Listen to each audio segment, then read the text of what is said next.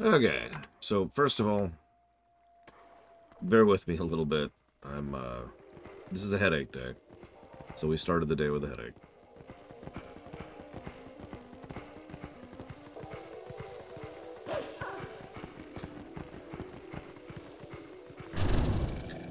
But second of all, I got a weird comment on YouTube that insinuated that I don't like Twilight Princess, that my enjoyment of Twilight Princess has gone down over the years and not up. And I guess that person can't see. I'm so confused by that comment. And they didn't comment on, like, the Wind Waker VOD, which would make a little bit of sense, although that review went pretty much exactly as I expected it would.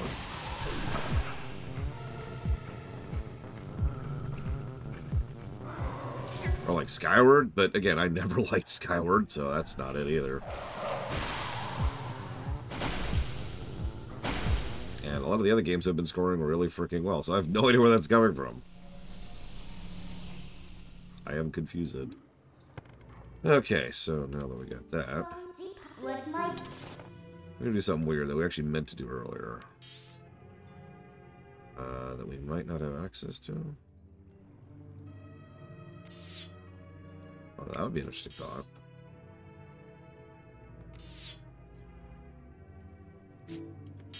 That's true, I have given negatives. That's a true statement. How dare.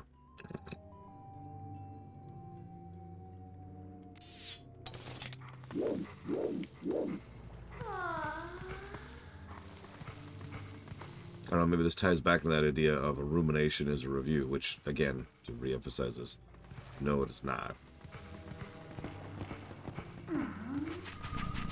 So people mistake idle thoughts and idle commentary for criticism.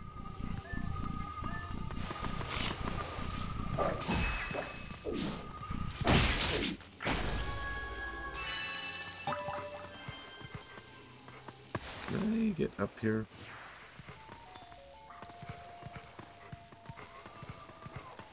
Yeah, I hear it, game.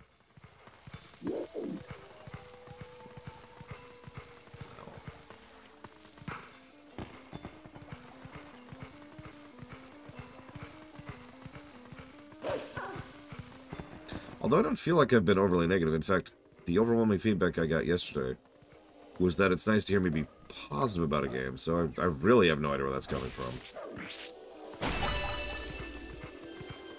It is nice to play a game that I just unabashedly like again. What, the running sound right now, Robostall? Which I didn't notice until you said something. Thanks, Robostall.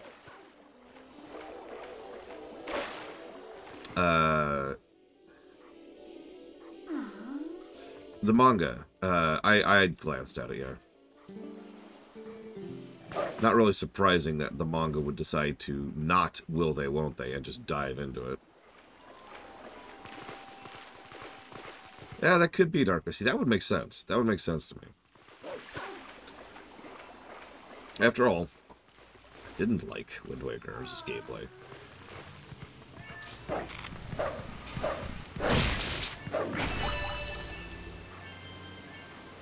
Man, I love waking up at 2 a.m. and not being able to sleep. Yes, I know. Thank you, thank you.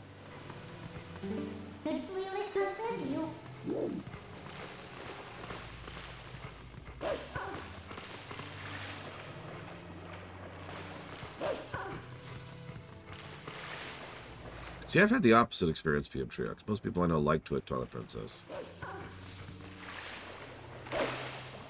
But then again, that's purely anecdotal, right? So who knows? Oh, we already talked to her. We already talked to her. Wake up, Laura. Wake up.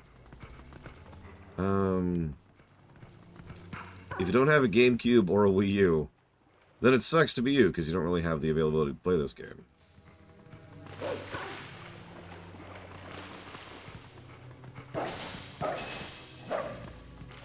Listen, we here at the Lore Walkers would never endorse using emulators like, say, those emulators you can go find for the Wii or the GameCube or anything like that. That's we would never do that. We would never suggest that.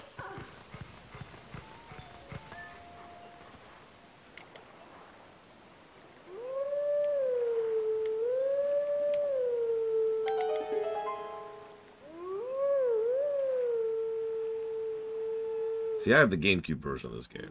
And obviously the Wii U version, since that's literally what we're playing. Good morning, Bregman. So now the hard one. Remember last time we had the tutorial. Now we have to actually do this properly.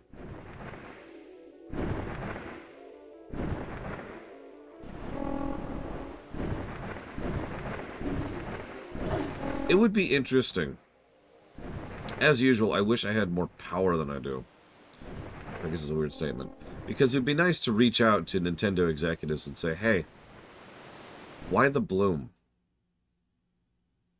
You lean on the bloom button so hard in your modern games. Why? Where did that come from? It's not an attack. It's a real question.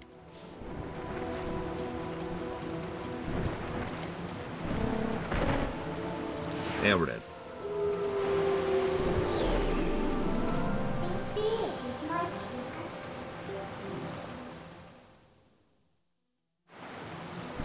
Perhaps a better question would be, why don't you have an option to disable bloom?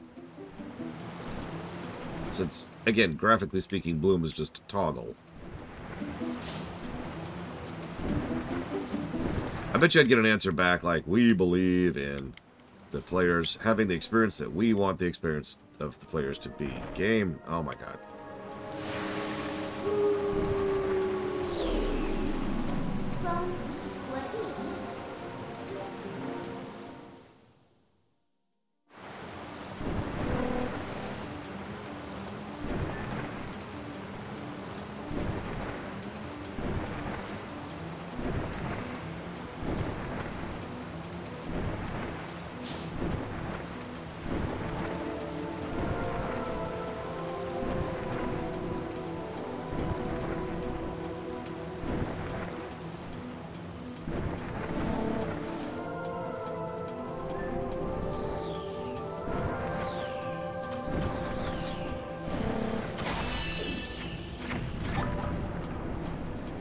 Digital honking.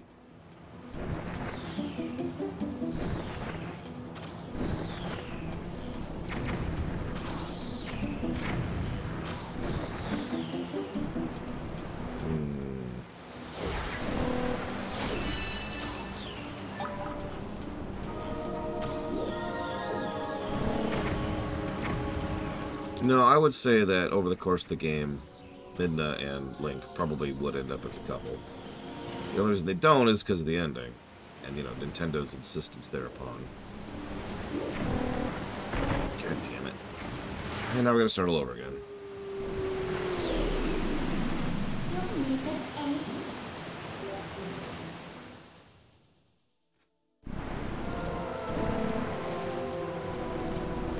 Like, to be blunt, insisting that this Midna is a won't they with this Link is kind of like insisting that the Zelda from Breath of the Wild is a won't they with the Link from Breath of the Wild. It's just kind of nonsense. Yeah, maybe I shouldn't be reading chat right now. Yeah, let me pause. Scratch my thumb for a second. Alright. And Spirit Tracks, which, yeah, that's another really obvious one. But no. Will they or won't they? Idiocy.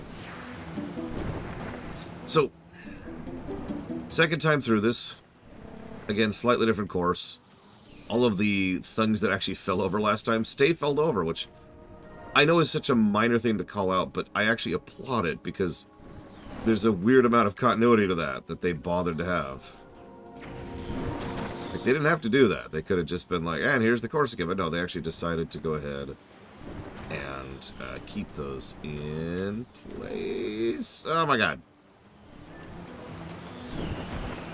Whoa there. Oh my god, that... Jank! Alright, so... unlike the last time where I was just screwing up all over the place, I think I might actually give this one a negative.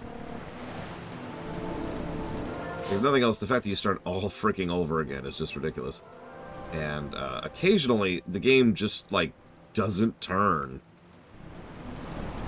And yeah, if you bonk anything, you start over. Just really frustrating.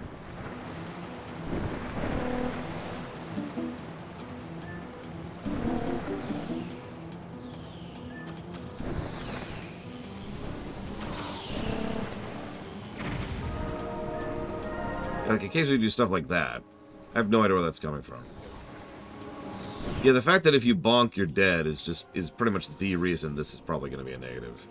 Because it's like, really? Okay.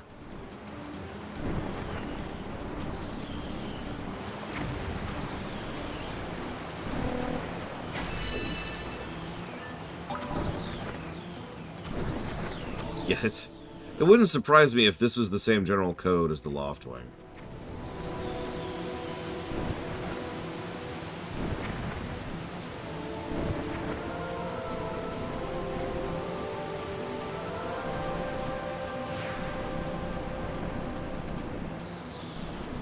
Yeah, noble name. Almost said a noble username.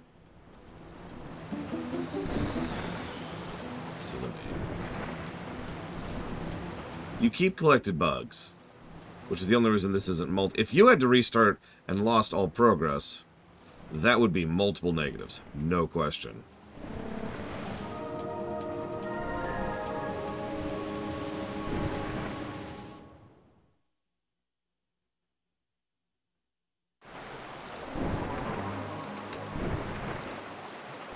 Thank you, Jesse's Mask, as always.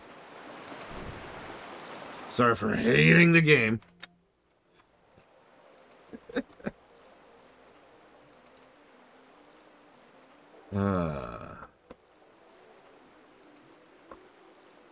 So, first we've got Lufia to R.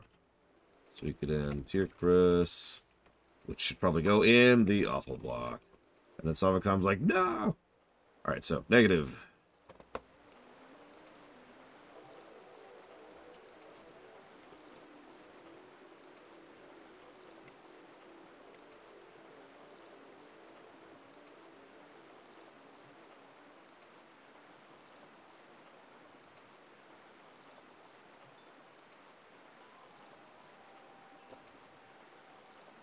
No, it's actually a completely different system, Boogity. That's exactly the point. Like, that's why the Oblivion line exists. If you type !Oblivion into chat, you might even see a detailed explanation of what that means.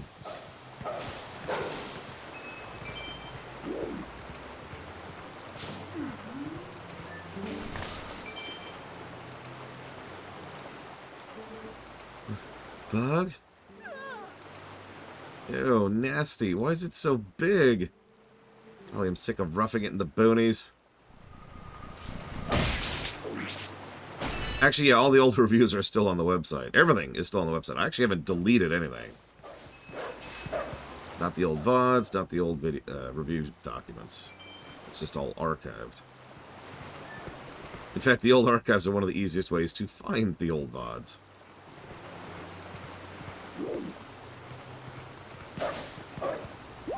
Except for Phantom Menace, which can go straight to hell. That's not coming back.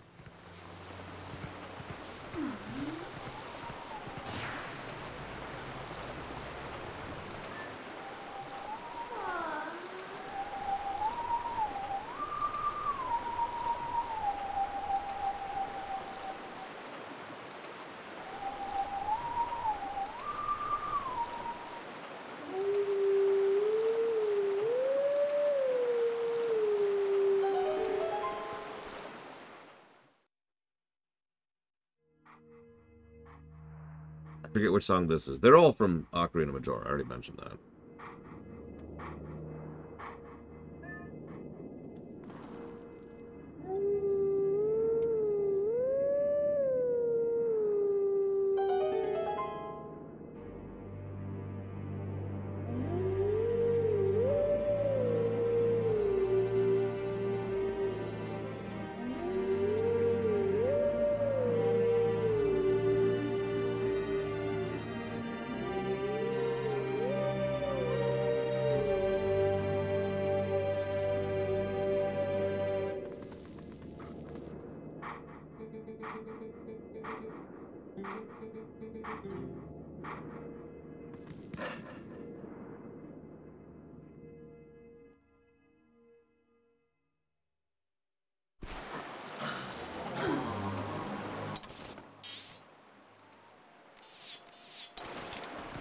Okay.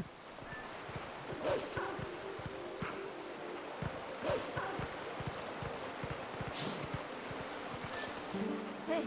Do you think Prince Raleig's passed through here? He must have. This is the only waterway that connects to Hyrule Castle. Come, let's follow this path in search of him.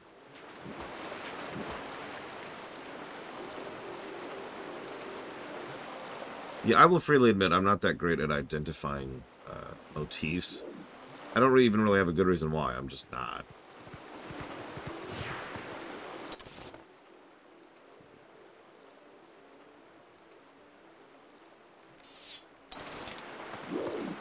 Oh yeah, no, it's... ignoring the obvious stuff, there's a lot of parallels to Majora's Mask here. And the mask cultural thing is all over the place. Which makes sense, since this was originally a sequel to Majora. And I guess technically is a sequel to Majora. But you know what I mean. Oops. Prince Raleigh is so young. To think that the Queen was brutally murdered. We fracture our troops' strength with too many parties searching for the Prince. Our guard, he'll be too thin. You have troops? And a prince, too. It's better not even think such unlucky thoughts. Attacks by the Shadow Beasts, volcanic boulders in the throne room. What in the world's going on? You're welcome.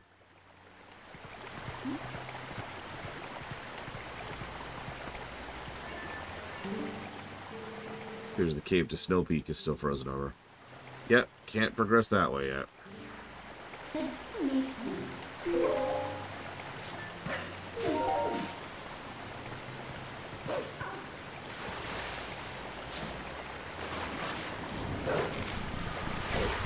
Just a little bit too far away.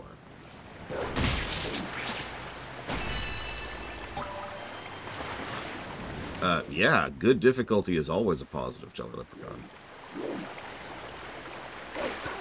Like, good difficulty... Sorry, let me qualify that statement slightly. Good difficulty design, whether it is easy or difficult, is always a positive.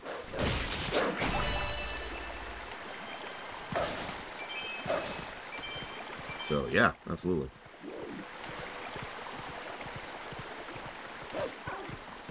Yeah, I love Dark Souls. I enjoy not being able to enjoy the story of the game in question because they don't know how to tell it. And I love having to muddle through 5 pages of interfaces in order to try and interact with anything on any level.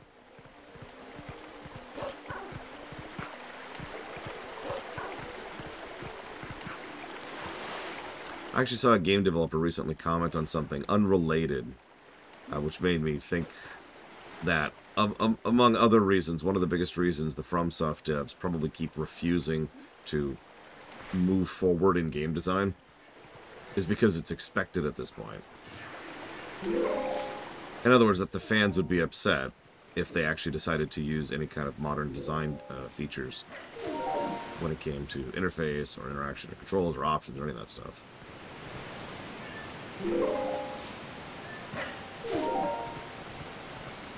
And I'd like to like sneer, but honestly, that is a very real problem plenty of game devs face.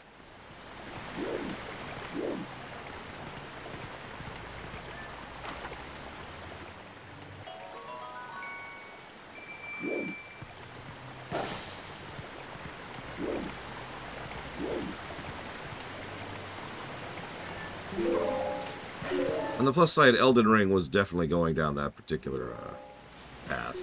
Since Elden Ring is, like, honestly, much, much better designed than any FromSoft Souls game I've ever played. Just, again, from, like, a design mentality.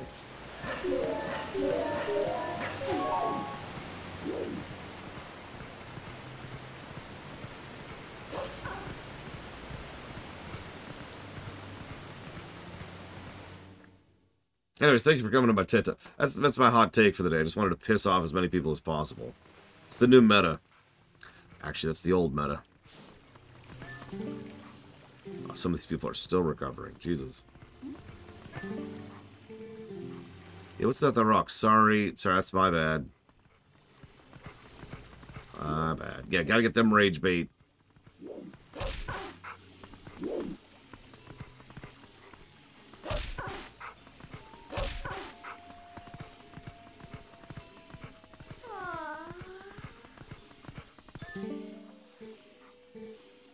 Yeah, she's dead, dude.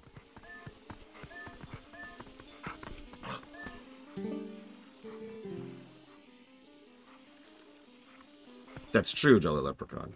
I am worthless and terrible.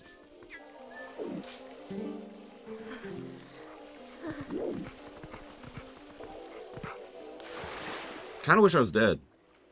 Would make things a lot easier. You don't have to put up with them as much when you're dead, you know? Places that take their water from here. Yep. That's going to be our next step. First, we need this bug. Yeah, I myself have contested that most Souls games aren't actually hard. Oh, there's individually hard bosses, but the games as a whole, nah. Someone else actually described it better than me. The idea is that Souls games are more designed to be unfair. Which, of course, is the point, because they want you, the player, to then exploit and manipulate the game in order to then even up that particular unfairness. Sure, I'm with that. Only 2, so let's do this at this point, I think. Something that people raged at so much it became a success. The sequel trilogy. No,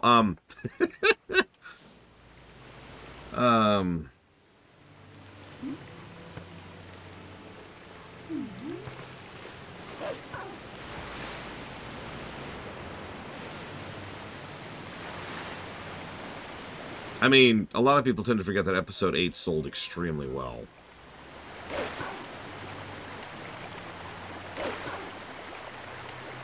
I would agree with that.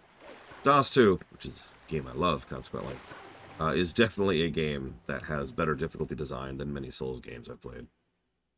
The Episode 9 sold really well, despite being Episode 9.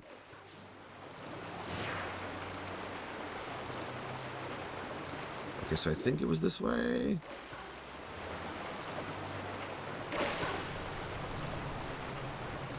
I can't think of any, though. Like, all joking aside, I can't think of something. Because, like, in the internet space, it's easy for a YouTuber or a streamer or whatever to rage bait their way into success. That's actually normal. It's a common trend because it's functionally a different form of media. It's media entertainment. As opposed to something like a movie or a game or a show.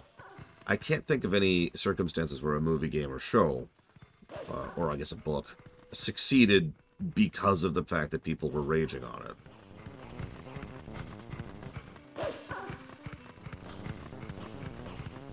I'm sure there is an example, I just can't think of one. Off my head.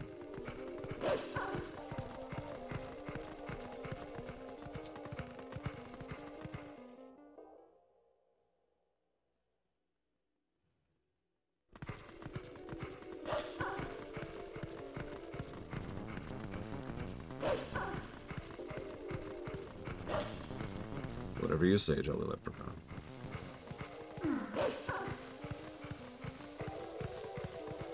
Of course, I don't have my sword, so I can't actually talk to the frickin' wolf there. But I can at least get this. Is there no such thing as bad press? No, that's stupid. Anybody who thinks there's no such thing as bad press is an idiot. You know, humans have this weird tendency. Let me make up something. Chocolate heals the soul. Okay, so I just said that saying, right? Now, what people will have this weird tendency to do is they will then take that saying as if it's like truth. And I know it's a weird way to phrase it, but you know what I mean, right? Like, people just assume that because it's a saying, it's true. But no. Okay, that was weird.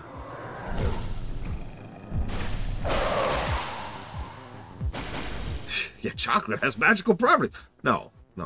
It's just... Oh yeah, or sometimes people assume you mean something literally. No. There is such a thing as bad press. There is absolutely such a thing as negative press tanking something or whatever. The only reason positive press... Or, excuse me, I'm saying that wrong. Sorry, I do have a headache. The only reason negative press tends to lead to any positivity is because something that has absolutely nothing to do with the negative press itself. In other words, the reason that that kind of rage baiting works is because they make money directly based off of engagement, thanks to the lie that is ad money, ad revenue. So more people who watch your show, or more people who watch your YouTube channel, or more people who will tune into your terrible, terrible debate, or anything like that, just means more eyeballs on more ads, which they can then claim is making more money and then charge more for it. Make sense?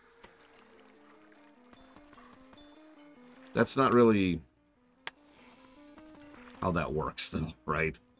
The bad press was not good for the people the bad press was there for. It was good for the intermediary who was selling the bad press. Does that make sense?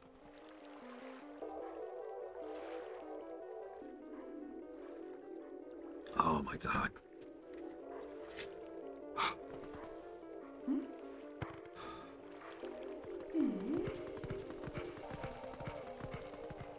Is this real life, Lunaris? Is this just fantasy?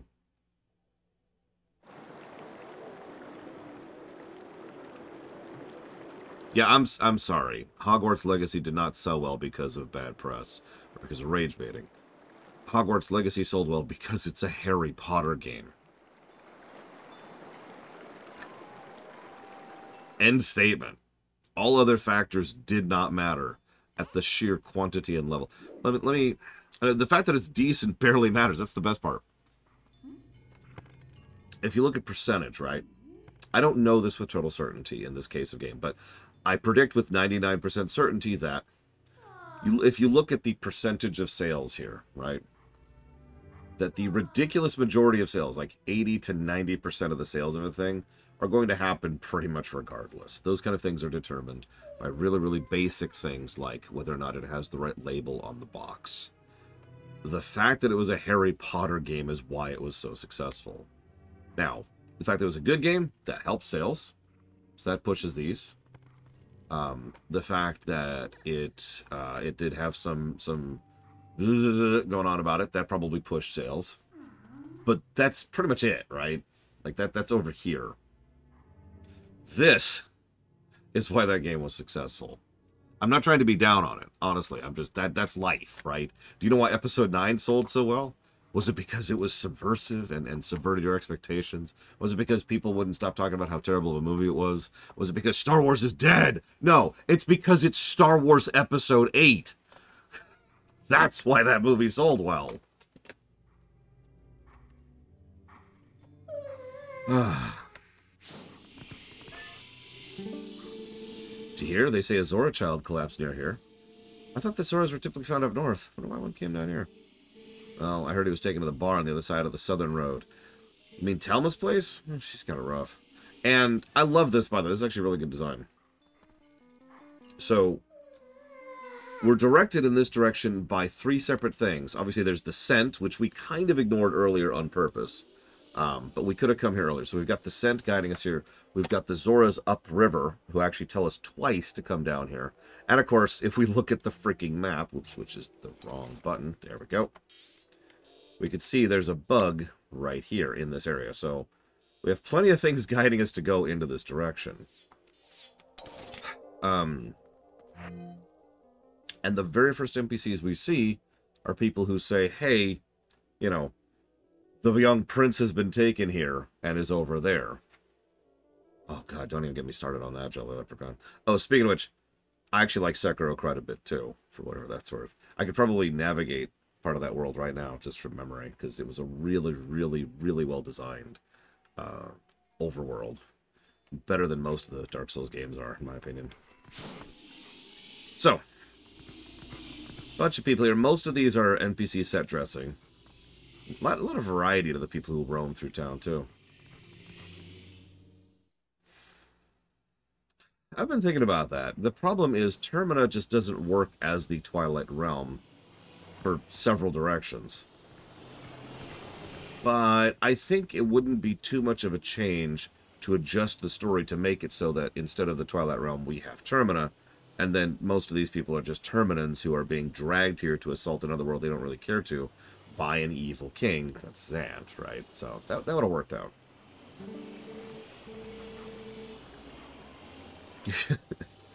I mean, it's worth noting that for all my hangling, I did like Elden Ring. It is a well-designed game, and it's got a lot going for it. It has a lot. I mean, remember, we did an all bosses run, for God's sakes.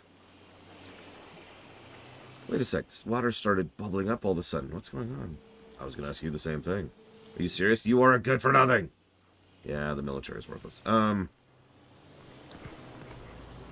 It doesn't look like the Twilight Realm at all. No, it's a very different visual shorthand.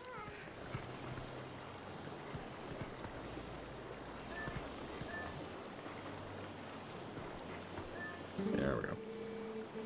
Taking baths with all the water we want. To us, there's nothing more that brings happiness. So, wrinkled skin is what brings you happiness? It's good. It smells good. Do I smell good, too? It smells like beasts. Hey. Are these people dead? No. These people are stuck as spirits. They're in sort of a weird stagnation state. Like, they're wandering around and talking with each other and interacting with each other. But ultimately, the longer they stay here, the more they're just going to be stagnant spirits. Yeah, kind of a limbo. Good word for that. So they're just kind of hanging here.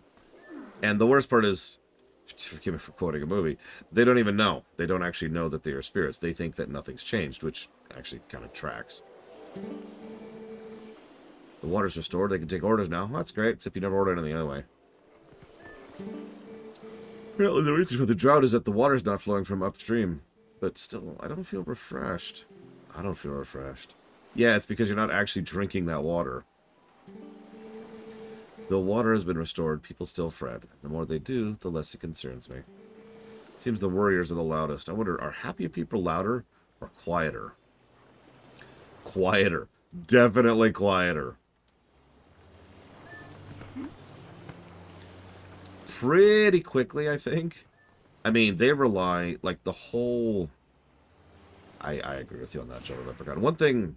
Hang on, two topic directions here. One thing that I had to learn, and I know that sounds so pathetic, is that there's actually decent people who like FromSoft games. And I know that sounds awful, but my very first exposure to Dark Souls, actually Demon Souls to be more accurate, was from assholes. It's why I never played Demon Souls back in the day, was because the community was just this toxic mess even back then, and I was just like, oh, okay, and I just backed off of that. And I only touched Dark Souls because it was my job years and years ago. And I slowly became aware of the fact that actually decent people like these games. Go figure. I guess a lot of fandoms have that same problem, don't they? Right now we have water and everything, but I wonder what caused the outage. I wouldn't worry about it. So yeah, I like to think that, speaking as a Star Wars fan, and a Star Trek fan, and a My Little Pony fan, and a Sonic fan, and a Final Fantasy fan, and a Mega Man fan, and a Zelda fan, and a... I like to think that, oh, you should totally play Sekiro. Sekiro's such a good game. Sorry. I like to think that if they hadn't restored the water, like, because this is their one source of clean water, right? We've already talked about this. It's magical water. So this is magically clean water that's feeding the entire kingdom, which makes sense. That was already kind of hinted at back in Ocarina, if you remember. They never actually stated that outright, but it was implied, especially after they froze the Zora's Realm in the future. So the idea of this being the literal pipeline, like, this is funny because I was actually thinking about this just this morning. How many of you have ever dealt with a water outage in real life? I have, but you know, I'm 40 years old. And the idea of having to deal with a sudden water outage, one you don't know is coming, that's actually harder to do than a lot of people tend to think. And yeah, even in a very, very short period of time, that starts to suck very quickly. If you know it's coming, you can prep a little bit. You can fill some jugs and fill some buckets. But if you don't know it's coming, boop. Oh. Yeah, water is an extraordinarily precious resource. It's one of the reasons, you know, that I look at this whole situation with the Zora, and it's like, whoa. These poor, poor people having to deal with this crap. Apparently the water's back, and now you can cross to the cave of the spirit. I bet the folk coming will worship for a while now. People who make a living off coming to worship the lake must be struggling. Yeah, those poor people. So it depends on where you live at, because in some places not having electricity can quite literally cause you to either freeze or overheat.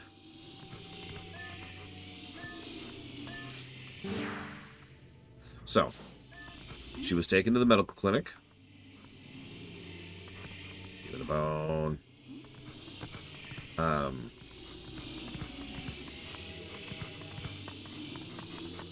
Yeah, no kidding, Darkrow. It's one of the reasons why the situation that's been developing in California for the last several years is so concerning here in the States.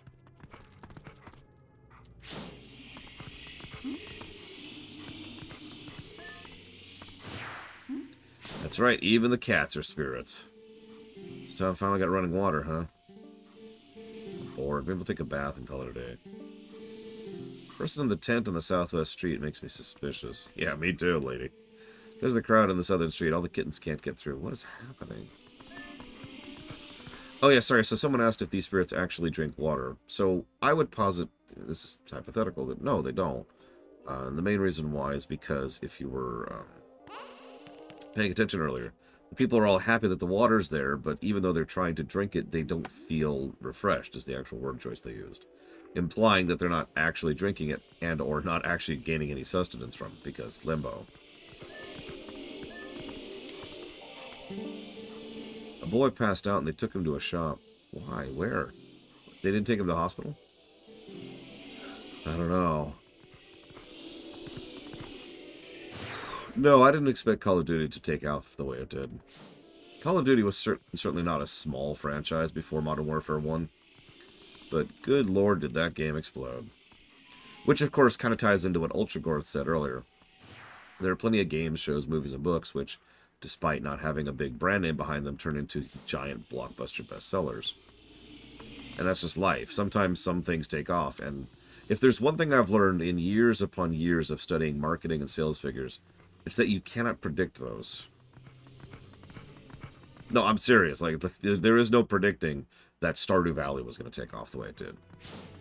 There's no predicting that Undertale was going to be the smash success that was. There's no predicting that Zelda 1 was going to take off the way it did back when it did, etc., etc.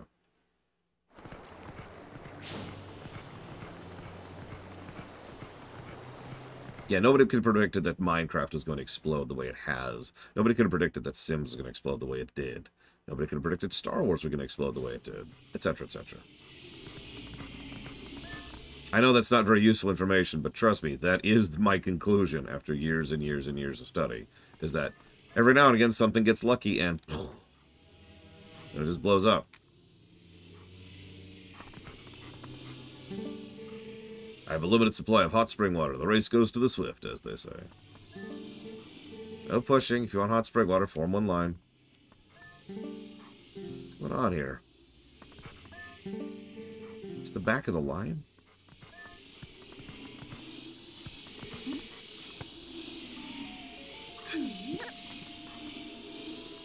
Not really, Nero says, no. I mean, I know there's a Twilight Princess manga, which I found out about yesterday. And I know there's an LTTP manga, and that's about it. Oh, no, sorry, and there's the Ocarina one, which I mentioned because I've actually mentioned that during the Ocarina run.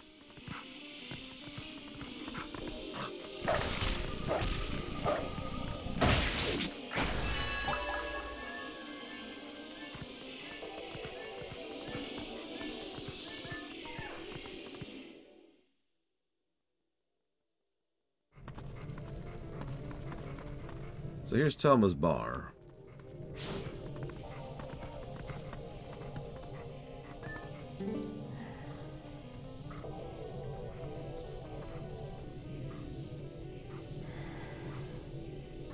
There's the prince.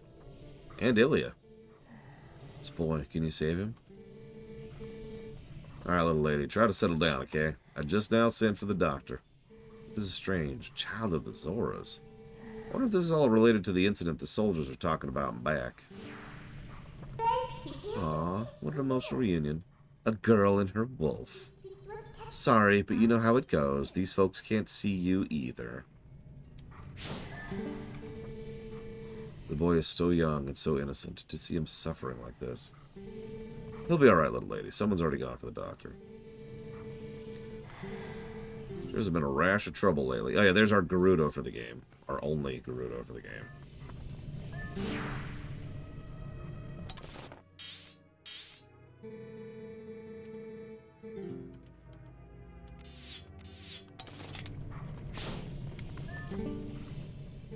I've had tons of complaints from citizens who can't send prayers to the spring spirit of Sprake Sprilia. Go there, the location's one I showed you on the map. Oh yeah, by the way, you're probably wondering why they're giving us directions to Lake Hylia right now. It's because earlier we could have actually come here first, then go to the lake. If we go here first, the dialogue just indicates, oh my god, the water's dried up, which you can kind of tell. And because the water's dried up, what do? And then you come back and, oh my god, the water's back. There should be one more. Where's the last tier? What? There it is. What's going on? This is weird. Yeah, there's just a thing there. You know, I don't actually remember if it's ever confirmed she's a Gerudo, but she's a Gerudo. At the very least, she's one of the Gerudo people, even if that's like diluted bloodline thing.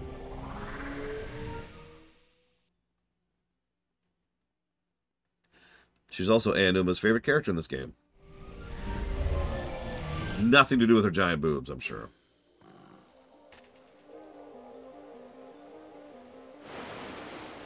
What the hell is that?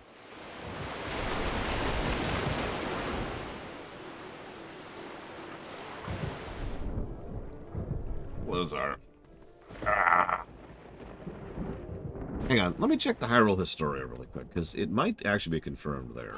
A lot of stuff was confirmed there. And my actual physical copy of the book's hacked over there, but I'm going to have this.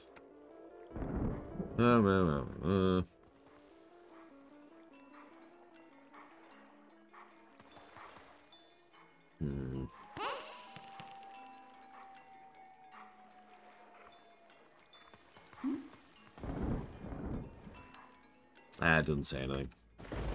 I don't know. Like I said, I don't think they ever officially confirm it.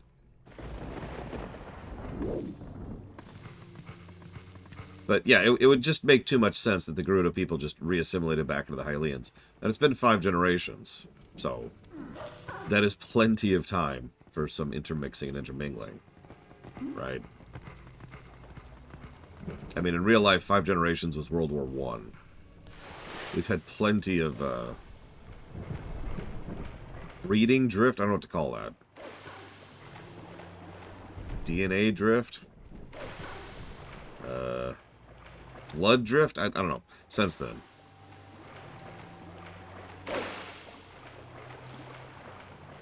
But that is just a theory. A dumb theory. Thanks for watching.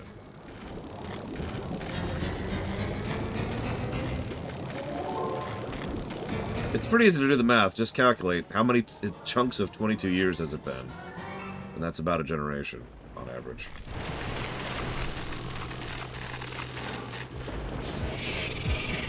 The hell is that? Also, and I point this out every time I stream this game, remember that our primary attack is a bite. So, what do you think this tastes like?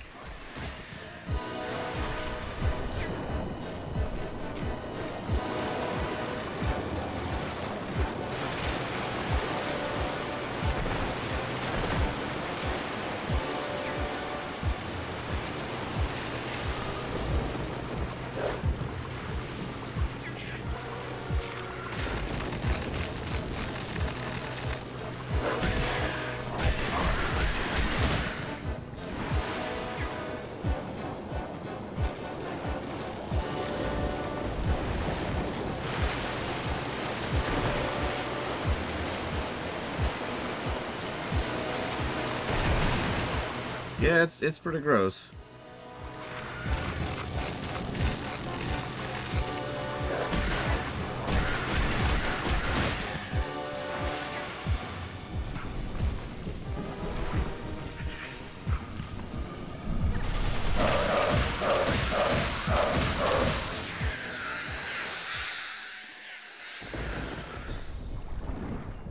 I think you're right, Rex. Because I feel like I had a harder time seeing that fight last time. And by last time, I mean last time. Hi, Zach Tuft.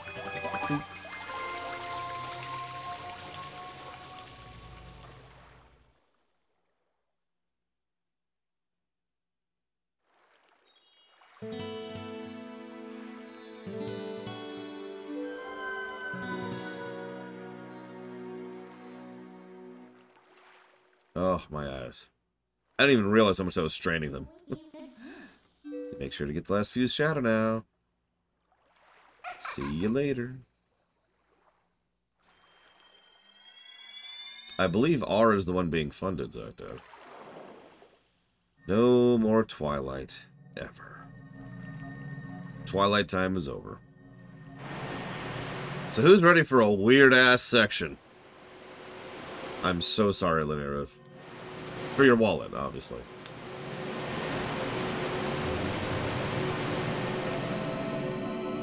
F's in chat for Linnea wallet.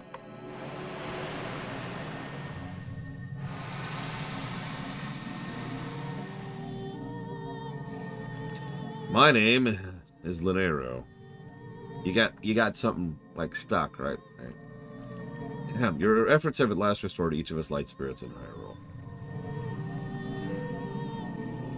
The dark power that you seek waits in a temple set in the bed of Hylia, but before seeking it, now bear witness to something and never forget. Don't worry, we never have. You must know it was the will of the goddesses that we will lock away the forbidden power. So you like drug sequences, right?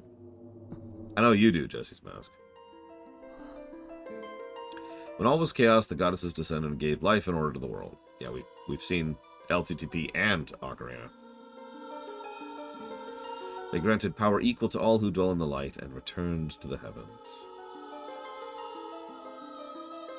Do you have a Wii U off the deep end? The lands where the goddesses descended came to be known as the Sacred Realm.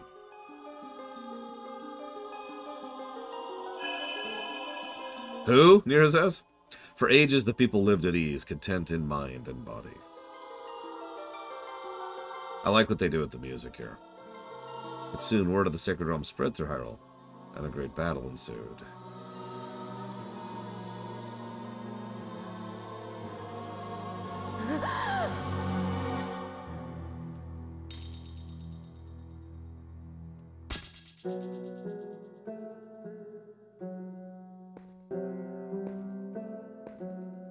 Look, we had to kill her. We had to kill her to get to the Triforce. It was the only way.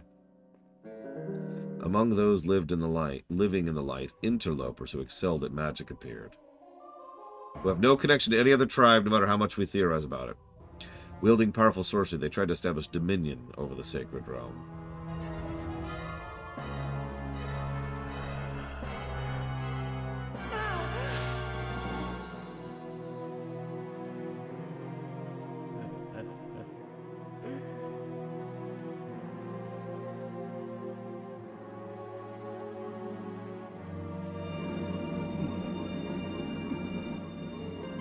It was then the goddesses ordered us 3 light spirits to intervene. We sealed away the great magic those individuals had mastered.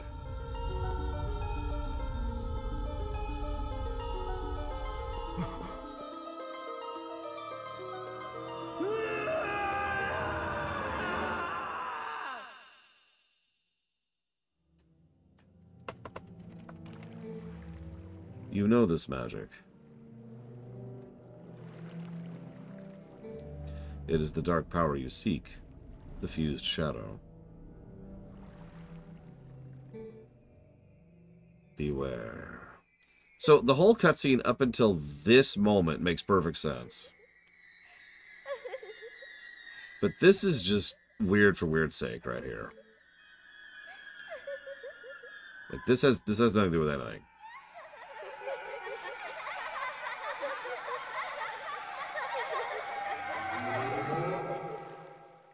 I have no idea what they're on about there. Drugs? I'm thinking drugs.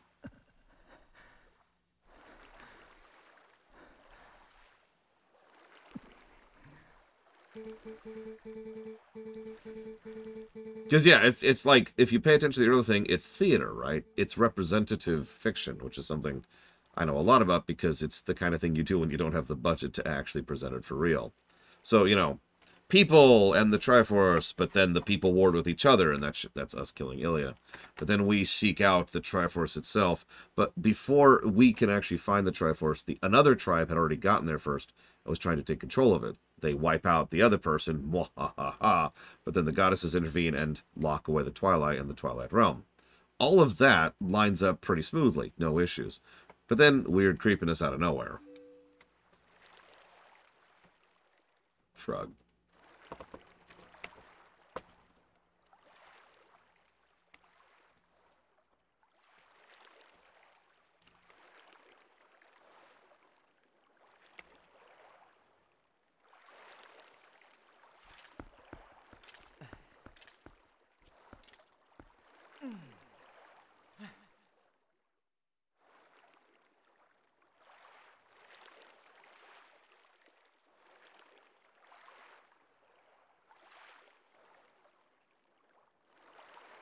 Yeah, no, obviously the war that they're referencing there would have pretty much had to have been before Ocarina. It has not been that long since Ocarina. And there's, like, let me walk that sentence back for a second. It is possible that that war happened between Ocarina and now. I doubt it, because even though that could and would make sense, the writers of this franchise do not have any idea of the scale of concept or concept of time. So, you'll also notice they kind of hint at the Imprisoning War, a war which, I remind you, never happened in this timeline.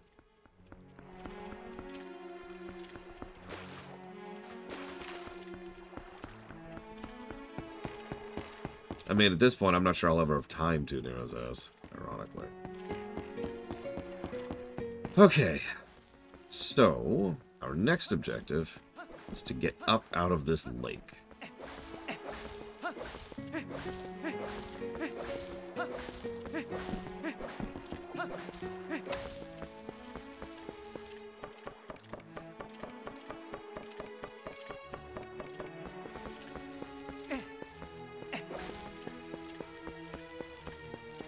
Damn it. Our Wii U's cheap. You know, actually, I don't know. Real talk, I didn't even buy this Wii U. This is actually a gift from a viewer. It was one of the very first donations I ever received on this show. Back before I even had a system to accept donations. So thank you, Spirit, if you think I forgot about you.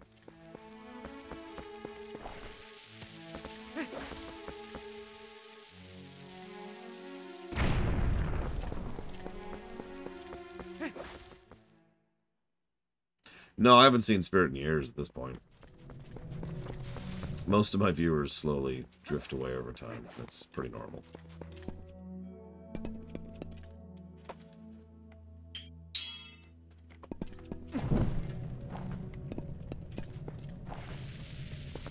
Yeah, that's life.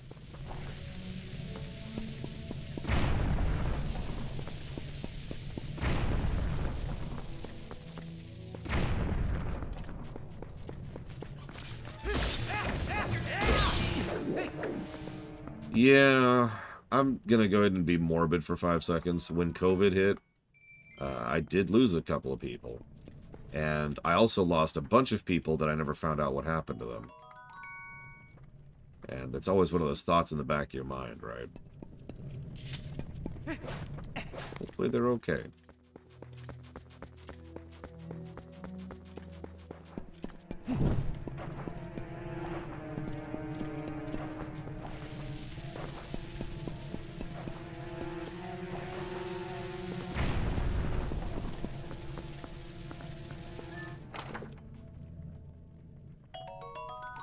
Yeah, hell, I lost one of my mods because she wanted to take a pause from social life. Or social life, wow. Social media. I haven't seen her, well, for real, in a while. Is this a Poe? This is a Poe, isn't it?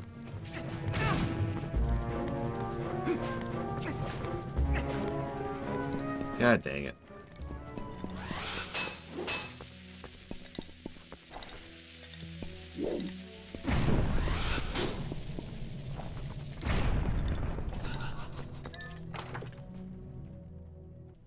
Yeah, we haven't even actually started the Poe minigame yet. It's the gold skull tools of this game, and, well, as you can see, we can't do anything with it yet because you have to be a frickin' wolf.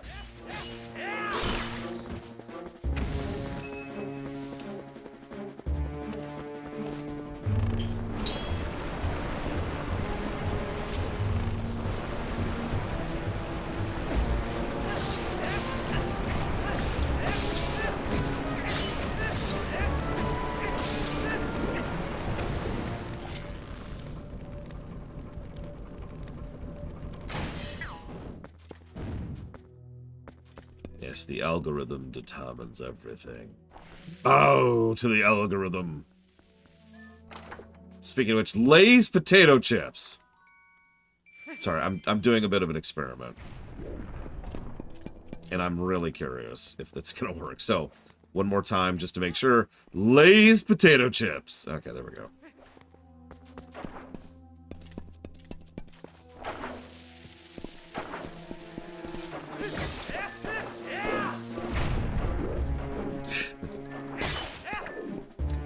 I've actually had a few people ask why I've been getting more willing to talk about political things, and there's actually two big reasons for that.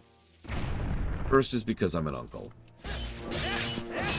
I really hate to use the think of the children thing, but in all in total sincerity, that really is the truth of it. You take care of 3 kids for several years, you start to think about things a little bit differently. A lot of you probably know exactly what I mean by that.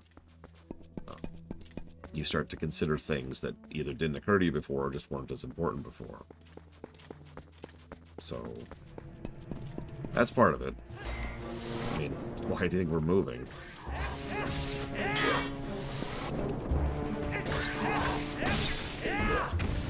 The second thing is actually a little bit simpler.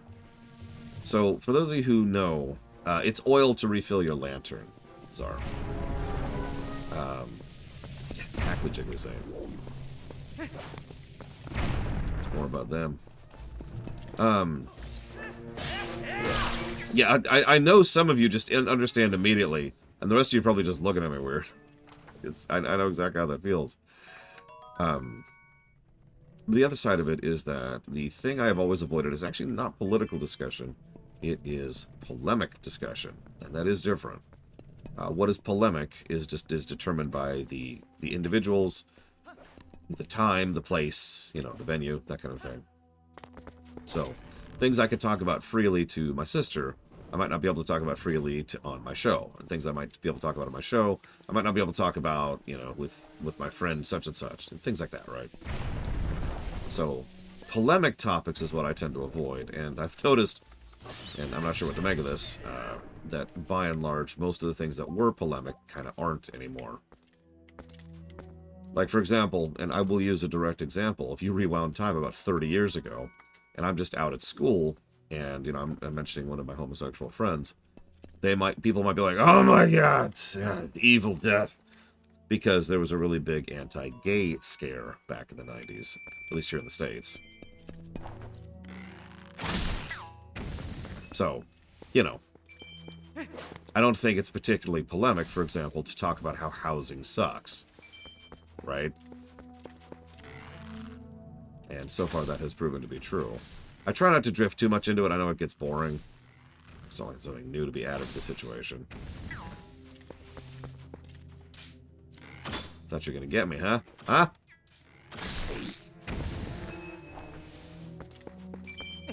Whoop, whoop, whoop, whoop, whoop, whoop, whoop.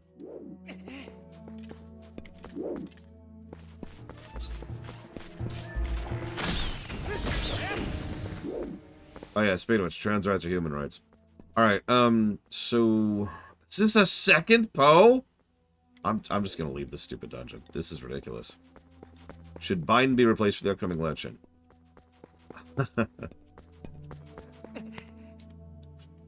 So... Biden's a terrible president, right? I don't think that's a particularly polemic thing to say.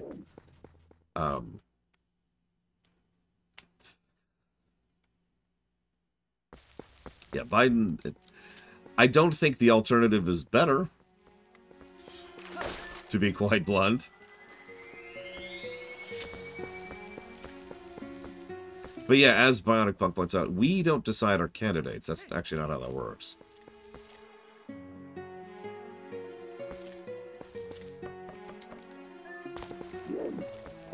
Yeah, it's funny. They never really went back to the Mirror Universe well until Deep Space Nine, Audio Video Overlord. And even then, it was out of a desperation for running out of ideas.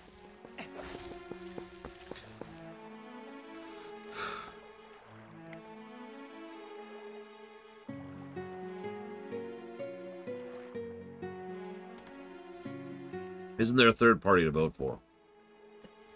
Do you know what the spoiler effect is, Nero says? Something that some people insist is fake, which is kind of like insisting that division is fake, you know, like math is fake. So the spoiler effect is actually really, really easy to explain. Let's use ice cream. Let's say hang on, let's turn around. There we go. Okay, let's get into position. Let's oh my god, come on, game, work with me, work with me. Okay, so over here, right? Whoops, I didn't mean to do that. Just throw this arrow out into nowhere. There's some dude over there. Ah! Over there we've got vanilla ice cream. Over there we've got chocolate ice cream. And over there we've got strawberry ice cream. Okay? With me so far? So you only get to have one of these types of ice cream. You are picking which type of ice cream you have. Which type you produce. Let's put it that way. So whichever one you vote for, you only get that one. So there's the chocolate one over there. And there's the vanilla one. These are the two big ones. Because chocolate and vanilla just have more sway. More people are familiar with them.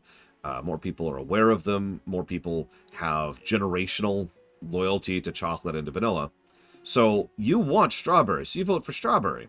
But here's the thing. What you've functionally done is you've just removed a vote away from one of these two. Because one of these two is going to win. You have no power over that. There's just too much, inertia with regards to voting blocks for either of these two powers to not be the winners based on the political system that you, excuse me, based on the ice cream system that you have designed. So every vote over there just ensures that one of these two is going to have an easier win. That's spoiler effect in a nutshell. Let me explain this a little bit. Let's say you want strawberry, but you lean vanilla. Or I think that was actually chocolate. You want strawberry, but you lean chocolate. So you would have been a vote for chocolate, but you voted strawberry. Your vote goes nowhere. It's effectively deleted from the system because strawberry has no chance to win. All you've done is removed a vote from chocolate and effectively, in terms of math, given a vote to vanilla. That is spoiler effect in a nutshell. And you're probably thinking, that's horrible. Oh, actually, it gets worse. This is one of those things that the courts have debated for years, but what often tends to happen is vanilla over here will actually campaign for strawberry. Give donations to strawberry. Give time and attention to strawberry. Why? Because they know strawberry's not going to win. And they know every vote for strawberry is a vote chocolate doesn't get.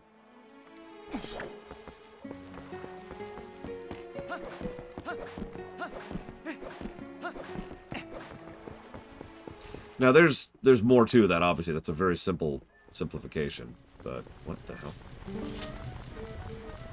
A human! I'm Plum. I don't need to talk to humans. Well, I won't talk to you then, buddy. This is not a democracy. That's not how that works. Actually, yeah, interestingly enough, plural voting would completely remove this situation. It's one of many reasons plural voting is better than first past the post. And of course, first past the post continues to be the worst voting system that exists. Let me explain briefly. So if we had a plural voting system, what we could do is we could look at the situation and say, well, I mean, I don't like vanilla, but I like chocolate and I like strawberries, so you vote for both. You have not removed a vote for chocolate. You have just voted for chocolate and strawberry. Strawberry still doesn't win, of course. But now at least chocolate is going to get a more fair representation because more people are willing to vote for it. Or same thing for vanilla, if you vote for strawberry and vanilla. Same general concept. Some of the Zords are still alive under there. Thought maybe they dried up along with the lake. Hey buddy, have you heard? There's a temple or something at the bottom of the lake. Put on such airs with their rituals and fancy temple hoo-ha, and then they just disappear. What's with putting the temple so deep humans can't swim there? I swear, those Zoros. Actually, I do remember that, Simple Gamer. Oh, are you a customer? You are one lucky fella. The height of excitement, the thrill of launching to the heavens, the very peak of flying fantastification. It can be yours, fella, for 10 rupees. Okay.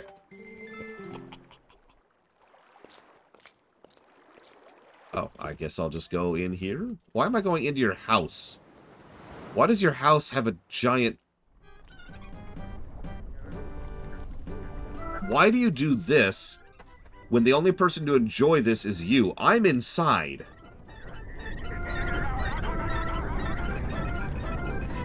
Why do you have a cannon? You know what? I'm done.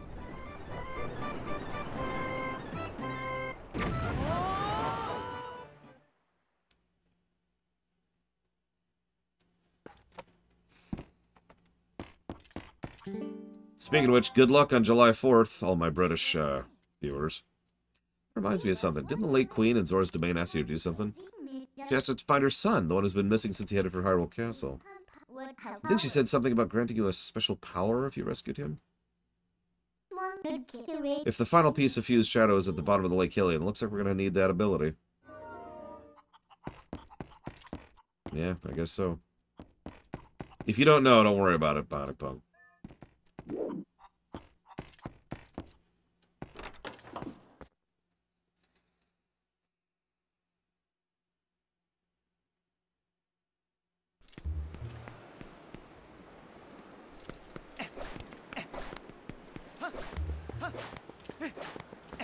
Oh, I forgot to explain that to a friend of mine, too.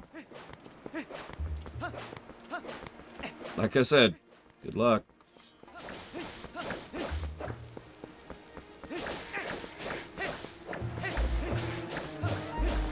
It would be interesting, depending on how things go.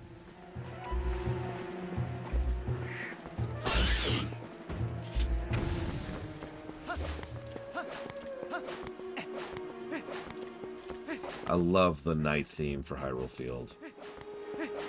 One of my favorite songs in the game.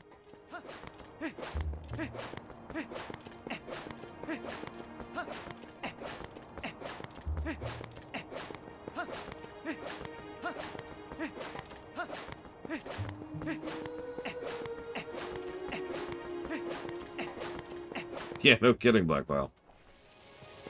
No music, positive. Or negative, I guess. Did Breath of the Wild have music at night? I legitimately don't remember. Because Breath of the Wild has so little music in general that I have trouble remembering.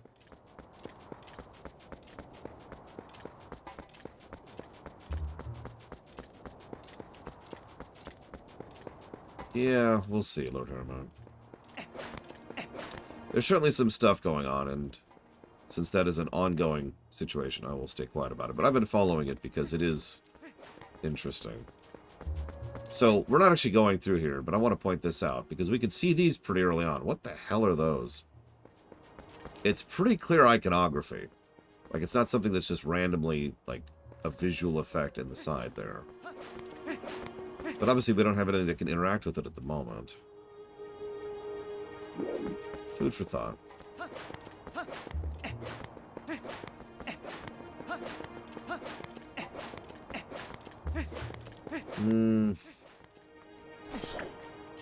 It is possible we will lead into World War III, but people have been saying that for about 19 years now, give or take.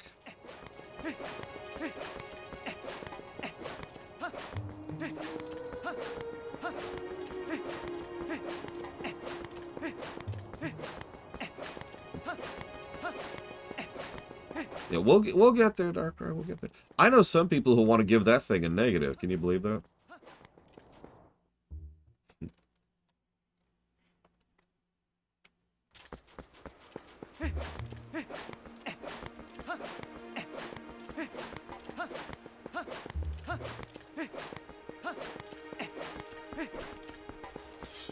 Oh yeah, that's the other thing. We're totally going to have Texas leave the Union.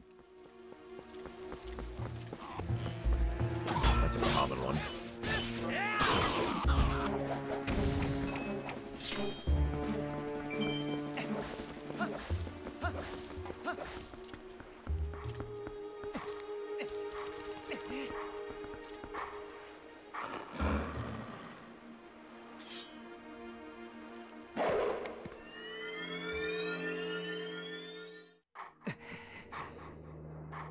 Oh yeah, Texas would fall apart inside of a month without federal backing. We meet again. It appears your efforts have begun to return some vigor to Hyrule, but it's far too early to relax. Let's do this. So, shield attack.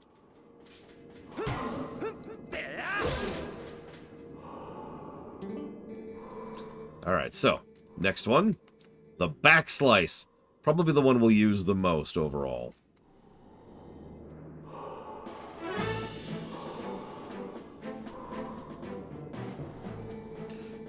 A mere shield attack is no match for an enemy protected not just by a shield, but by a thick full-body coat of armor. Such enemies often focus on guarding against frequent frontal attacks.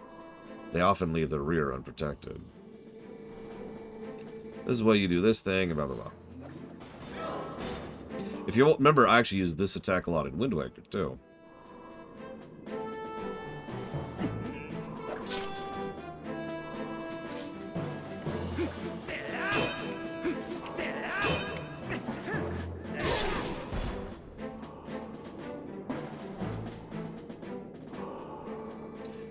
Don't forget proper timing for swinging sword while jump.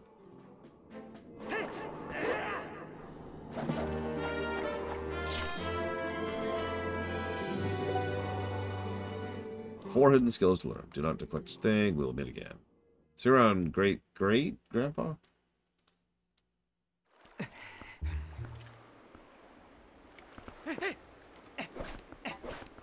Oh, hi, Epona. Where have you been? Oh, well, at least I'm not going to get interrupted when I walk into town.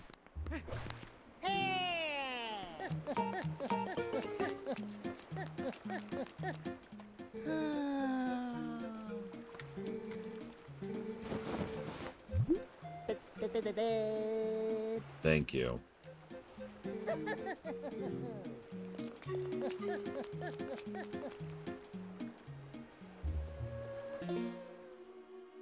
I don't think I did read my letters last time, because there was no real reason to. It's like, hey, you can buy bombs. Yeah, that's cool.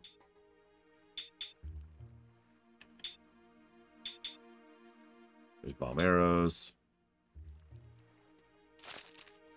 There's Isa's Rapids rides and the fishing hole.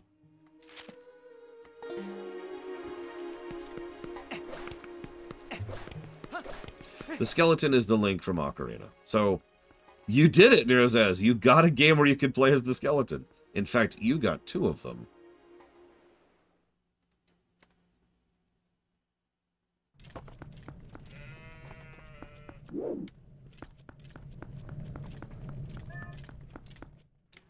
So here's the groupies. Best characters in the game right here.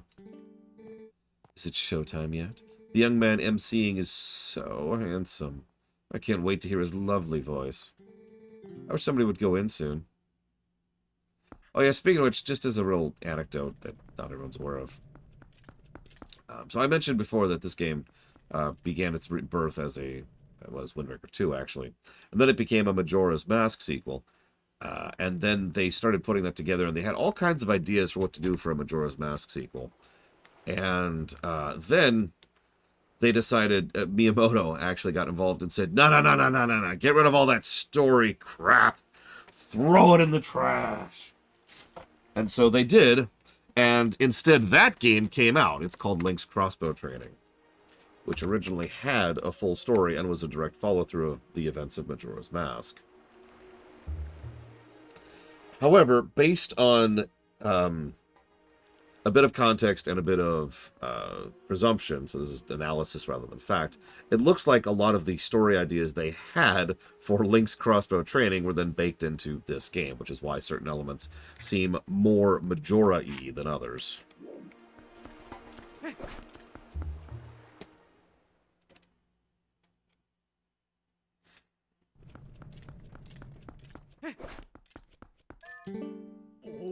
If you would give us money, make a donation. I forget, is it like 1,000 rupees for a heart piece? Something like that.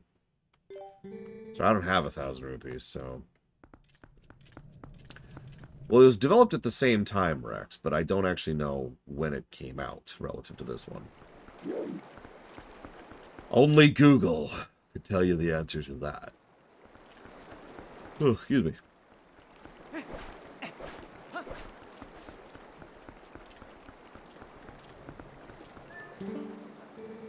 I'm terribly sorry. We're sorry. The shop is now closed. But I want to... Okay.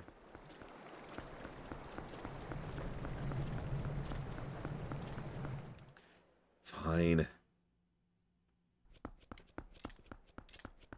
Things I want in Echoes of Wisdom. I want Zelda to be a character. I want creative and fun multiple path to solution kind of puzzles. I want it to be relatively short. Hey, another Poe.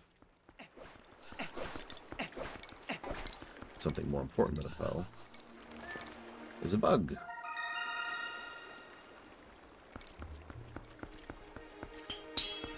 Oh, yeah, that's another wishlist item. Continue to not acknowledge that the CDI games ever existed. I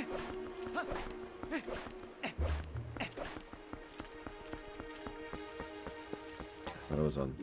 God damn it, am I flipping myself again?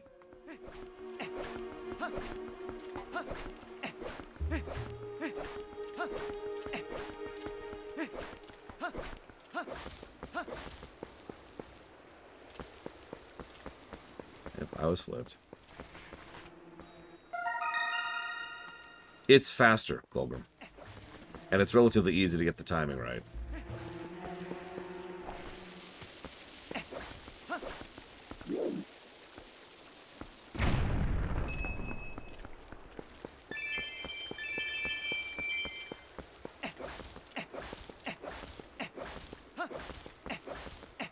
As I pointed out earlier, the sound is the easy cue.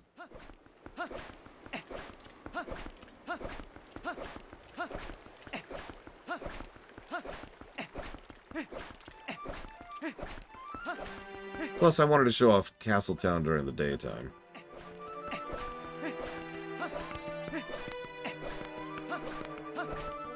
Actually, no, just like it didn't in Wind Waker.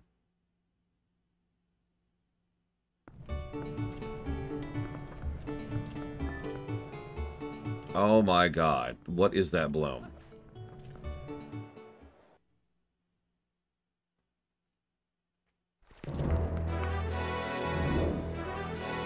Hang on, we're gonna wait a minute for it to not be morning.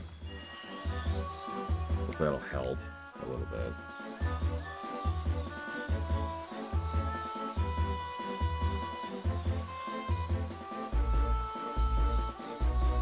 Ugh, okay, so there's the blinding heart of the sun in the palm of my hand.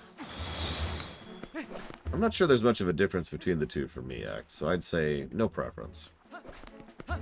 Okay, surely that's long enough. Surely. We're already giving you that negative game. Don't earn a second one. That's terrible. What in the crap? God, I'm having trouble seeing. Wow.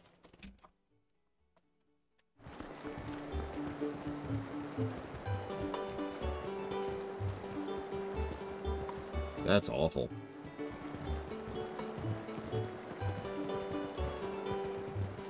That's actually terrible. Oh well. Let's go ahead and head into the shop. I'm terribly sorry. The shop is now closed. What? Ugh, okay, fine.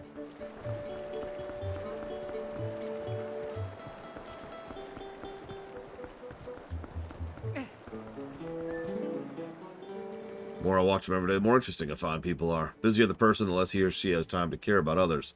In contrast, people with more leisure time listen more. Who knows which type of person is better? I hadn't had my fortune until... I hadn't had my fortune told until just recently. I didn't believe in it, but the other day I had my love fortune told, and right after that I was able to woo this young beauty. Now every day is glorious.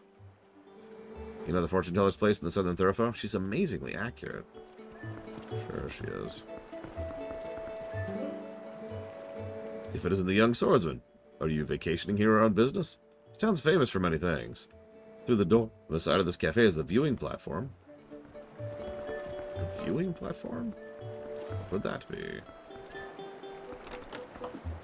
You know, at least blur, like motion blur, I should say, makes sense in video games. I don't like it, but it makes sense. It's there to hide how bad a game looks. Bloom is just awful. It's my heroic brother. My dad brought me here for the first time in a while. Things look different. Things around here look a little different from last time. We were allowed through the inner gate right away last time, but this time we were not let through at all. Without reason. Oh, bruh. I'm selling potions here now. You get about 1 cup of red for only 40 rupees. Nah, I'm good, thanks. You want to know why the price is higher? That's what my dad calls regional pricing. It's innovative.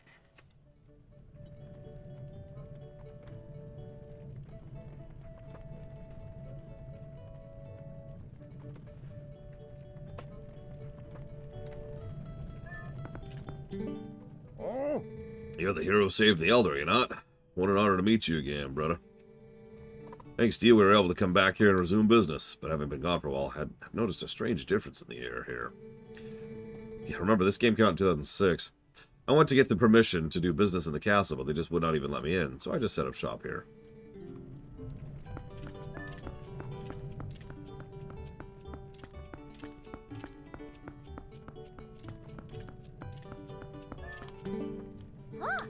Hello, heroic brother. Nice to see you again. I'm here to peddle with my dad.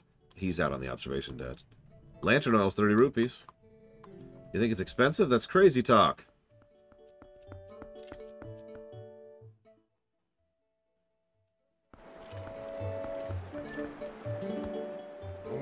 Is it you? Thanks for that business with the elder, brother. Thanks to you, I'm back in Castle Down doing business again.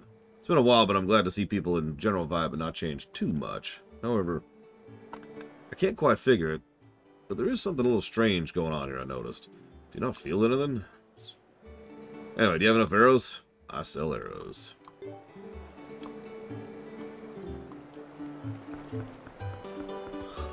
So, little observation deck here thing. And as you can see, it's mostly the same thing with most of the same stuff going on. Speaking of which, NPC set dressing while we're here.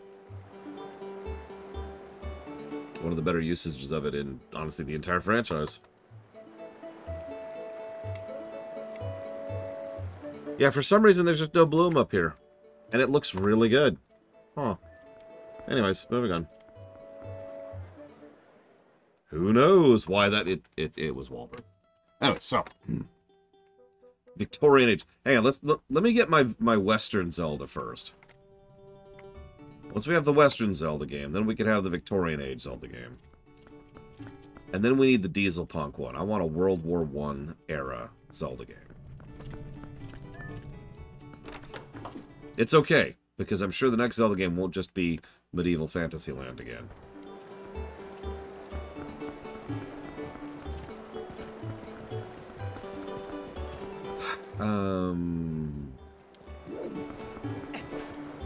I mean, the Master Gun sounds kind of cool. Probably not, like, the name doesn't sound cool, but, like, the concept sounds cool. It's true, Puckety. It's true.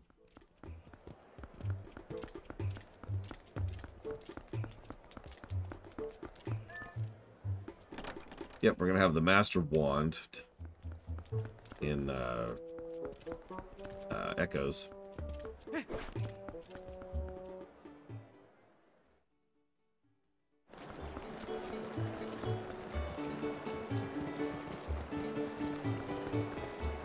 The Master Blaster, yeah! All right. Is it a staff? I believe it. The Master Staff. Master Stave. Make it sound cool. Nazi Ganon. There will be nothing but pigmen everywhere. And I mean, the Nazis being pigs just appeals to me. I'm not going to lie about that.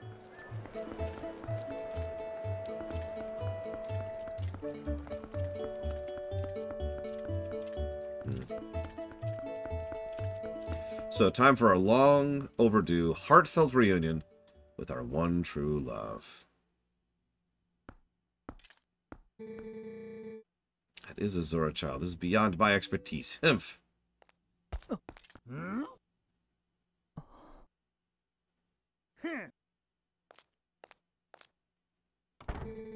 Doctor, wait, if something isn't done, the child...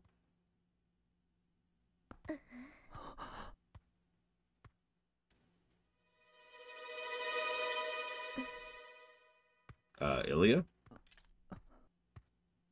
Ilya. What's with the cat? Ah, don't worry about it. Oh, this isn't good. Human doctor won't do, huh?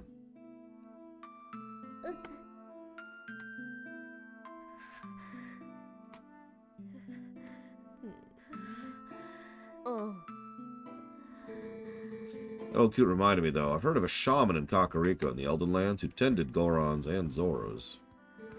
Is that true? Maybe if we take him there. Inadvisable. It is too dangerous. But we can't turn a blind eye to a pretty girl in need, either. So, we've been talking about how pathetic the military in Hyrule is this whole game, but really, this is the scene for how pathetic these guys are. Yes, we better escort you. Am I right, boys?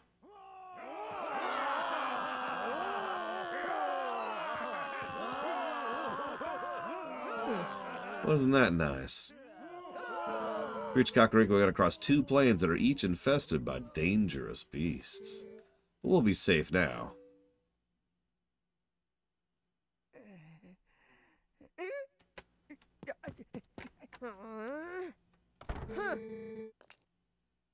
Cowards. Don't ever show your faces in here again. Oh my. Jazz music.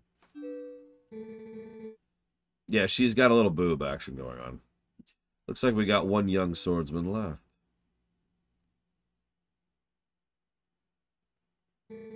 Not only that, it looks like this brave young man will escort us. I didn't say anything.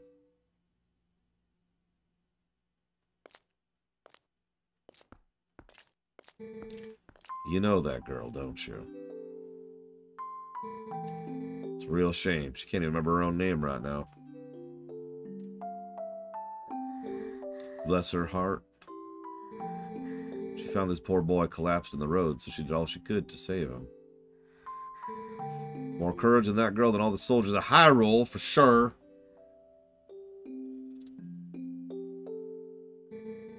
You lend your strength to her. You hear me?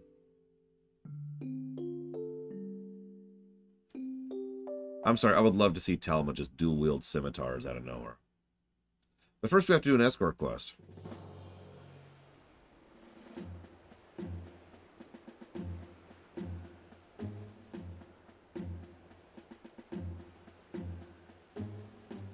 And yes, this is not a joke. Telma is Anuma's favorite character in this game.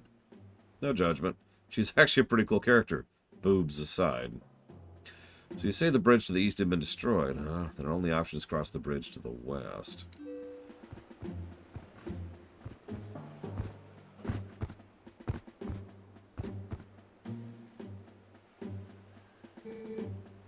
See what that means? We'll have to deal with that thing.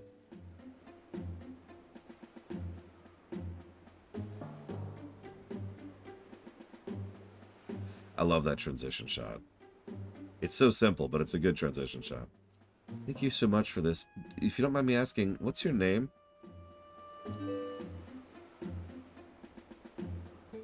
Dirtbag? I will never in my life forget your kindness, dirtbag. Little lady, I think you best save your thanks till we're safe in Kakariko.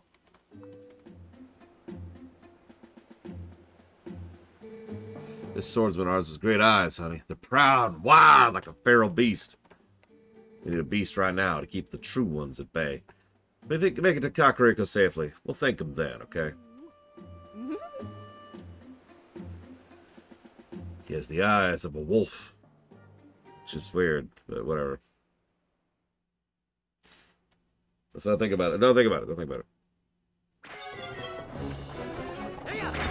I never played New Order Act.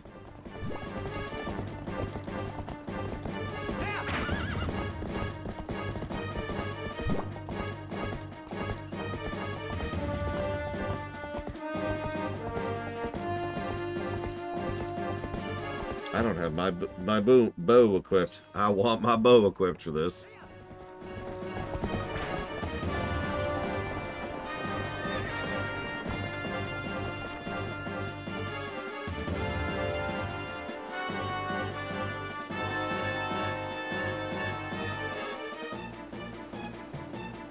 Yep, Youngblood is the current review. He's got some shield action going on this time. Alright, your turn, honey. We're counting on you. Yeah, we'll see how badly I do this time.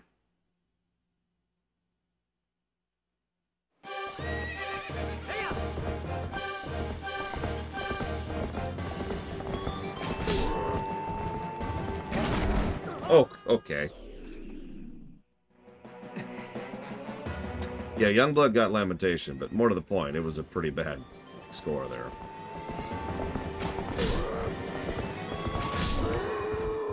There we go. I'm actually not sure how that happened. That's okay. We're good. We're good.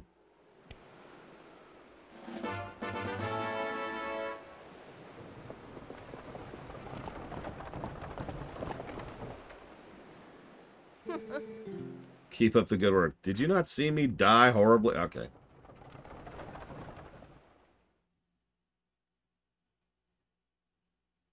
Yeah, as he's falling, he's like, here you go, buddy!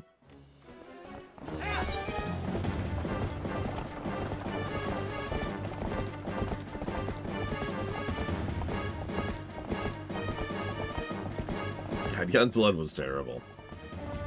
Like, I could have forgiven it if it was at least interesting, like, from a gameplay perspective, but nope. Oh, wow, that actually missed. Oh, Jesus. Oh, Jesus, Epona. Oh, God. Oh, God.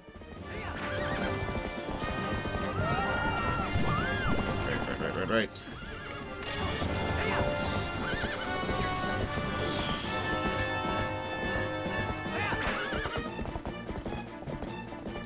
Actually, I do like this escort quest for what it's worth.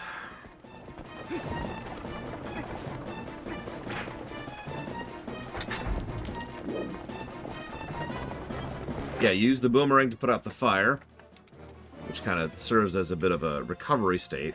So failures are not permanent or binary. You could swoop ahead. There's a few things you can do here. There's also this looping section. This part kind of sucked last time. But that's okay, because we're here to make it suck less.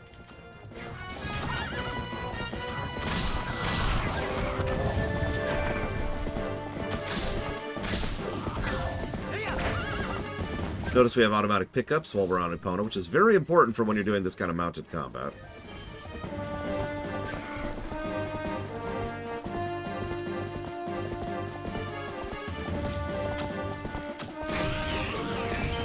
Birds carry bombs because, birds are dicks.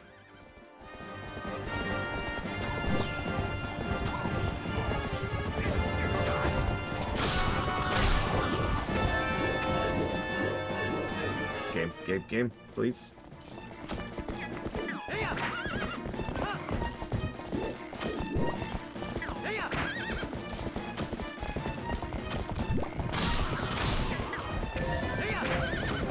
Damn it. Nope, I was too slow. Yeah, I got it. Thanks.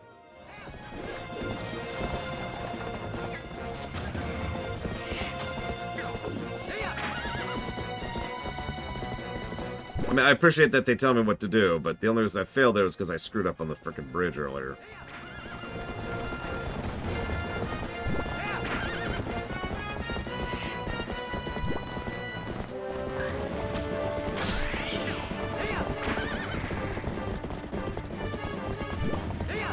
Yeah! Ninja Gaiden. I've beaten that game without save states before. When we review it, we're probably not gonna do that. So, the cart is on fire. It's okay. It's okay. Everything's okay. What? Why? Why? Okay, I take it back. This is the worst escort quest in the universe. I'm actually not sure what happened there.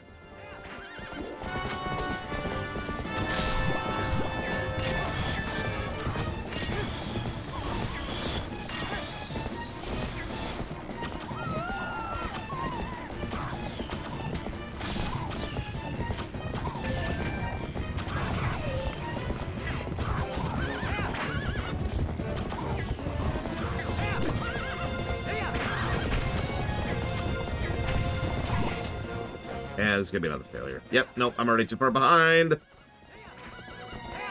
Yep, no, okay. Another bomb.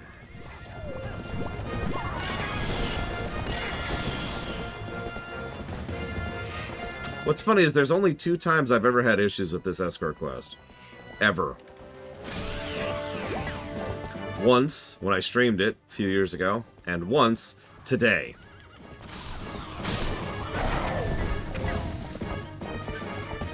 That's not a joke.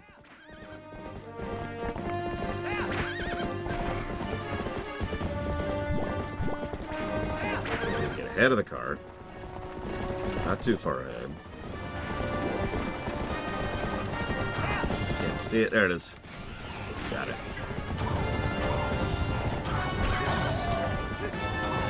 That's how you avoid the bomb. It's actually quite easy. Excuse me. Excuse me. Excuse me. Jesus.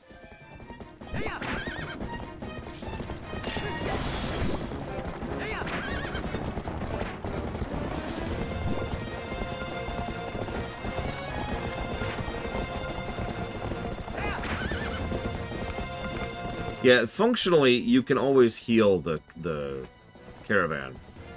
So you never really have a true fail state here, which is actually a good thing for an escort quest like this.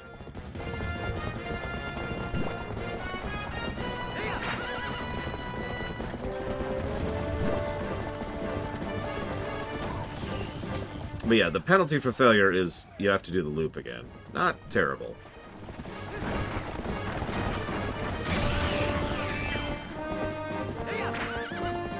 Yeah, the jank is rearing its head again. Not exactly the first time. Whoa, whoa there.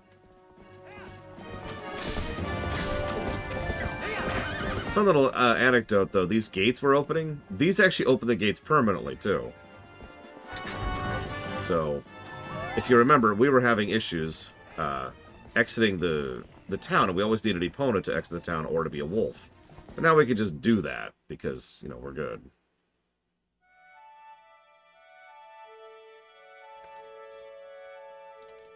So we made it! Woo! He's past through the worst of it. As long as he rests, he should recover in due time. Do you know the fate of his mother? Yeah, she's, Her welfare consumes him. He has been mumbling deliriously about her almost constantly. I can see the knowledge grieves you. It must be an awful memory. Yeah, they murdered her ass. In public. I'll stay with him until he's better, no matter how long it takes. Is that so? Thank you, Colin.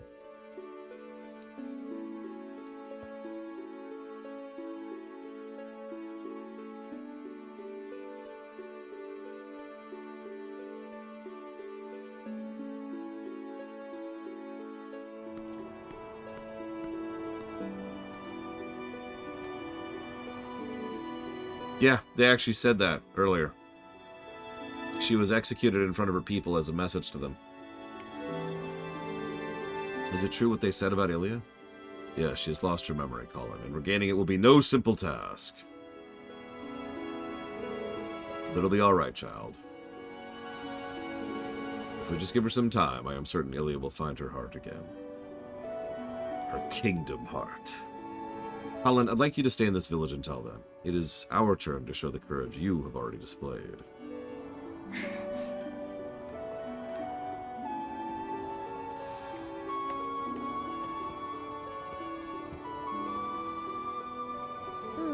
Nice to see there's still hope here. And it's always good to see happy results repay your efforts. Tell me about it. Those skills are yours. Any chance you have a mind to put them to use for Hyrule? Lady, I've been doing nothing but that. What hope there is in our kingdom is frail and dying, but there's still a group trying to do what it can. I'm a member of that group. We call ourselves the Gerudo. No, I'm joking, I'm joking. Call me Telma.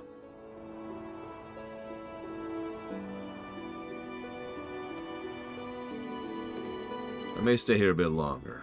I'm a bit worried about Ilya and, well, I'm totally crushing on Renato over there. How are they not dead on their feet, Dakota? Lord, I want to see you at my bar again, you hear me? Bar is actually kind of a safe house for my friends. There's a passageway that leads to the castle from in there as well. Remember that. Yeah, we're called the Returners. You ever need anything, stop by. I'll be waiting, honey. Screaming. That's even worse. How are their lungs not giving out? How are their throats not giving out? Alright, they're just going to have a sore throat for the next week. Wait, do you hear something?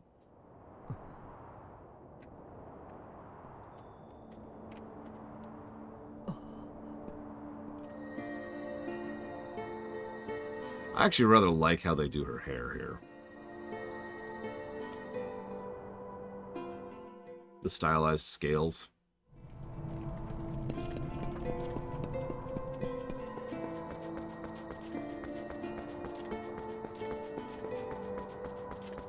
Could be a headpiece. I don't know.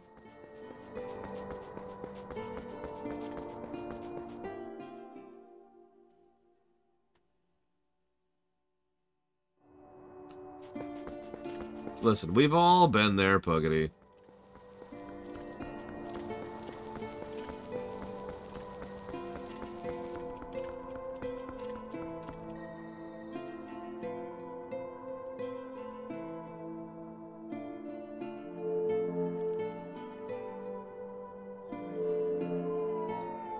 Yeah, I'm going to admit something on camera that's going to make me, I'm going to get a little mockery. But that's okay.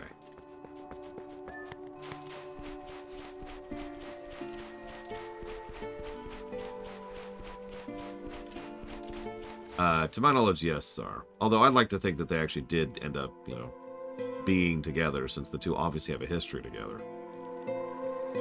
As we see a little bit more of that later, too.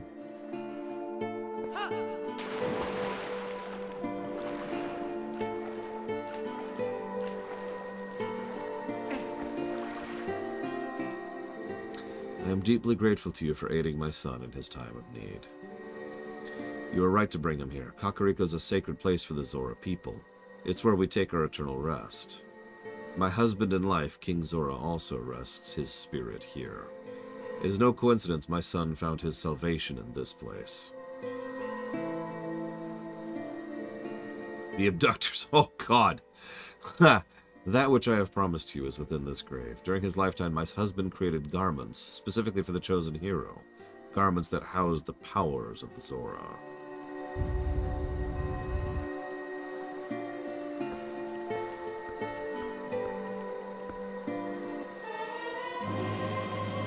Zora armor. If you have it equipped, you can freely move through water, but are more vulnerable to fire and ice attacks. So here's the mockery, okay? When I was younger, I missed that last line. Because you take more damage from fire and ice. So I just had this armor on, like, the whole game. Because I thought it looked cool.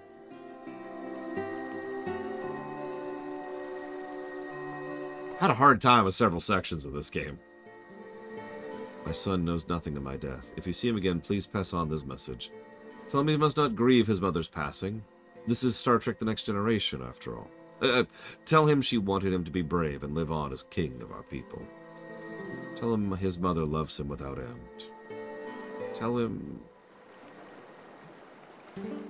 Oh, it's a good thing you found all your friends and picked up that nifty Zora armor. But aren't you forgetting something kind of important? The last fused shadow. Or what Farron the Light Spirit said?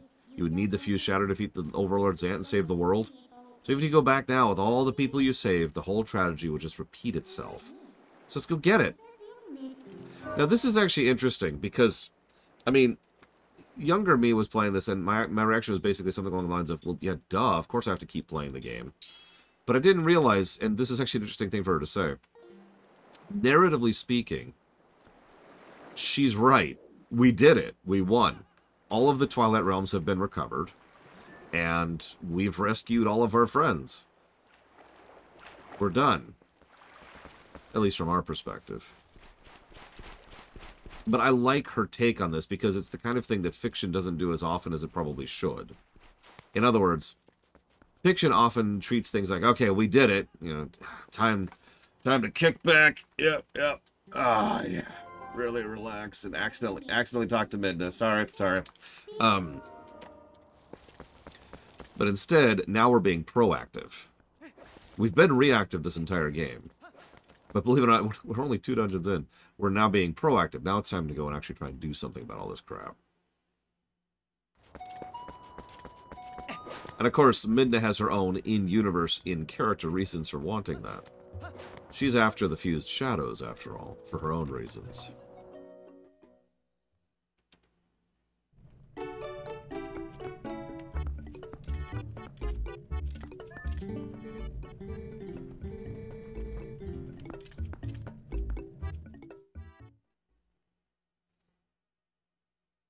Yeah, I'm nervous for the exact same reason, Jelly Leprechaun. By memory, this is one of the few water dungeons that I actually like in fiction. And, or in video games, excuse me. We'll see how wrong I am in a few minutes. I don't remember Ek, that's why I keep checking him. Now, that being said, I think it's probably not the best water dungeon in the series. Because, well, Link Between Worlds exists, but this is probably the number 2 slot. Finish my water bombs, which we absolutely do need. They're literally exactly what they sound like. They are bombs you can use underwater.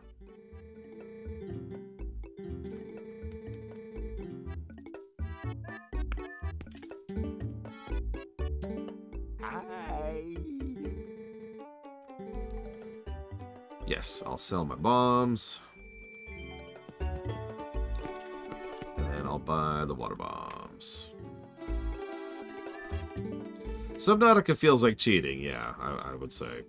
And I will also freely admit, I wasn't actually thinking about things like water dungeons, or water levels in like Mario games or Mega Man games, just water dungeons, which, I know what you're saying, what's the difference?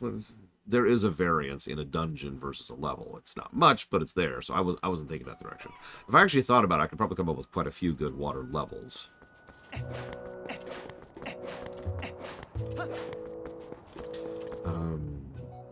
Hang on, let me check my inventory. So,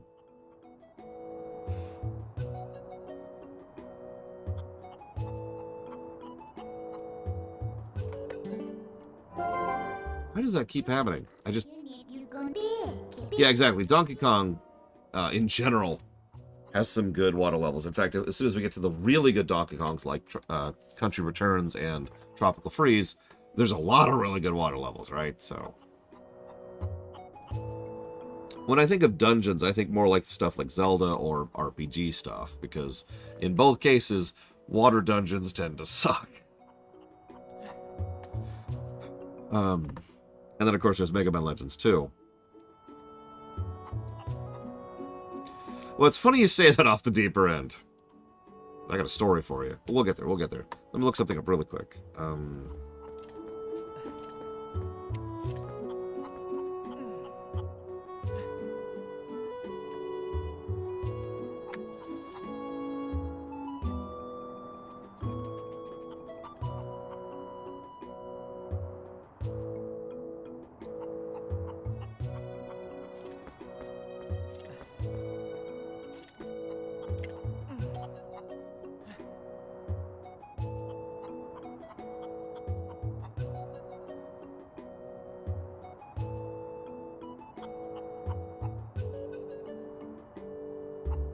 Yeah, we'll probably do that.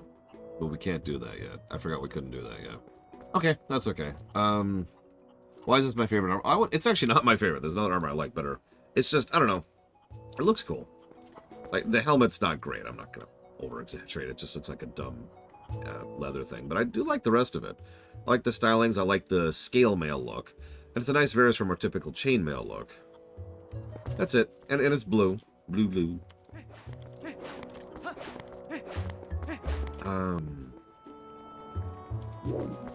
Hang on. And yeah, adding the slips doesn't start with an S, Laura. The flippers make so much sense.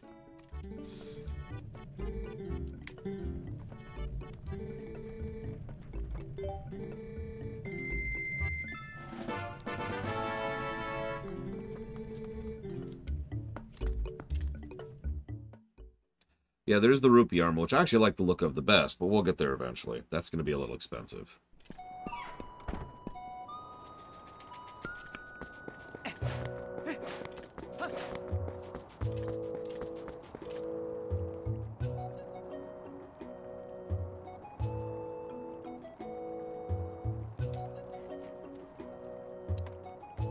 It's kind of useless, but we'll get it anyways, because, you know, of course we will.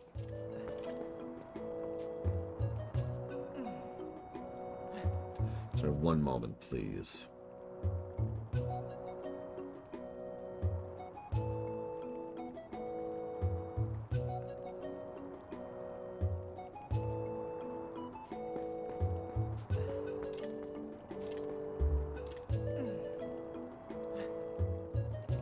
Well, that wasn't invented yet, Bionics. Probably not.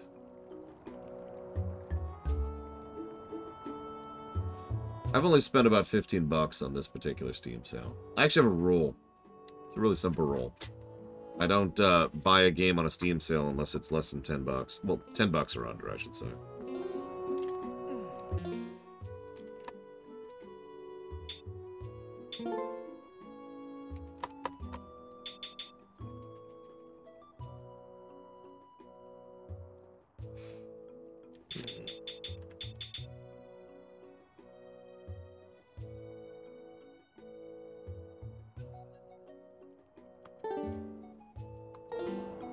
Why would I, Bionic Punk? I've owned Dragon Age for years. I've owned Dragon Age since they came out.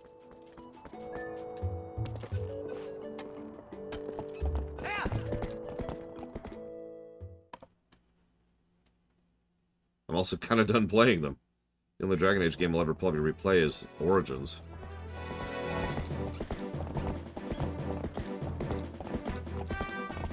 Like, I guess you wouldn't know this, Bionic Punk, but we're done streaming the Dragon Age series. We've concluded that.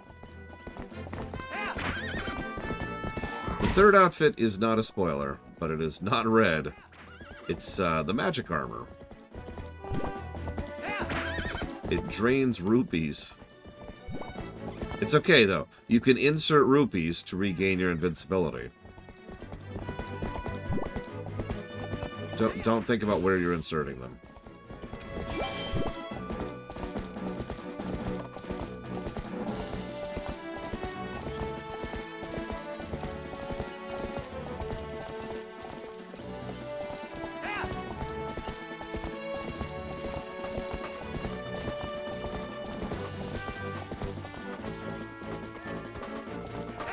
I'm looking for something specific, and I actually don't remember where it is.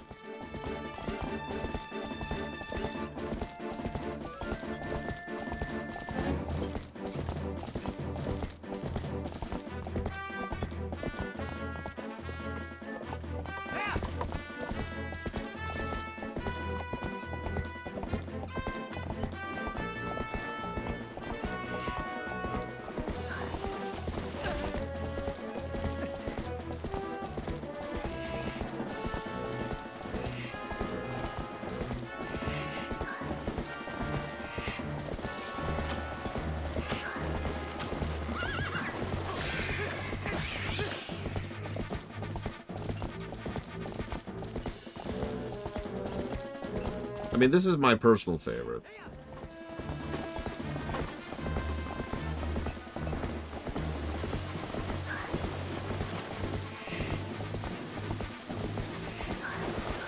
Here we go. This is what I'm looking for. Jesus Christ, what's been happening while I've been Googling stuff?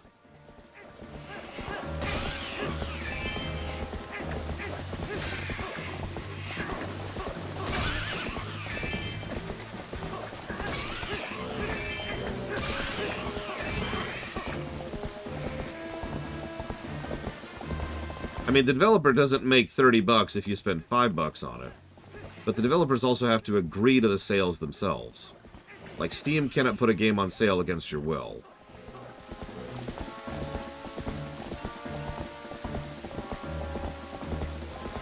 Hang on a second. That's what I thought. So we got that one, so now we need this one.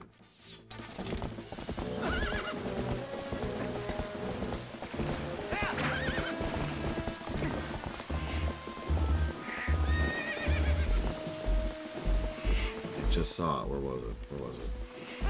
Go away.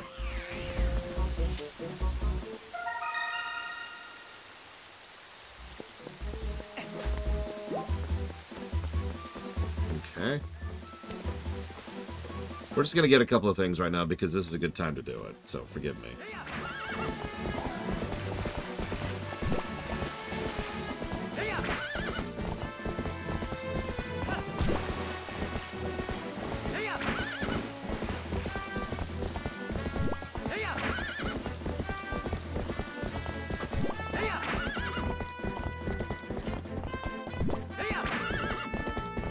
There's a basic economic principle that a lot of people don't understand.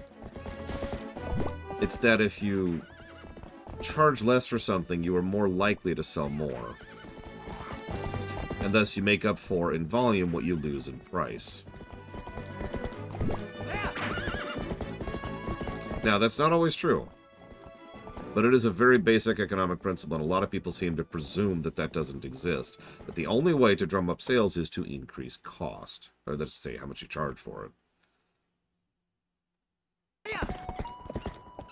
Actually, believe it or not, there's another point in sales, but it doesn't apply to what we're talking about.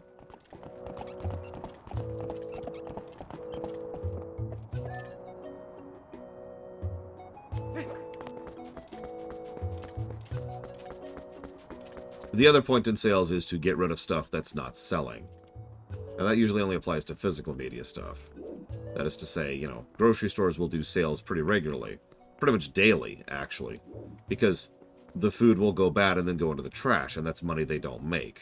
Amazon does regular Prime Day sales just to empty out the warehouses. Stuff like that. Yeah, that's another thing. A lot of companies don't seem to understand that a slow and gradual lowering of price over time can lead to essentially a small but nevertheless extant bit of trickle income for a product or a service or a game or a show or a movie or book that's out of date at this point. There's actually a line of theory which nobody practices, but there is some real economic data to support that if you made up numbers. Let's say you charge for 60 bucks at new, and then pretty much like every year after that, you drop the price by 10 bucks until it's just a $10 game or a $5 game. That you will, in other words, it obviously you're not going to make as much sales. The bulk of the sales is going to come up front, but you will keep making money off of continuing to sell that product, and you will keep interest and awareness of it. It's kind of a free bit of marketing. Maybe free is the wrong word, but you get my point, right? It's a way to keep people aware of your product and aware of your service, especially true when it comes to franchises. Come on, I hear you. Where are you? There you are.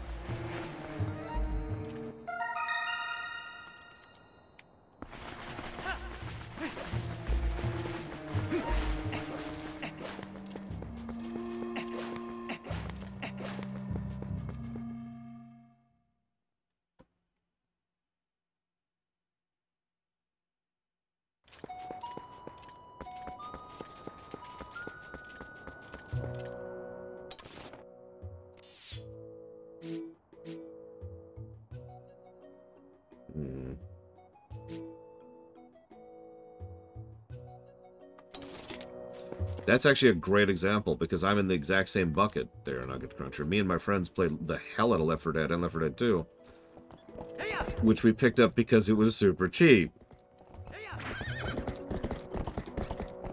And again, it's not like they make a lot of money out of us, but they are making money. Greater than zero money. And I hate to hammer this point for the 5 trillionth time, but I do think at least part of that all-or-nothing mentality is part of why so many people seem to ignore these basic, high school level economic principles.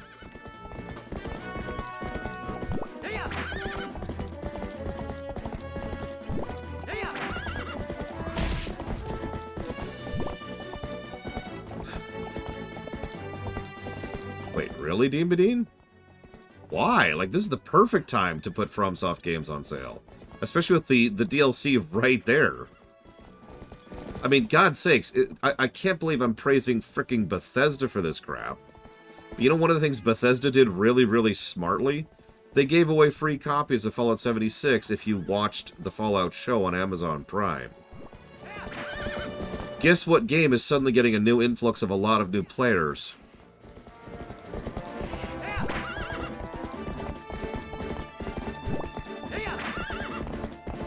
Yeah, it's also worth noting Fallout 76 is actually worth a damn nowadays. I can attest to that. It's our current co-op game.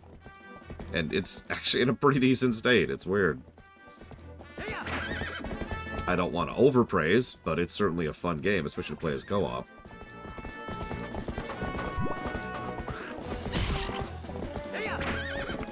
It's actually really funny.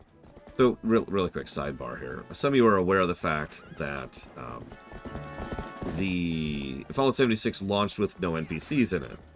Now, obviously, that's not true anymore. Like, you leave and you go to the bar, and there's a woman there who's being threatened by a guy, and you save her from the guy, and blah, blah. So there's people, and there's interactions, there's cutscenes, and there's events. Cool. What you may not be aware of is the way it's structured is hilarious. Because what happens... No. Come back. Come back. What happens is you go talk to the woman, right? And she's like, oh my god, thank you for saving me from that guy. Oh, by the way, your overseer left this for you. And then she hands you a tape. And the tape contains the original quest objective and quest marker from when the game launched. And they, like, thread that in and out.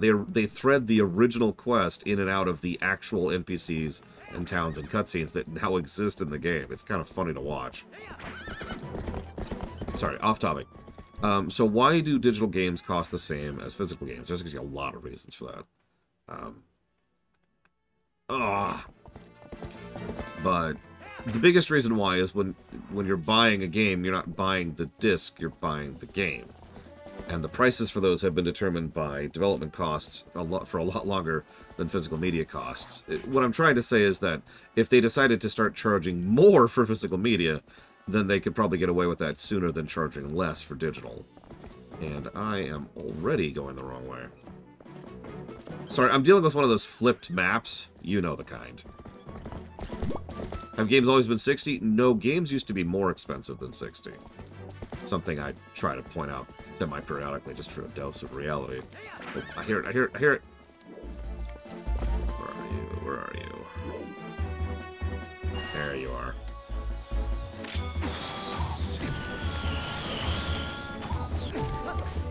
Whoa there, why am I so low on health? Oh, probably because I'm getting hit with fire arrows while I'm wearing this tunic. You're gonna die now.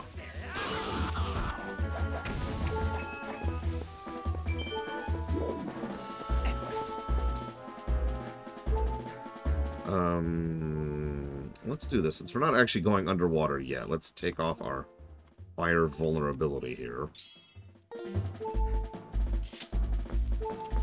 That's true. Game prices used to be all over the place. Sometimes you get a game for 20 bucks, sometimes you get a game for 80 bucks. There was a really, really vague thing, which I hated, by the way, that the shorter the game, the cheaper it should be. And yes, that's pretty much the origination of the longer games are worth more mentality. That was especially true on the NES and the early SNES era. So you'd see a Mega Man game go for like 20 bucks, but you'd see an RPG go for like 60, or 80, or 90.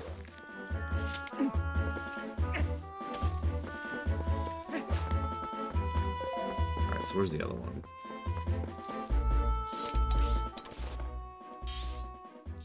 So that was this one, which means the next one is... here? I cannot do the mirroring in my head. I don't know why. I think it's here.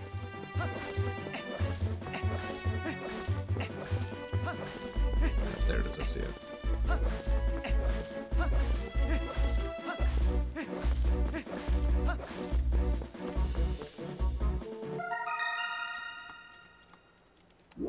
Well, I mean, the very concept of a forever game is and always has been stupid.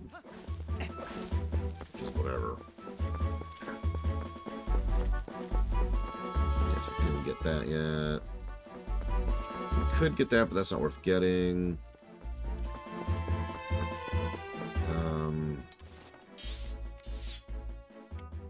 We could also have gotten that, but I wish I'd known that earlier.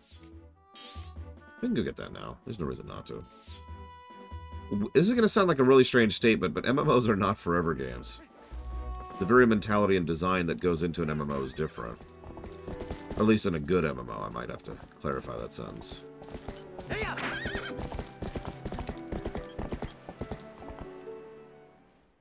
MMOs are designed almost by their nature for you to play it for a bit and then put it down, and then play it for a bit and put it down. A forever game is designed to be the one game you play, the only game you play. And the only game you keep playing every single day.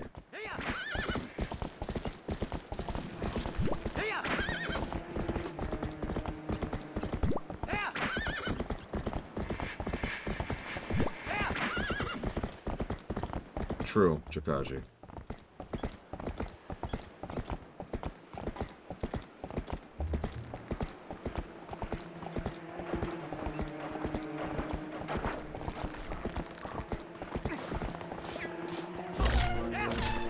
Actually, I'm not sure I own Tears yet.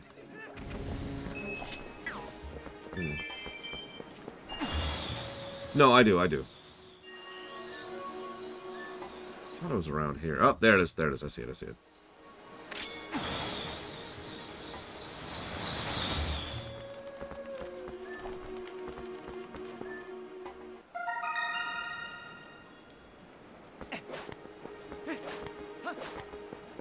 It is more stressful than it looks off the deeper end. Which is funny, because we've already seen the counterculture to that particular concept. For those unaware of that. So they're like, hey, you know, streaming is a difficult job. And it is a difficult job. Rather substantially difficult job. But then, like, there's already been, like, this counter-push of, oh, frickin' babies. Over-exaggerating how terrible their jobs are, boo-hoo. Which is funny, because that's actually where we started from, is, oh, you know, playing games all day is not a real job. No, it's a real job. Oh, boo-hoo, playing games all day isn't a real job. And it's funny, it's just doing this. Anyway, so, Tears wasn't nixed, so I guess you're not aware of this, Bluff Alex, but starting in a couple of days here, I'm going to start getting the house into saleable state, which means I won't be streaming at all. Now, I actually had a discussion with my sister about that. Originally, we were going to cut off before Twilight, but thanks to some scheduling things, we're going to go ahead and finish Twilight first. Then I'll go ahead and stop streaming for an unknown period of time. But yeah, the stream is delayed for the move. All streams are delayed for the move, with the notable exception, of course, of Streaminations, which can be done from my phone, without actually having the computer set up. Now, there's some other question marky stuff there, but that's exactly the point. It is so much in the air, and so who knows, because I don't know when or where or how or what or why. So, rather than even try to, like, stream Tears maybe a little bit for, like, 3 days, possibly, and then switch to something else, maybe, possibly, I don't know, we're just going to go ahead and move forward the Streaminations, and we're just going to do those until those are done. Then we'll get back to Tears.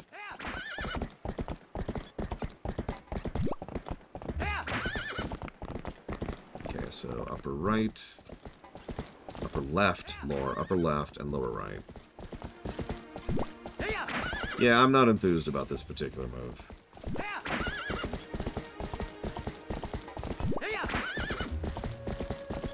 It's okay, it could be worse.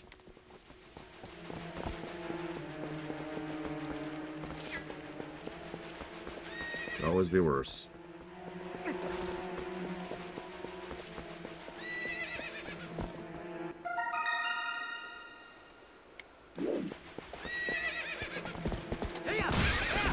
Actually, it's funny you say that. Because I was curious, I decided to look up the specifics of when you could do an absentee ballot. Did you know you can't do that until 77 days? Or 78 days or 79 days, something like that. A little over 2 months prior to the vote. That's just such a weird... Like, obviously there has to be a date, but why 77 days? I'm not sure if it's 77 exactly, but what I do know is that we can't absentee ballot vote here. I wrote this down until October 15th. So, for anybody curious, that's when you can do an absentee ballot. Do you mind? Do you mind? Trying to capture bugs.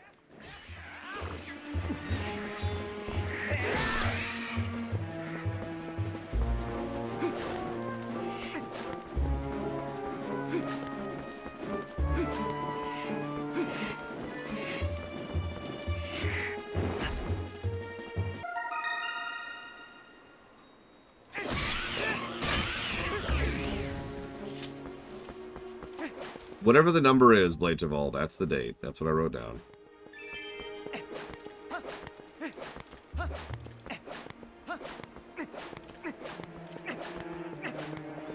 Maybe it's 27? I don't know. I don't know where the number 77 is coming from, because you're right. That's obviously not 77 days in advance. So I have no idea. I don't think we can unlock this yet. Let's go see if we can.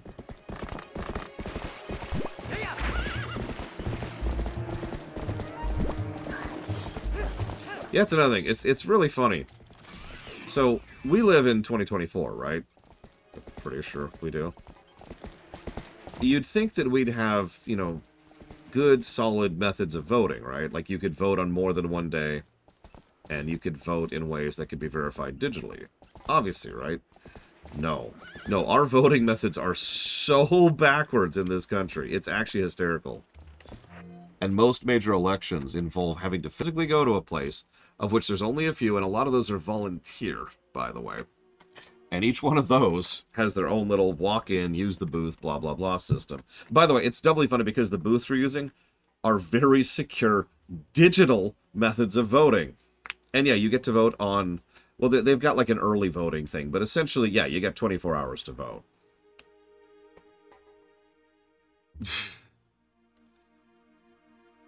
Yeah, I have an electronic ID. So do you.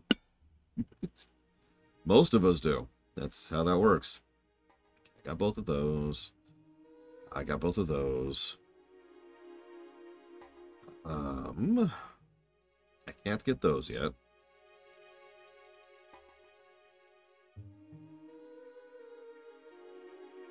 Did I already get the pill bugs? No, you cannot vote digitally. That's pretty much the entire point. Boogity.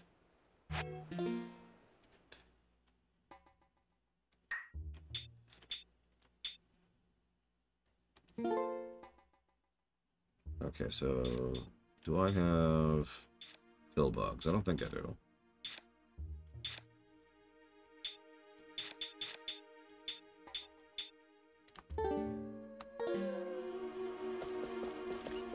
I mean, there's a reason that Fox decided to settle the defamation suit recently against the voting company that I can't think of the name of right now.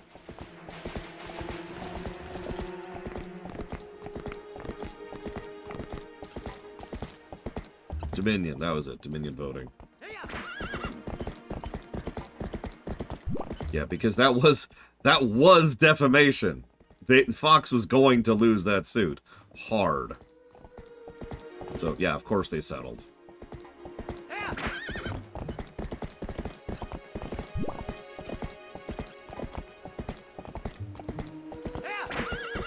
But I don't want to get too much into that.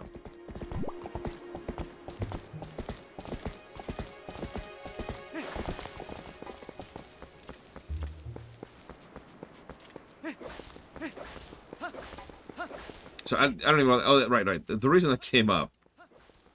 The whole reason that came up is because there's actually a really good chance that, based on timeline, I will not vote this year. Because I will not be able to.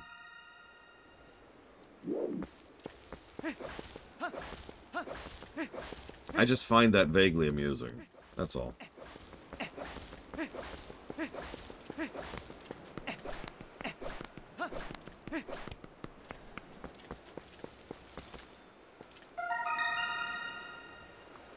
I did double-check my regulations, Pyro.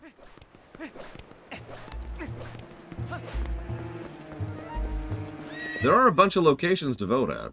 Again, it's all volunteer stuff, and they're all really well hidden. That's the thing that always struck me. I know this sounds like a minor and pathetic thing to point out. One thing I was struck by 4 years ago when I went out to vote was just how hard it was to actually find the voting place that was open with volunteers there helping people to vote. There were entire websites here dedicated to trying to help you find some of these places because they were buried. Like, a lot of times it's churches, right? But, like, it's in the back of the church, so the church looks closed. Or in some cases, literally the gates are still closed on the parking lot. And you have to go take the back road, which nothing indicates, of course. And there's just this weird... I don't know what to call it. Like an obfuscation thing going on. Because I was, of course, committed. But, yeah, imagine someone who was just like, I can't find the damn place, and just decides, screw it, this isn't worth the hassle. It's not hard to understand that, because that's how a lot of subscription services make their money, is screw it, it's not worth the hassle. Did I already get the stag beetle? I think I did.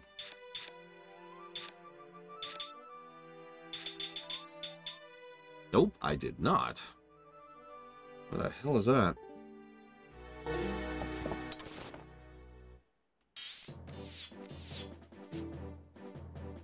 Oh, right, duh. I'm not going to ask which state you're in, Pyro. In fact, I don't even want you to tell me. But let's just say that the state I lived in 4 years ago, not quite so simple. In fact, it's one of the reasons we don't live there anymore. To be honest with you. There was a lot of, nope, screw you, you shouldn't vote, going on in that state.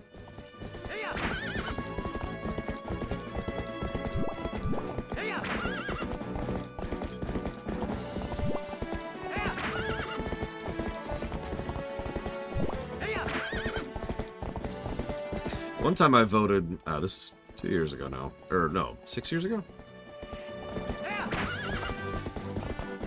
That would have been 6 years ago. I was in a library. Whoop, whoop, whoop, whoop, whoop, whoop.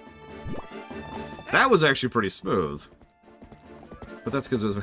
Can you guys get off work to vote? You're funny, Puggity.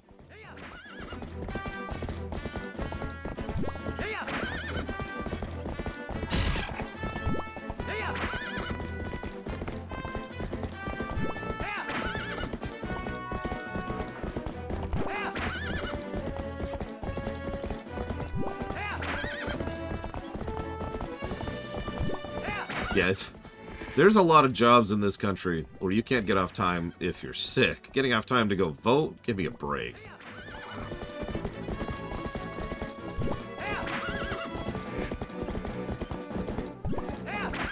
Like, I know everyone makes fun of me for being a workaholic or whatever. But part of the reason for that is because I grew up working in IT for most of my life. And janitor work is the other big one. And, yeah, you don't take off time. That's not the option there.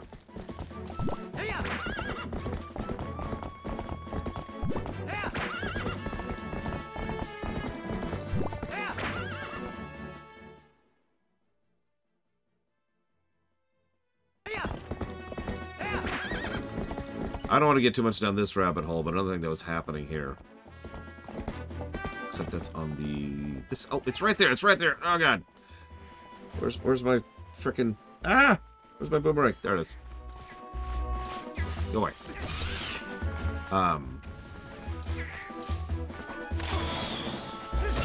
There were some volunteer people who were bringing things like water and food to people in the extremely long lines for voting. And people are trying to make that illegal in the state I used to live in. Obviously not here.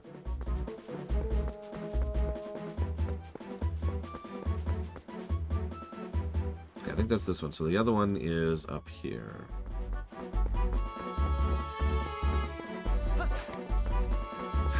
I mean, honestly, ditto, Pyro. This may sound like a strange statement coming from someone who is so dictatorial, but I'm actually pretty pro-voting. I've said that before, and I'll say it again. It's to prevent people from voting, vulgarity.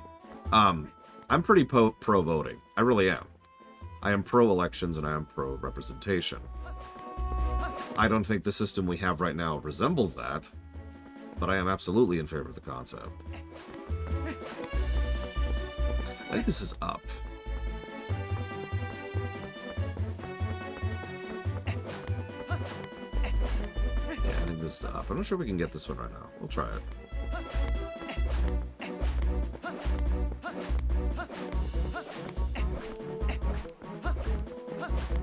Yeah, some countries are a little more strict about forcing people to vote, which...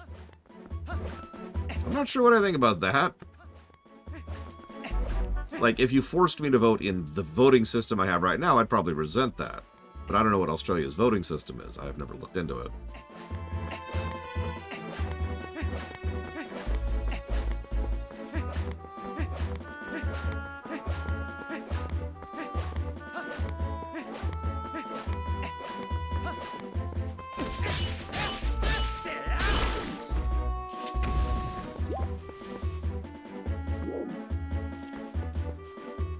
Hear it. Is it in?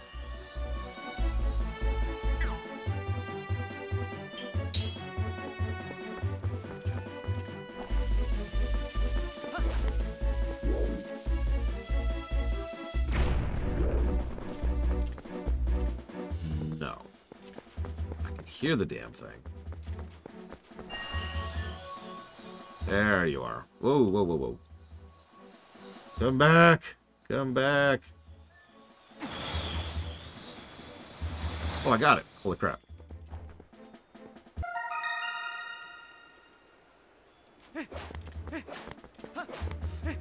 Okay. That's all the ones we're going to get right now, because we actually can't get the other ones yet. Not until we have a little bit more kit.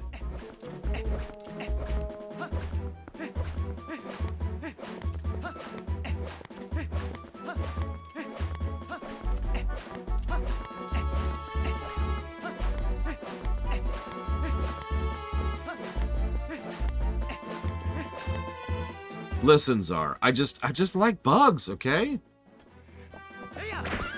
Is there something wrong with that? Are you implying there's something wrong with my particular predilection, sir and or madam?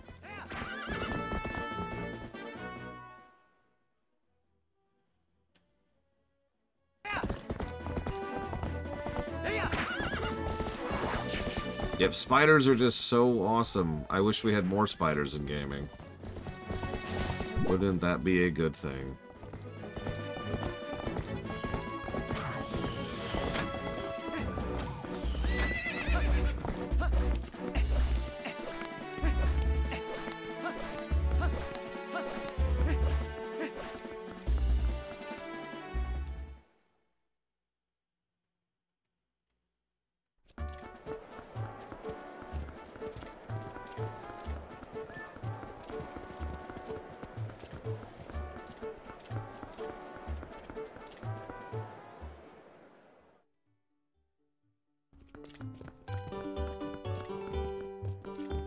Up.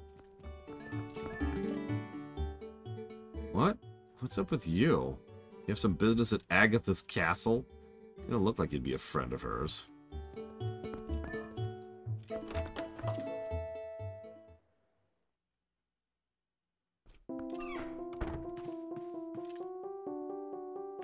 So welcome to hell.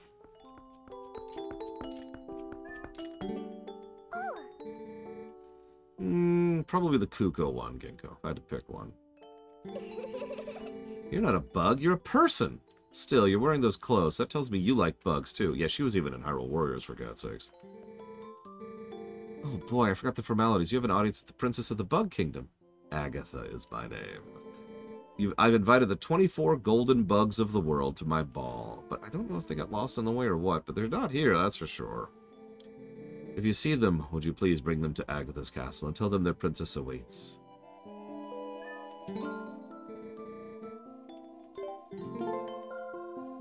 Here, have a bug.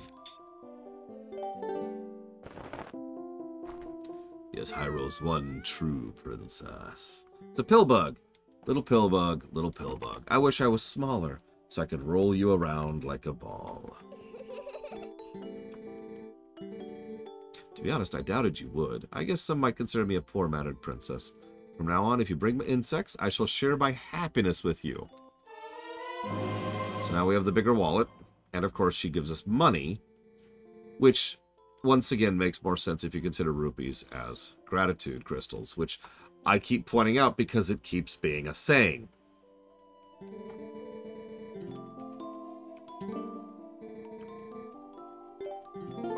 So you get, I think it's 50 rupees for a single, and then 100 rupees for a pairing.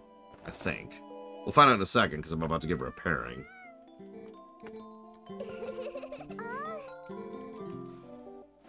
Yep, I was right.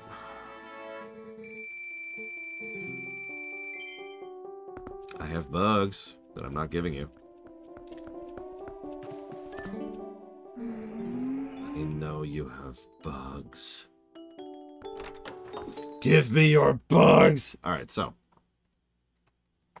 Oh god, Bionic Punk. That would actually make a weirdly large amount of sense. Okay, so.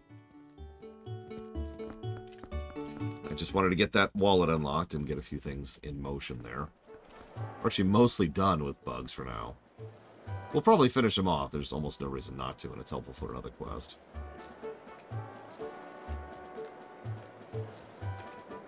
Plus the story for Agatha being absolutely terrifying.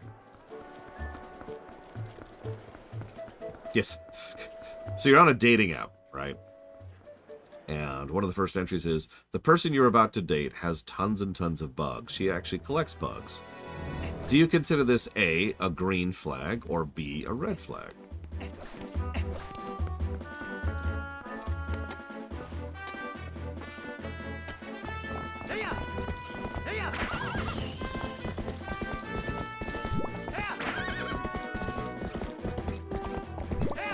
Yeah, I think I'm not impressed with Hyrule Field, but I think for essentially the same reason as in Ocarina, I don't think I'm going to give it a negative. See, that's a good question, Dakota. We don't know.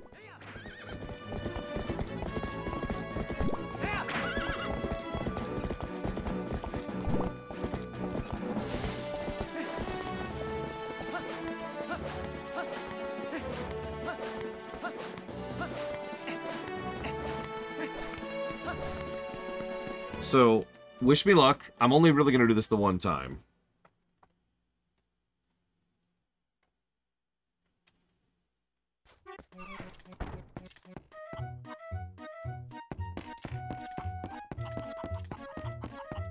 Here's the other clown, by the way. Much more terrifying looking. Well, hi there. Welcome to Falby's Flight by Fowl. You ready for a flight full of dreams and sweet, sweet bonuses? So you pay 20 rupees, and you could land and get rupees on the way down. It's actually one of the better ways to farm rupees if you're good at this. We'll grab the black go. Or we will not. Okay, cool. We'll grab a regular one. Let's go. Come here. And I'm gonna randomly... Okay, cool. So our goal... Obviously, this is just a way to get down. What we really want is the heart piece. Which I don't actually remember where it is, which is why I'm looking around randomly for it.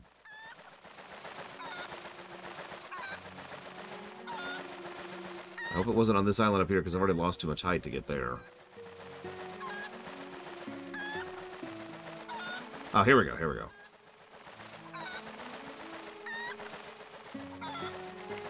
Oh, come on! Oh, whatever. That I blame on the game. Oh, right. It's like... Yeah, that's great. That's great. That's not the button I hit, game.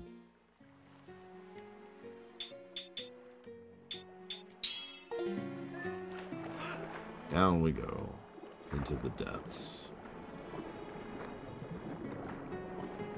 I'm allowed to blame the game on that one.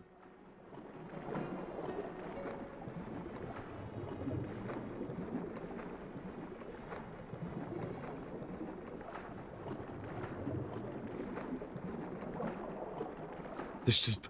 That would actually be funny if that was true. And, like, the only way to bypass that is to have the iron boots.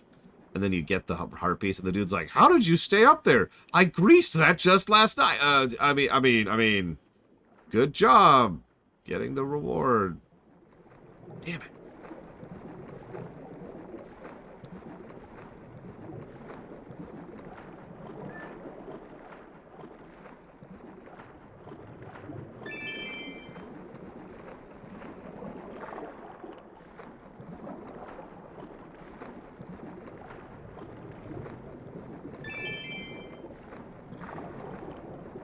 I mean, it would make sense, right, Ginkgo?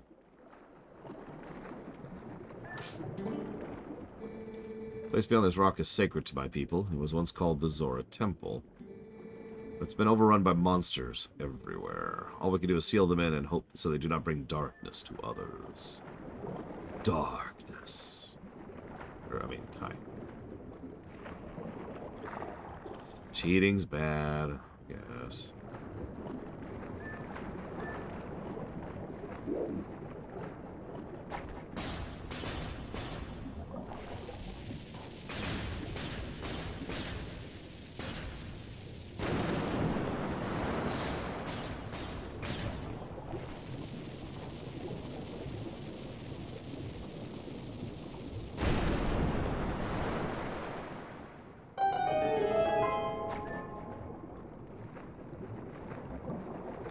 Dungeon 3. It's been a minute.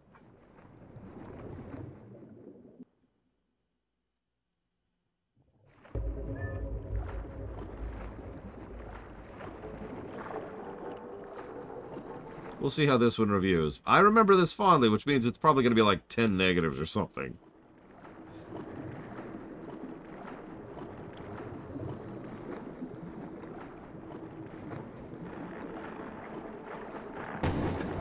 Several enemies we can barely deal with underwater, so we're just going to avoid for now.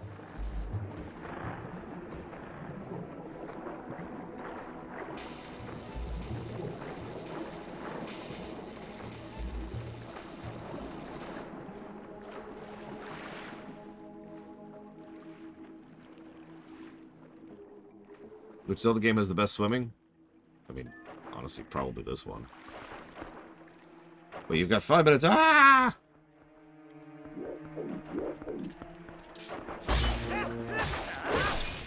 So here's an interesting little aspect of game design. There's usually chews at the beginning. Those guys right there, which can be turned into health potions.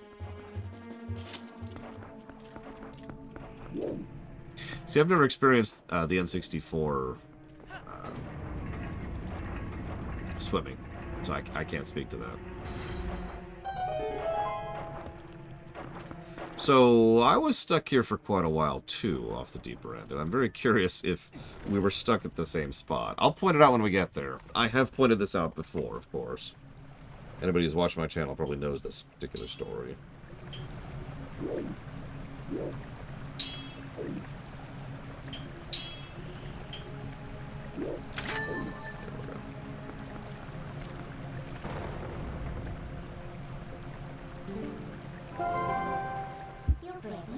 Oh, that's treacherous. Don't you think you ought to knock down those stalactites first? They don't look very stable. I bet they'd break pretty easily if you hit them with enough force. Oh, okay. Whoops. I always forget you're actually aiming for the stalactite, not the connecting pin for some strange reason.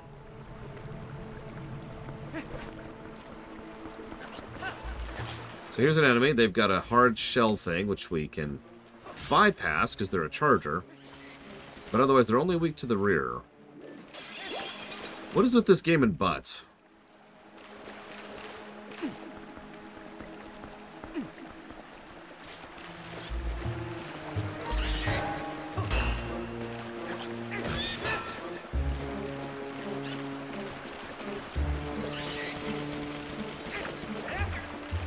Rated M for mature. You know the sound clip, right? You know the one. It was the one they used for a long time back in the PS2 and PS3 era. Rated M for mature. And it's like this super dark, gritty voice. Imagine that, but then you see like the monkey butt from the first dungeon. I need to make that edit happen now.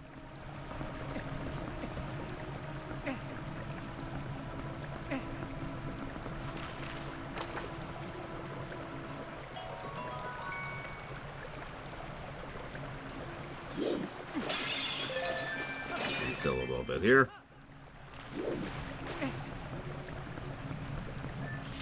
Rated T for teen. Rated X for straight up porn. That's Mass Effect. Or you get that really, really boring British sounding guy. Peggy 12.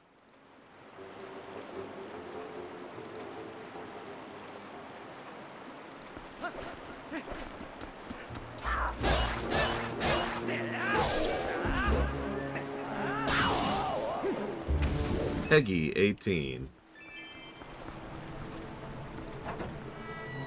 Ultra X Hardcore. Really, Rex? That's funny.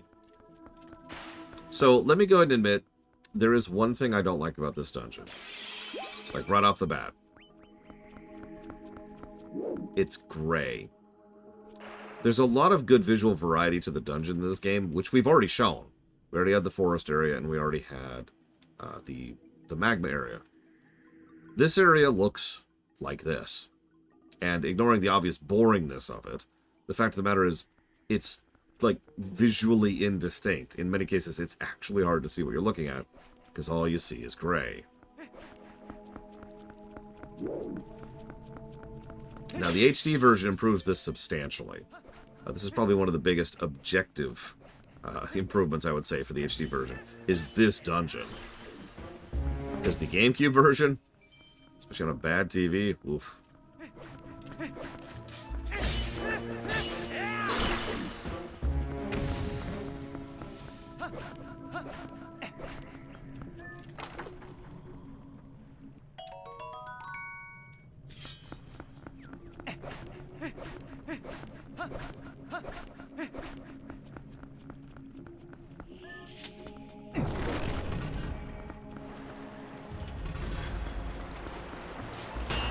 So one of the first things we see is this guy.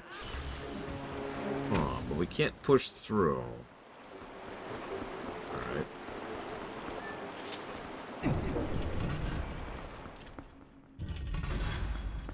So there's only really one thing we can do right now. Oh, I agree, Jelly Leprechaun. I'm just saying. Could be better visually designed.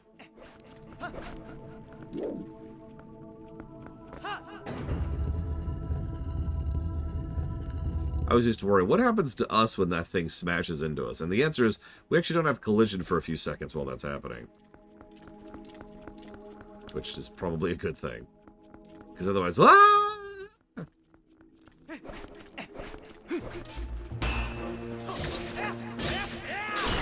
Since I'm streaming this, I'll probably get stuck this time around. Hi, Uko.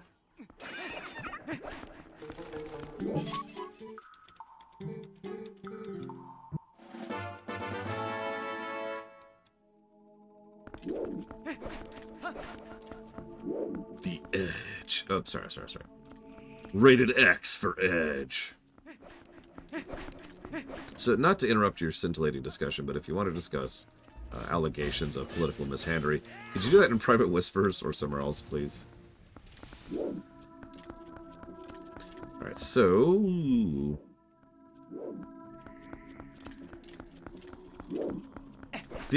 can I just say, I get why, but these little barriers here, which look extremely climbable, by the way, are the bane of this dungeon's existence, because they divide it into sections, the red side and the blue side.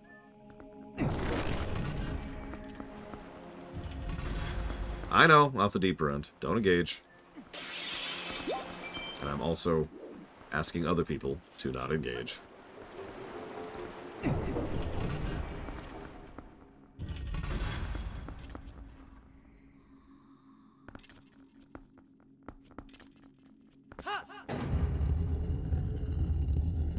See? We just kind of smacked right into it. I mean, honestly, Breath of the Wild and its climbing mechanic was just amazing.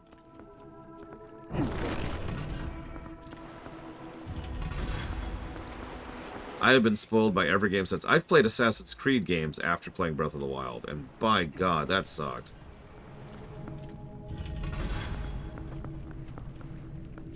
It's like, alright, I just want to climb up here. What? Why can't I climb up here? Why can't I climb up here? Ah!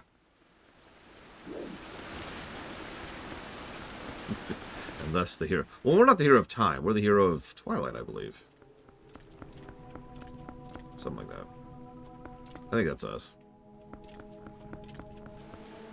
Nice place.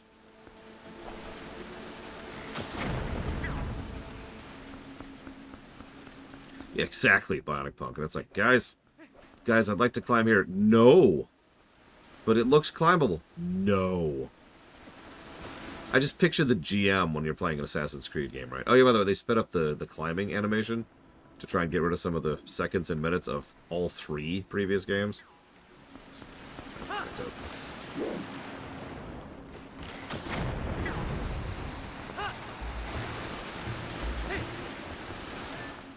Yeah, no, I used to be slow. It used to be arduous. We were the Maweep all along.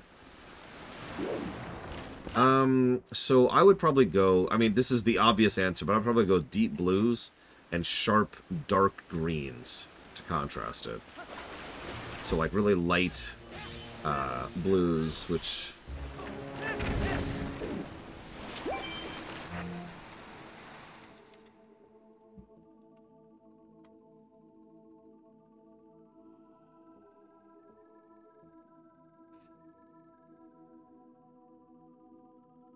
So really light blues and teal kind of colors. You know, the kind of stuff that would pop, especially when contrasted with a nice deep forest green. And just, yeah, increase the general range of the palette here. We could also go with coral. That's actually not a bad idea. Have some red section, because we already have a red section in the game, right? So have some coral-looking stuff going on to accent certain areas. Like, you could make these vines right here predominantly coral instead of that kind of dull, whatever that is. Hell, honestly, you might not even do that. Red against blue might pop a lot better. Which Zelda game has my favorite race design? Ooh. So, my first thought is actually Skyward, of all things, with the mole people.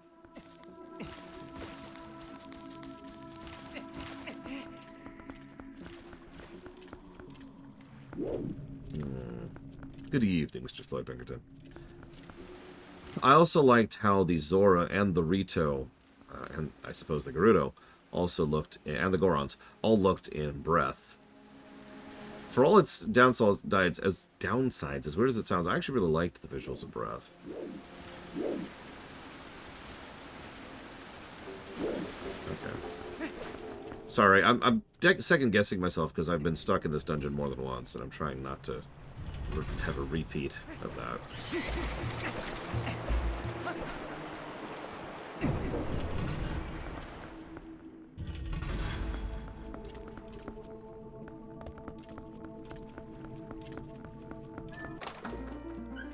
This isn't my favorite dungeon. No. We're not there for a minute.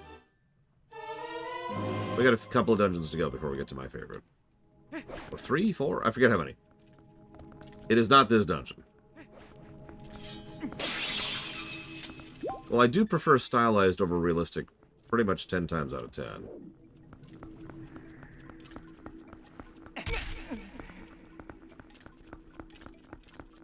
Thanks, game. Damn it!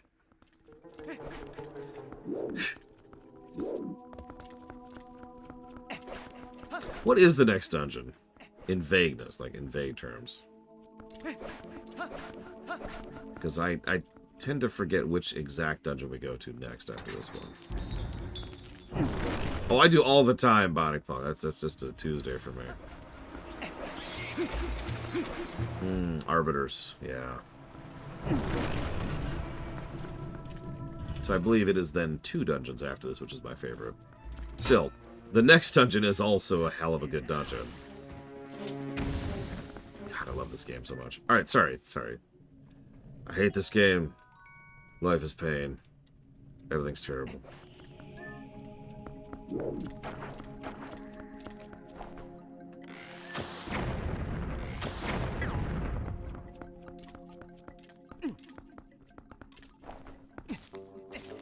Listen, if there's one complaint I've gotten the most on my show, statistically speaking, it's the fact that I'm not uploading full episodes of Star Trek. I actually got a new comment on that just last night. It's becoming a meme at this point. But if it's the second biggest complaint I get, it's that I'm too positive. I'm dead serious. I got a new comment about that just last night. That's not a joke. Someone complaining about me putting up a video about the emissary as opposed to putting up the emissary. Then that would be truly horrific, Lunaruth. A nightmare scape. But seriously, not a big fan, honestly.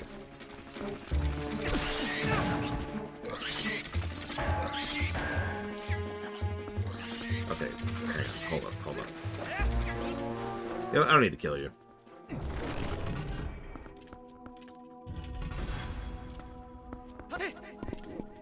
No, for the most part, the people who watch me tend to have a brain.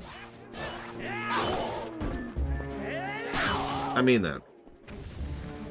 For as much as I whinge about some of the crap I have to deal with on a daily basis, I have to try and... I do have to put effort into this. I try to remember that I have the other 95% of my viewers who are cool. Like, I can't tell you how many times I've had a comment along the lines of, I agree with all your negatives for this game, but I still like it anyways. Or something to that effect. I bet some of you in chat right now have said or thought something similar to that. Or maybe you only agree with me on some of those negatives, but you'd still think I'm being fair to the game in question, which is kind of the overall goal.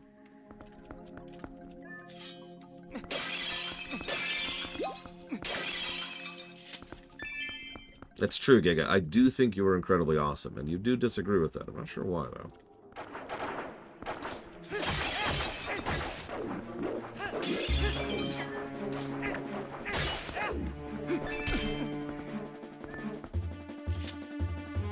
Not often, Bionic Book. Not often.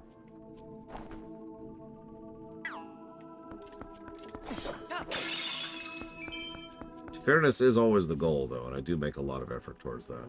So I think I need the water flowing to do this. So let's go ahead and backtrack a little. Oh, neck! A lot of people also tend to forget that fairness goes both ways, positives and negatives. I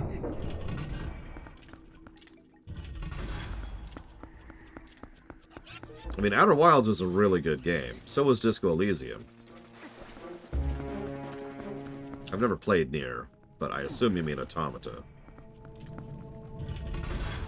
Great. Stupid bug.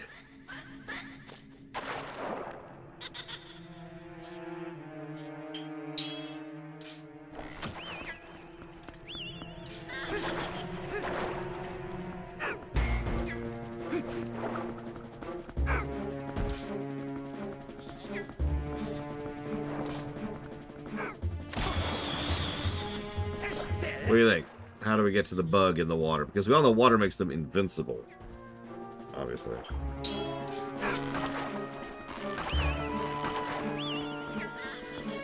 It's only fair if we all agree, right?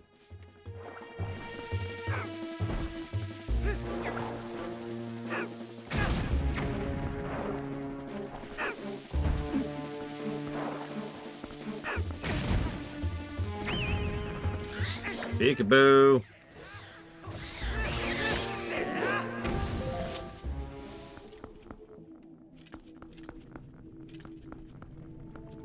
Look, we'll cover Command & Conquer someday. Bash the hell out of it. I'm joking. Hopefully I'm joking. I don't think CNC 1 is going to score particularly well. But then again, we'll be playing the remastered version. I don't know what they did with it. So, who knows? It's really easy to cosplay as Kane for me. All I have to do is not change anything whatsoever, and I'm done. I guess I do have to grow up the goatee. Never mind.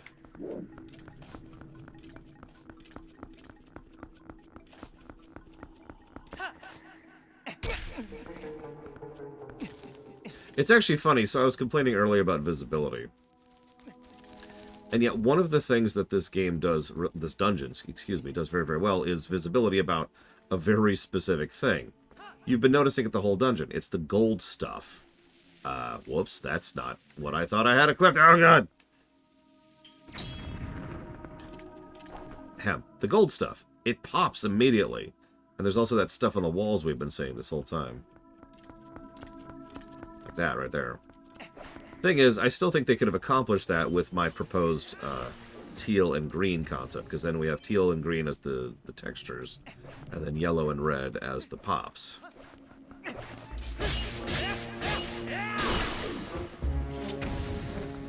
I don't know. Food for thought.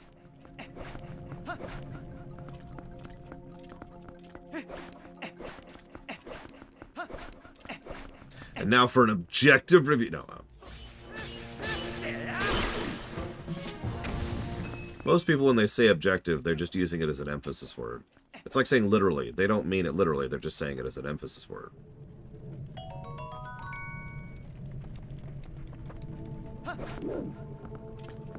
So, I'm stuck. I have nowhere to go. What do I do?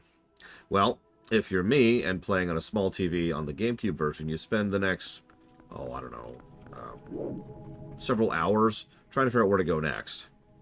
And you're just lost and confused, and you go back and forth, and there's just not many places to access. We don't have the hook shot yet. We don't have access to any additional keys. There's not really any optional stuff. There's just nothing here. And I spend freaking hours on this, and my sister points out the ladder right there. Now, this is the HD version on a big old OLED. Please remember what looking at this game was like on the GameCube on a TV that's like this. I could not see those ladders to save my life. Honestly, they're still not exactly super distinct. So, the way you progress through this dungeon is you go up this ladder. This is how you progress. This is how the dungeon goes forward.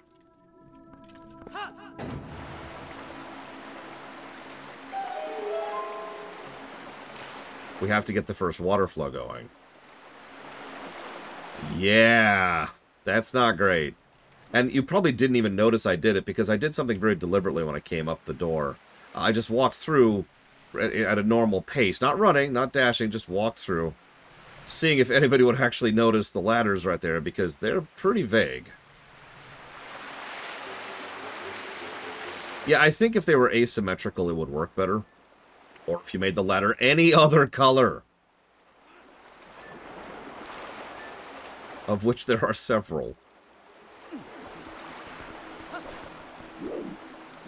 Now, considering how much of a barrier that is to progression, I think I will actually at least consider giving that a negative. Maybe like an aggregate negative. I don't know, because that's a bit much. It's nowhere near as bad as it used to be.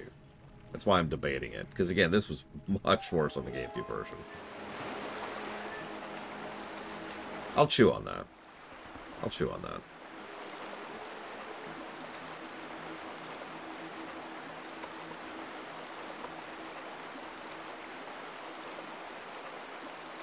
And we'll put some question marks there. Yeah, I was leaning towards visual distinction for that, because that is specifically the issue. Before I forget. Brown! Sorry. I'm just, God, Evo infected me. I've had Canadian disease all day. Sorry.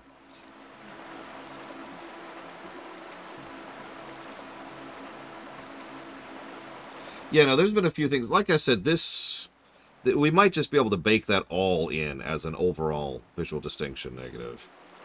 There's been a couple. Yep, I've got Canadian disease. I'm sorry. I'm so sorry, Giga. Okay, so. I'm apparently told I have to say it like sorry, but I can't do the accent. I apologize. I can't do any accents. As anybody who watches me knows. Don't mind me. Stupid Keys. Go away, Keys. Nobody loves you. Your parents abandoned you. You were the reason your parents broke up. Keys.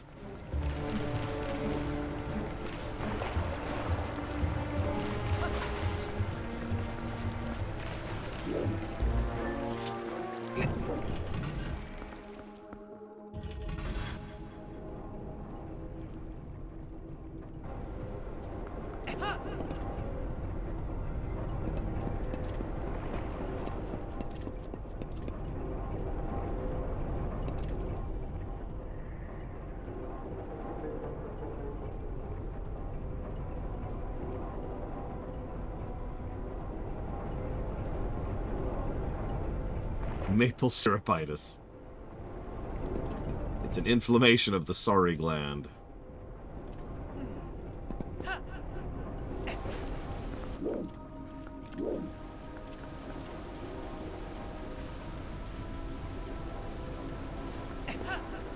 I've never actually seen an American actually hate on a Canadian before. In fact, in general, it's kind of the opposite. It's like they're the, you know, the better cousins of the States. Which is obviously a bit of an exaggeration in the opposite direction, but still.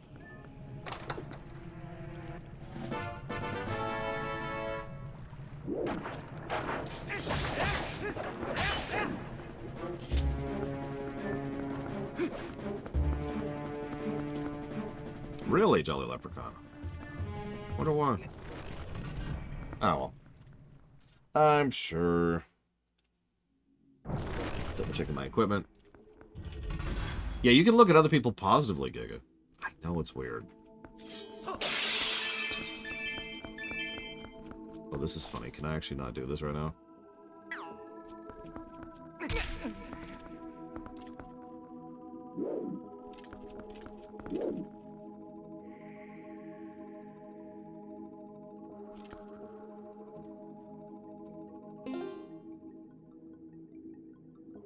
I think I can't. Okay.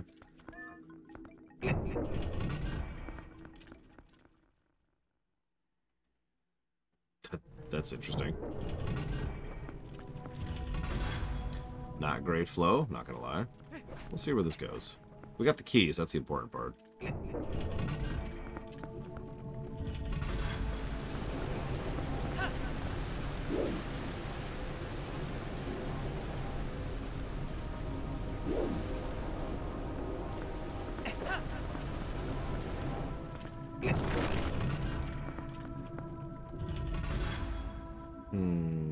I think that would work, Pyro. Huh. Weird that they would put one of these enemies here. Oh well. I'm sure it's nothing.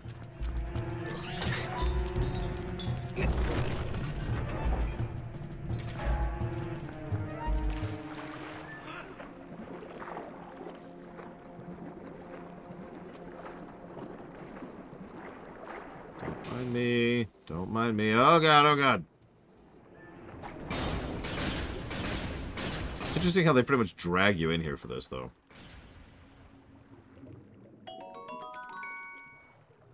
I do like the ninja mask thing, by the way, which I believe is only on when you're underwater. If I'm remembering correctly.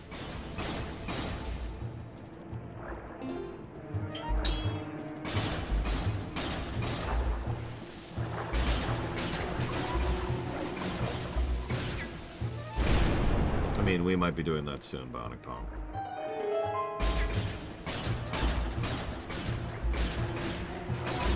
I've already filed for my passport, although that's been taking absolutely forever. Because, you know, things take a while. You know, I'm not sure, because jellyfish, you know, they dull you, right? Like, that doesn't feel like an electric shock when you get hit by a jellyfish, and I should know. I've had that happen in real life.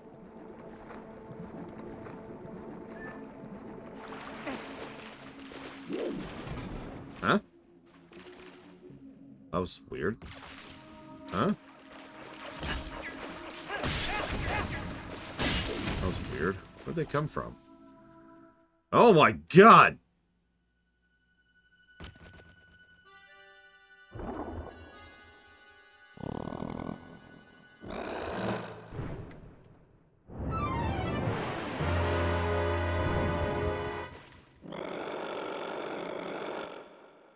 Eyes.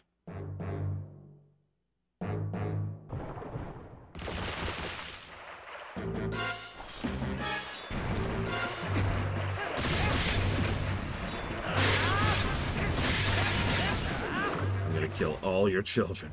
Right in front of you.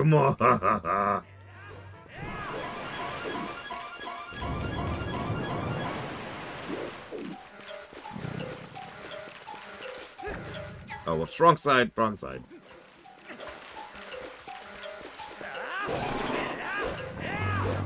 Of course, his tongue is his weak point. Why wouldn't it be?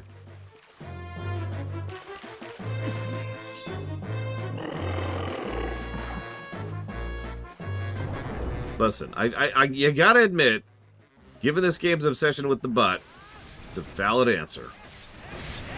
But also probably hurt.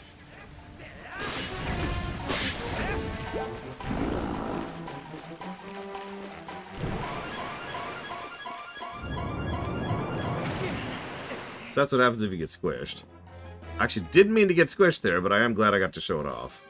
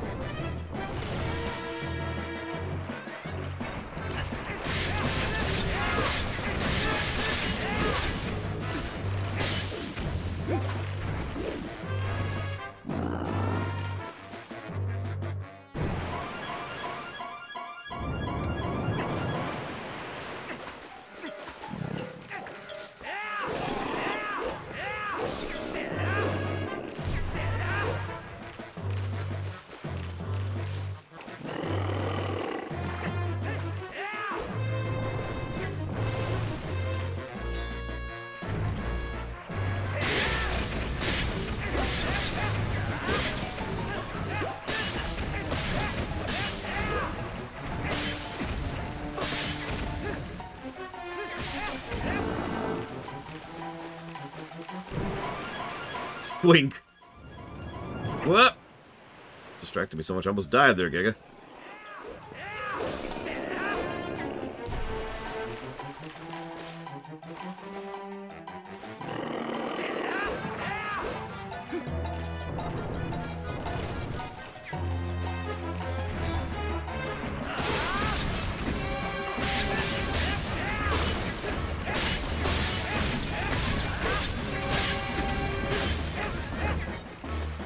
Who are you? I'm the hero of time. Squink.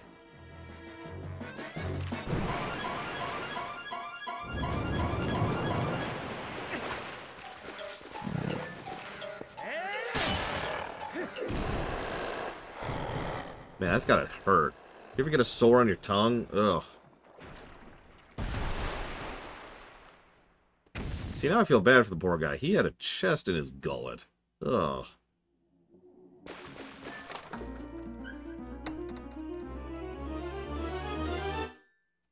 I'd say this is the best item of the game, but I'm not a good liar. Don't worry, Giga. I'm just going to equip it. So that way I can have those items with me at all times. I can just smell that vociferous smell. Always. Nice little tidbit, by the way. The actual hook that clearly used to be on here is gone. But now we get the visual distinction, I guess. Visual tutorialization. Very simply, because we see the hook thing. And we've been using that this whole dungeon. We've been grabbing onto those to drag it down. So now we know. Boop. Also, we have to do this to leave the room. So, 2 bits of tutorialization there. I'll take all your money, Mr. Globular. Fun fact, if this was the GameCube version, we would have just hit the wallet cap right now. And there's no way to get a better wallet as of this point in the game in the GameCube version. We do want those rupees for something. And of course it puts this enemy right here so you can immediately figure out how to fight those things. Just like so many Twilight Princess dungeons, the moment you get the boss item is the moment the entire dungeon is recontextualized. Now not only can we interact with certain spots we couldn't before, but we can navigate better because we can just go straight to where we want to go. And the enemies are going to be a lot easier to deal with.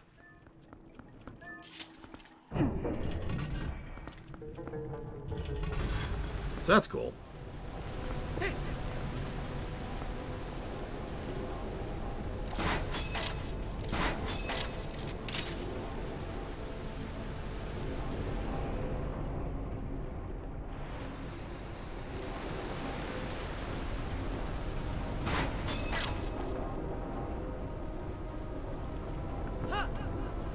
Alright, we need to raise the water level for that.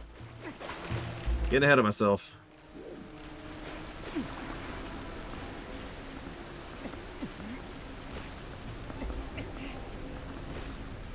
We'll get there, Bionic. We'll get... It's funny that the second hook shot is so well known that everyone's already asking about it. I guess we did already play Skyward Sword, where we start off with the second hook shot.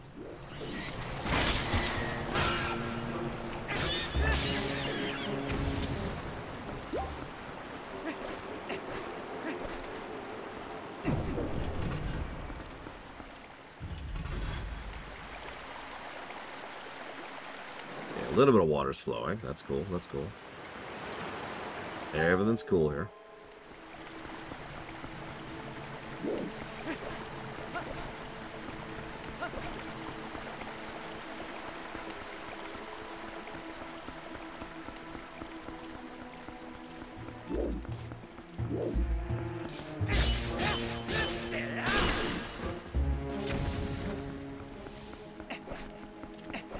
Wait, what was the sling rope in, Zara?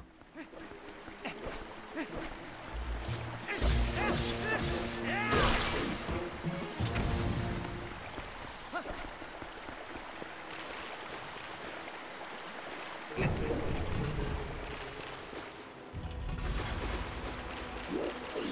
thought we got the beetle first in Skyward. Oh, and Wind Waker. Yeah. We got the... can't remember what it's called. Thing. The Indiana Jones whip. So I'm actually double checking something here because I couldn't remember. Yep, okay. I'm having fun. No, I hate my life, my religion that I totally have. My real girlfriend, Canadian.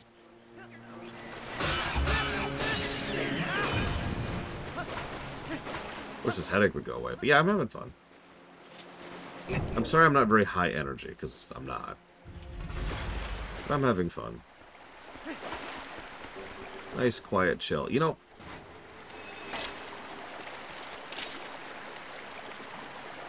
I feel like I can reach that with this. It's because I can. And I think, why would you bother coming up here? Well... It's so we could roll off. It's you, Chill Pangolin. My one true nemesis. Whoa! That was interesting. Hey, Ross. As you can see, we've made a little bit of progress today. Yeah, I love how we did the diving animation into concrete. We're probably dead.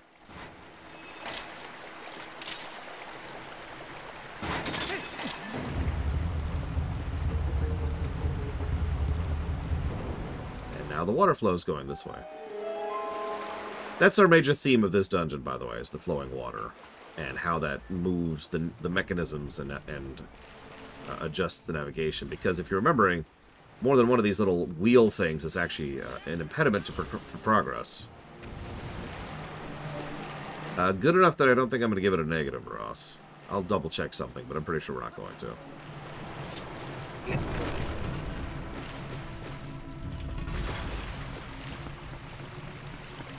Now, I've been pretty positive about this dungeon so far. But now it's time to get rid of all those positives. Aw.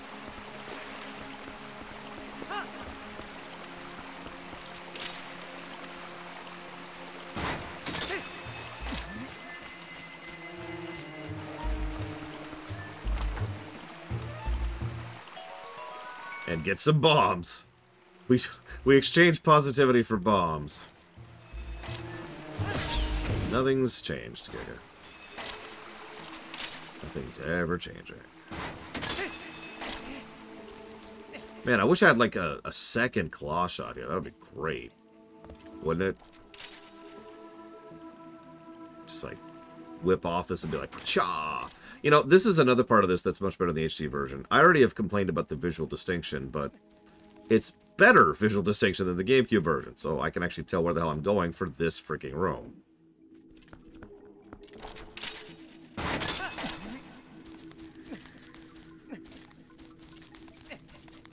Again, I'm not trying to be too harsh, but God, it was so blurry and so grainy and so low resolution. It was hard to tell where anything was in that game.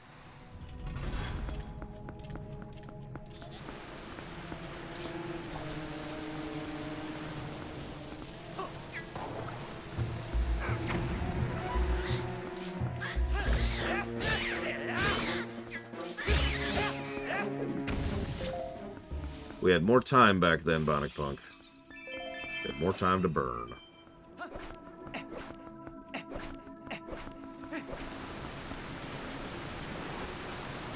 I wonder.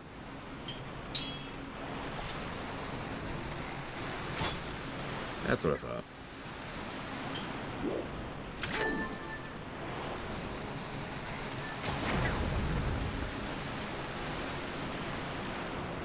Well, I actually haven't looked up the specific changes yet.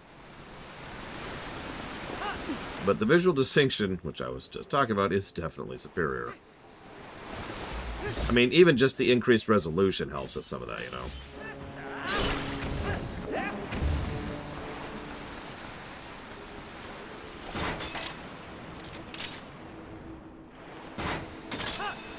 And of course, the aiming is better across the board. Gyro controls are awesome. We're walking, we're walking.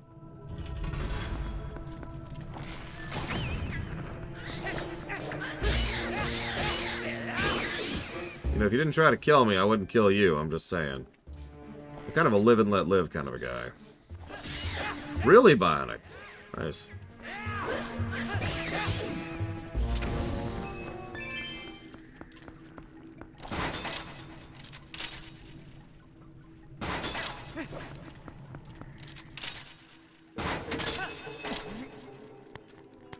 Now we're just playing God of War.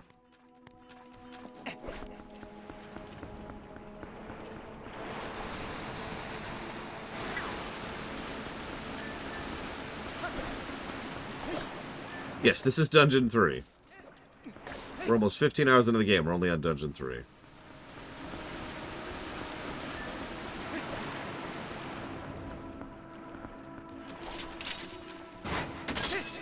That's true, Giga Pudding. One of the things I don't get to do very often, and I know, woe is me, is go into, like, an actual candy store and just get a bag of, or a thing or whatever of just random stuff. Just to have the variety of it, you know. Whoop, whoop, whoop, whoop. Well, you're dead now. I was gonna let you live, but now you're dead. Enjoy your death. Yeah, demo discs. You remember, back in the day. I just want to try out a few games. Now, those could be misleading. But at least you could try out a bunch of stuff. I mean, I would never even heard of a game like... This is going to sound like a dumb example, but Quake 2 was a game I discovered through demo discs. Hell, actually, Doom I discovered through demo discs. Demo floppies at that point, but still.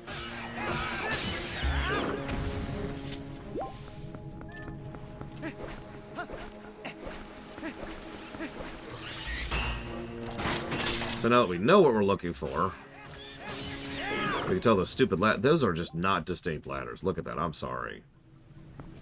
That is not good visual design. I'm a little weirded out by that.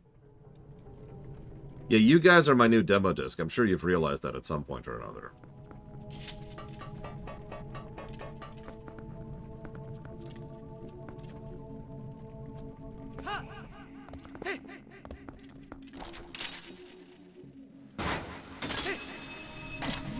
Yeah, I would never play Dragon Age 4 if not for you guys. That's not actually a joke. I'm good. If not for the show, I would never touch Dragon Age 4.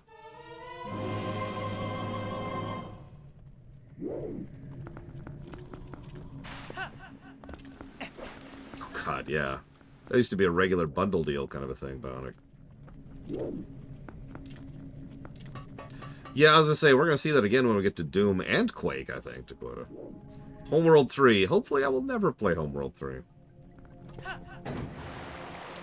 How come? I'm assuming you don't know anything about Dragon Age 4 and the colossal cluster that it is right now. But, yeah. I don't remember with Quake either. I remember Quake's first few stages extremely well, because that's what I used to play to unwind. And I would just stop after a certain point. But as far as whether they're better than the later stages, I don't know.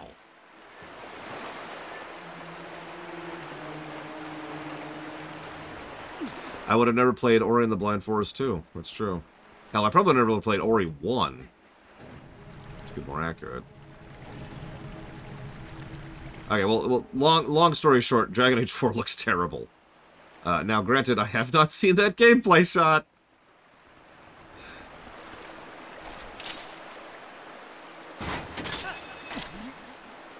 I definitely wouldn't have played Celeste or A Hat in Time, which is just hysterical.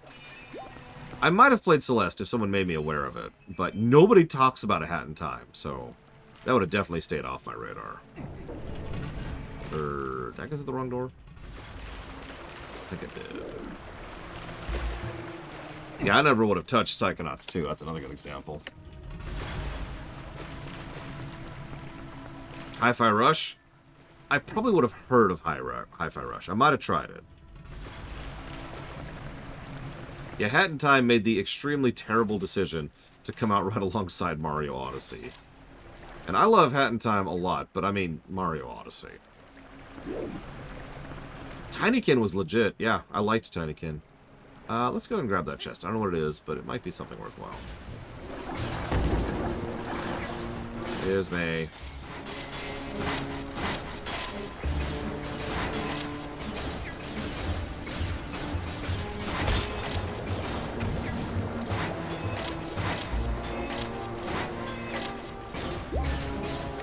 A glitch in a game that I find amusing. So what's the moonball glitch? Before I continue to answer your question. You know, that's a good point, Jolly Leprechaun. I can't argue that.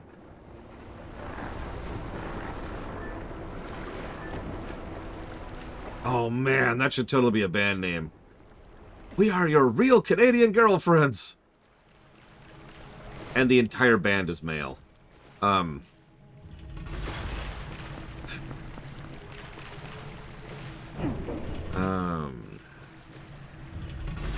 Not that I'm aware of, Linearuth.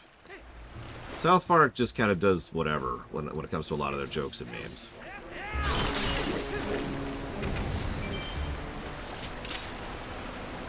Yeah.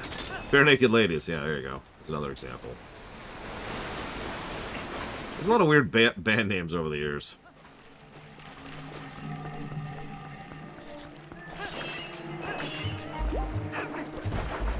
As it should be.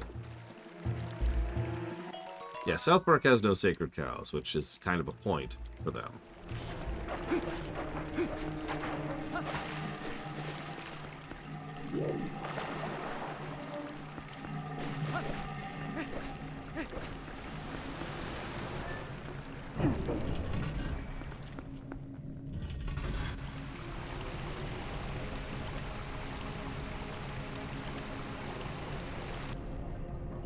I stopped watching South Park like a decade ago. It's always weird to me to think that they're still going. I think we're actually past the decade marker at this point.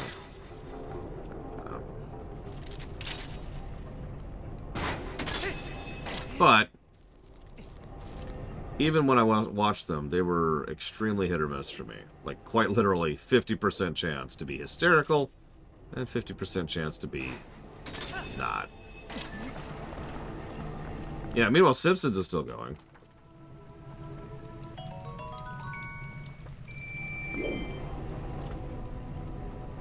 Simpsons did, in fact, do it.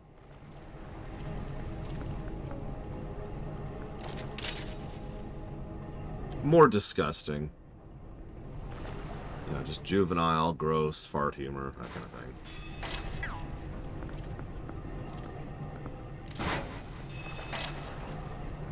I've never found scatological humor, or what's usually referred to as juvenile humor, particularly interesting. So that's just a preference thing. Or band names. Dare I ask?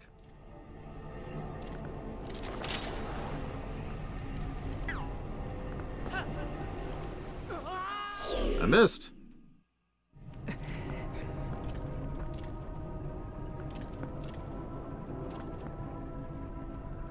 Sorry, I saw it, Pillars of Snow. You died. Favorite glitch in a game?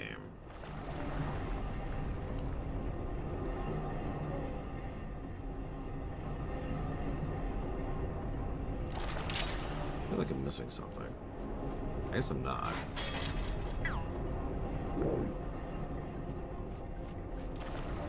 The GTA 4 swing. You know what? Yeah. I feel like we showed that one off during the run, too. Because that was an amusing one.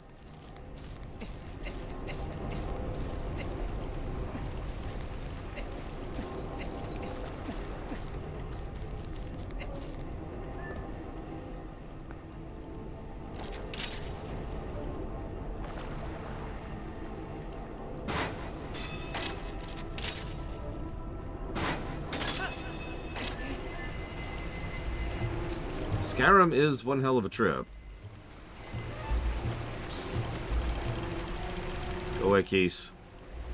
Go away, Keys. Go away, Keys. Go away, Keys. He didn't listen. He should have paid the fine. Whoa, hello. Can I help you? Oh, jeez. Okay, a little disoriented. Alright, wait a minute now. Napalm Death. I love it. Negasonic Teenage Warhead, I believe. What's the full name?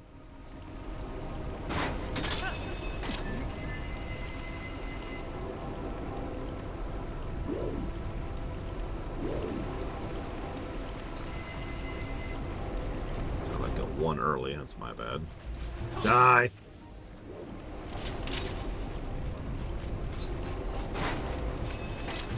Game! No! The keys killed me! The keys killed me! That's actually what just happened. That freaking keys. He got his wish.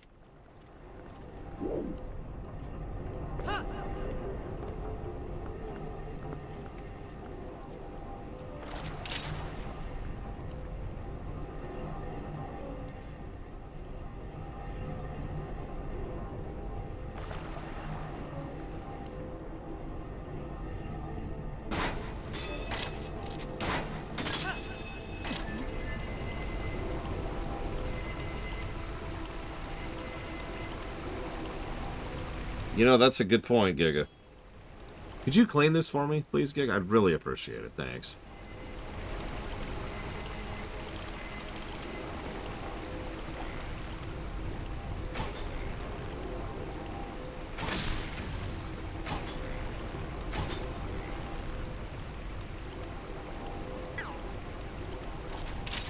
Listen, Giga. Tell you what. I will let you play Dawn Trail for 5 minutes if you clean this claw shot.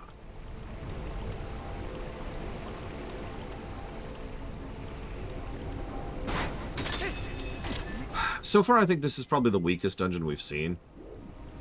It has a couple of issues. It's not as interesting to look at, and entirely too much of it involves just sitting here and waiting. Kind of like the room we're doing right now. There's still some clever and creative stuff going on. But yeah, ironically, if we had the dual claw shot, this would be a much more interesting dungeon. But, like, sections like this, the goal here is just to do this. Just to wait until we're over here. You know? Like that was the puzzle there. And then there's things like this room.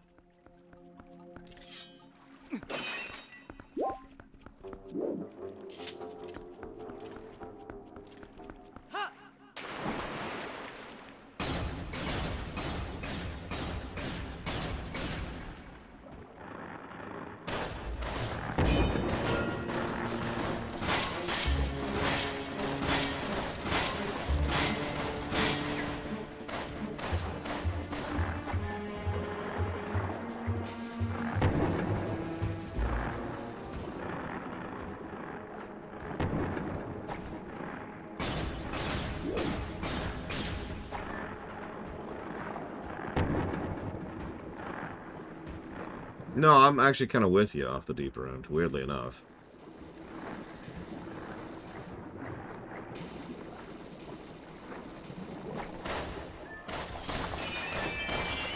Oh yeah, by the way, you can actually wield your sword underwater in this game.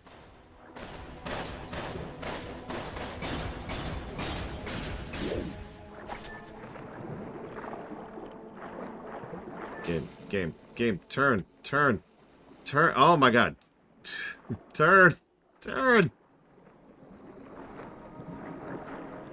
There we go.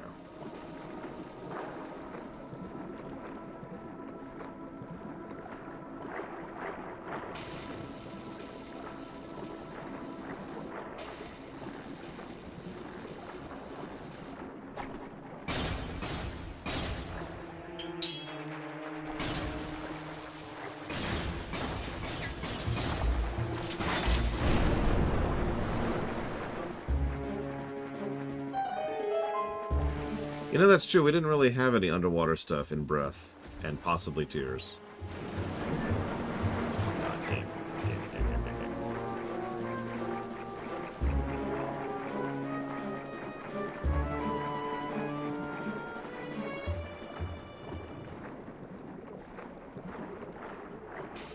I mean, the underwater, the above-ground bombs are apparently bugs, so... Well, I was going to let you live, but you know the rules. You are now dead.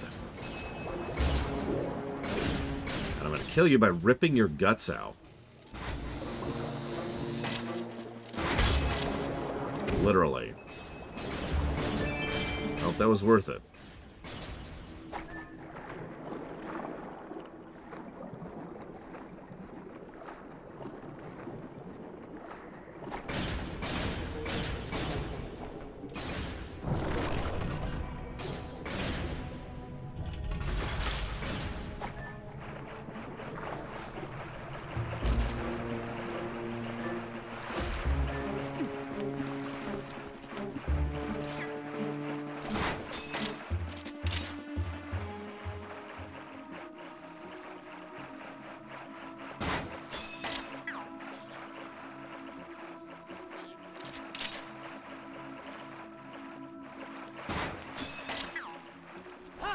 We are literally weak to fire. Oh my god, we're weak to fire. We're weak to fire and ice with this outfit on. We're a frickin' Pokemon with this suit on.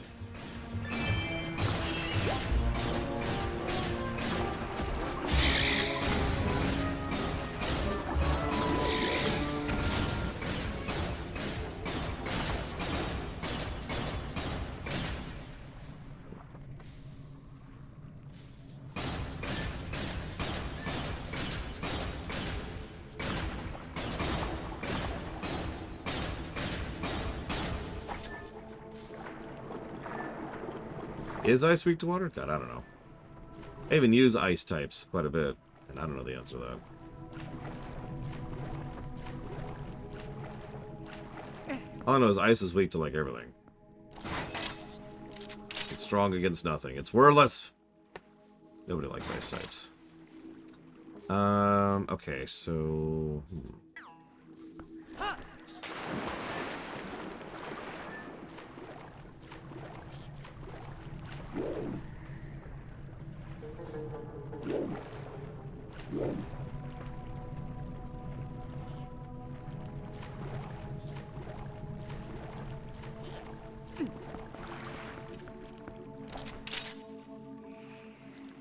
What extremely obvious thing am I missing here?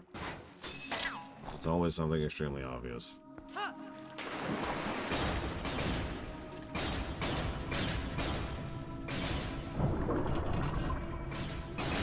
I love ice Pokemon. You kidding me, Boogity? Several of my favorites are ice types.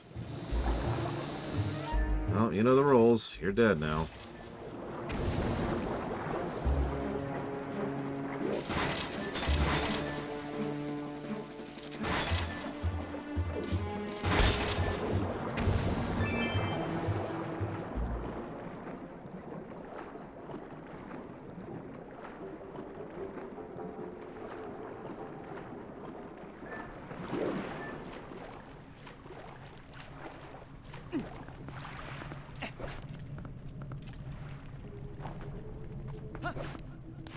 I mean, there's a reason to have, like, the basic 3 for your starters. There's actually several reasons for it. That, you know, valid reasons, not tradition, which is obviously not a valid reason. But having said that, I would love to branch out more with starters. I mean, they've already kind of been doing that. Like, virtually each starter has a slightly more interesting and complex evolution path than the previous ones.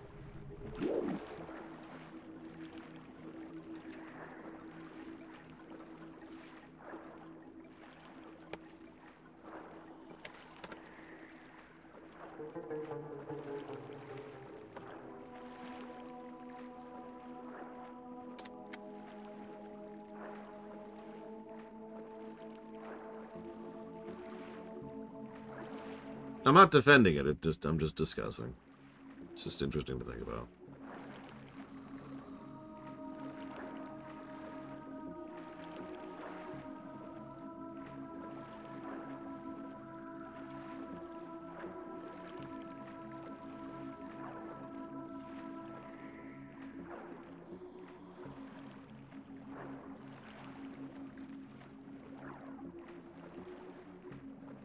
Good morning, Evo.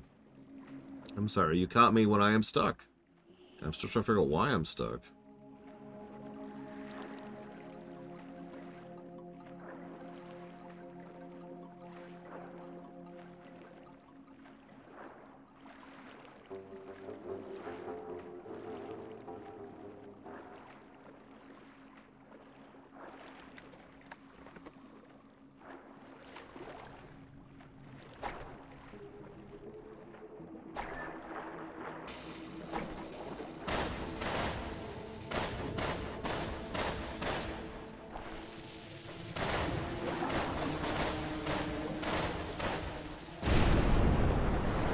Just imagine the action of trying to do a dodge roll underwater. Just picture what that would feel like for a second.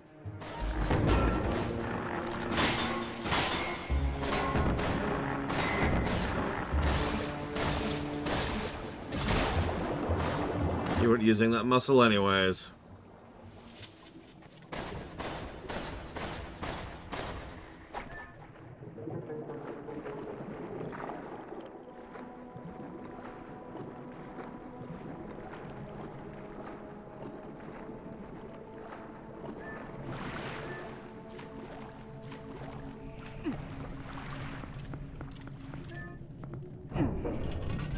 Ironically, you're probably thinking, so you went to look to walkthrough and you found this. Well, yeah, I went to look for a walkthrough. Couldn't find where it was, gave up, and decided, you know what, screw it. It's probably up here anyways. Go figure.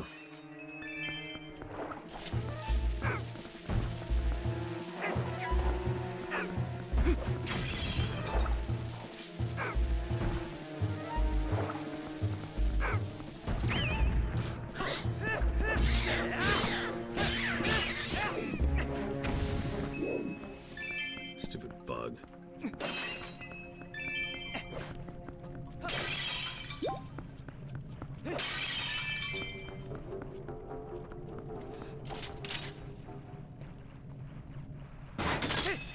We do have a new outfit.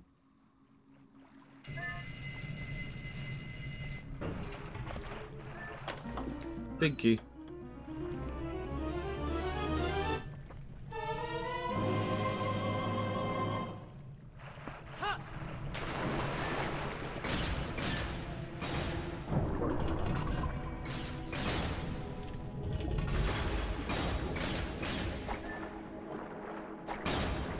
Oh, you know the rules. You killed me once, so you get one free electrocution, and then I rip your guts out.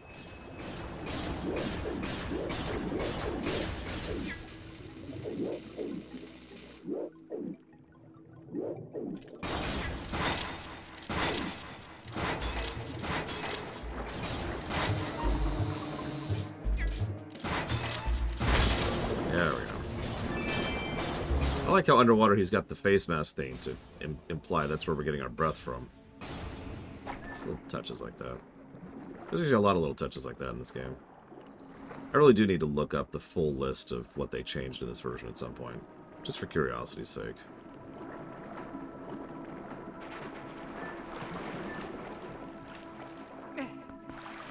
Because there's usually a whole lot of tiny changes they do. Stuff that most people won't even notice, like Paper Mario 2 is a good example of a game that people are still, like, figuring out all the little details they changed in that version.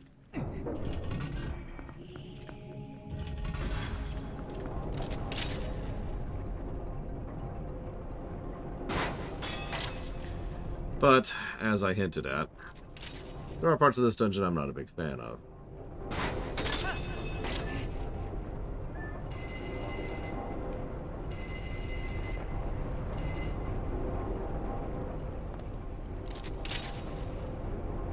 My wish for a new... Would I wish for a new traditional Zelda? Yeah.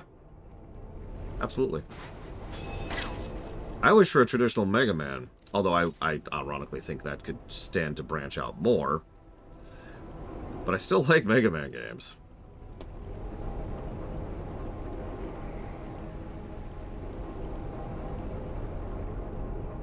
I mean, hell, I like Mario Wonder. That's a pretty traditional Mario game.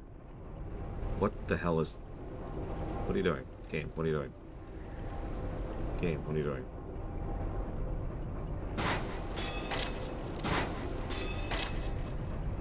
I think my controller was actually drifting there. Now it's not doing it. That was strange. Okay. Take two. See, now it's not. That's okay. This might be one of the last times I even use my Wii U.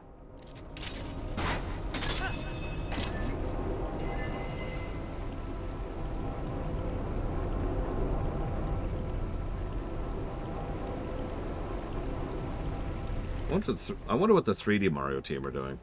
I suppose we'll find out in a couple years when it comes out on the Switch, too.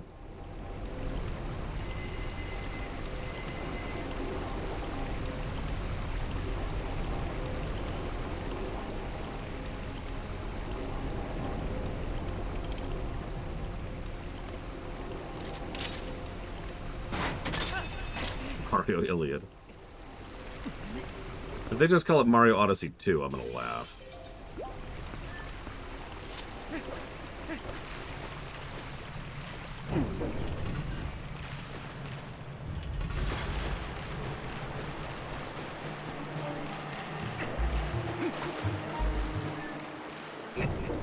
Mario and the sacking of Troy.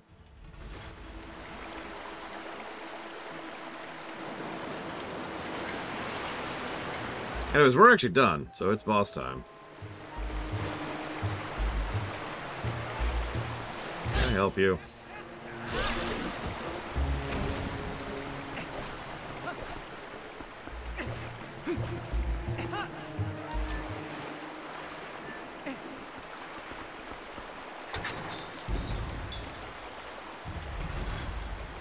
Oh, Jesus, Jolly Leprechaun, I'm sorry. Especially on that frickin' fight, too. No, don't... Hang on. Oh, I don't have one. I don't actually have a spare, bottle. Okay, whatever. Boss time, it's not like I need it. This is actually one of the easiest bosses in the game, but I don't mind, because it's fun. Nice, big arena. Just screams boss arena. What is that? Do you see that moving down there?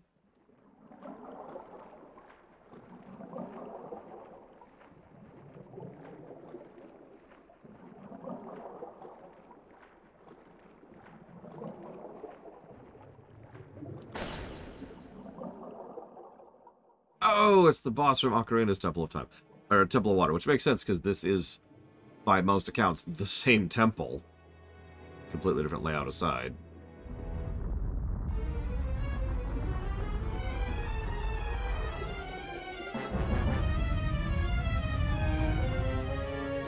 Oh my god. Twilight Aquatic. Morpheal.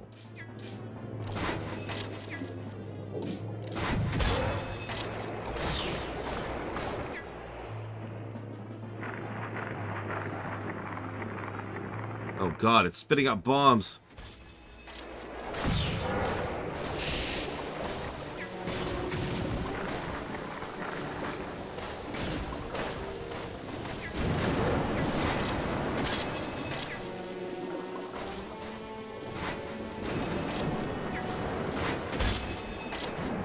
Oh, come on. I had that. Well, and we've been eaten. We're dead. As it should be. All is as it should be. Oh my god, you're right. Because we never actually killed the Water Temple boss. Because we never did the Water Temple in this timeline. So it just grew and grew and grew. God damn it, game. Come on. Come on. This is only happening because I said this boss was easy. Which is funny, because it is an easy boss. Let's be very clear about this.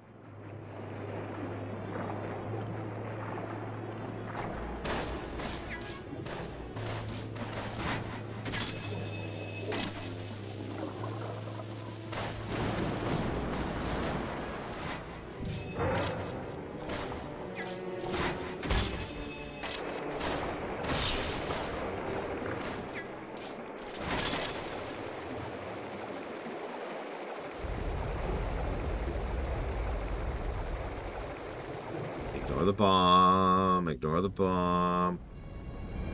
Holy crap. Okay, yeah, I guess it has been about a century. Jesus. What have they been feeding this thing?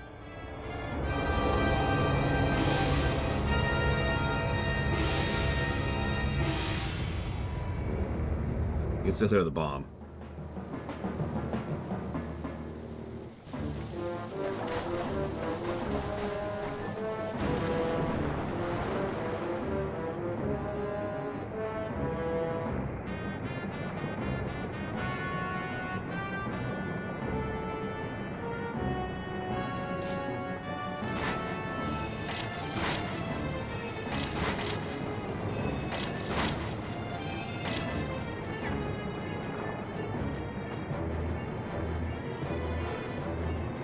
Now, Midna.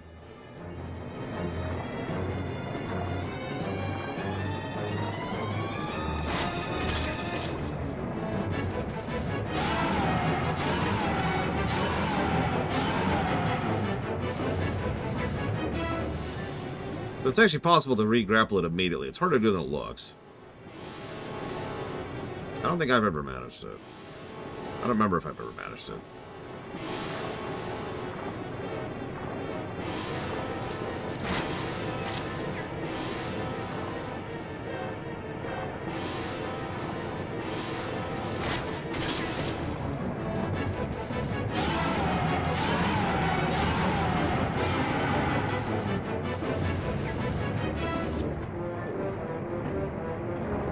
I think he's getting mad.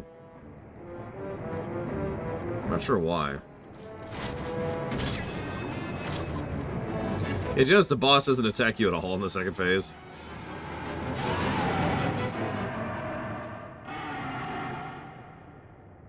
I hate you, Boogity. How dare you? Here's something I've always wondered. Where does this water all drain to? Remember, we're at the bottom of a lake. We're like another 100 feet down from a lake. And we crack the wall, and that drains all the water out. To where? I've always wondered that.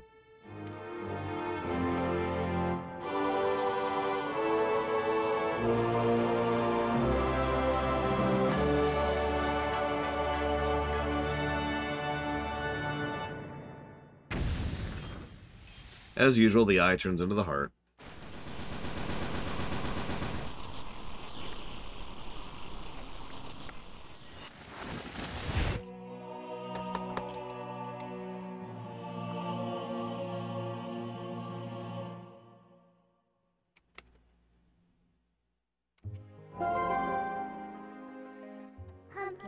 Here it is. The last fused shadow. I'll just take that, thanks. Now don't resent me for all I've put you through. I need this thing. Besides, we have to do something about Zant, the one who thinks he's the King of Shadows. His power's a false one. I'll prove it using these. So, I've done everything I needed to. I'm sorry for dragging you all over the place with me.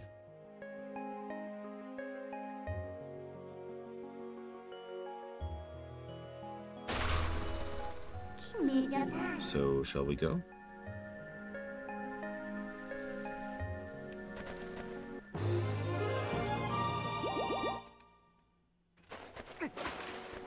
No, I've got it. All the water drains out into low rule.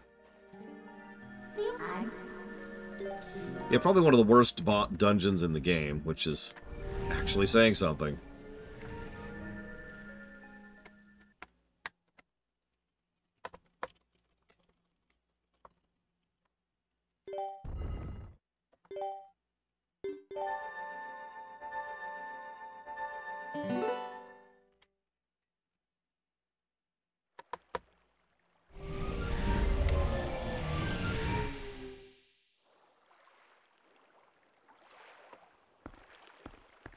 There's Zant.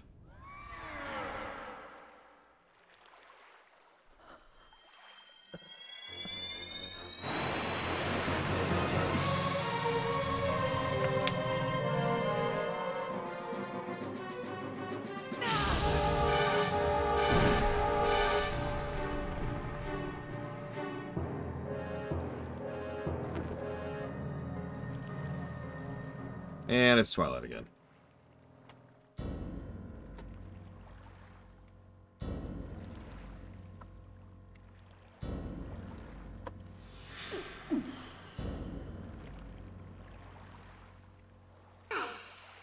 Zant. Ah.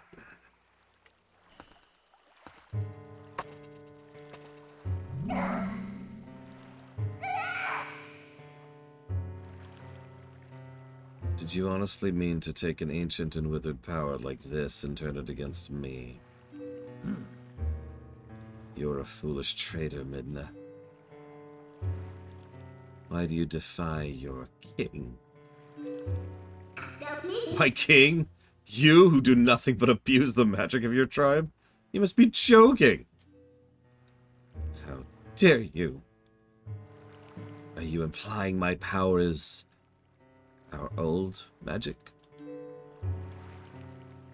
Now that is a joke.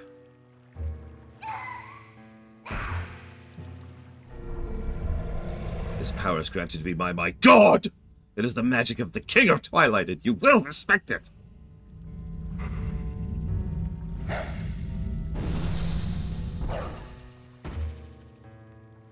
Notice we metaphorically take a bullet for Midna there.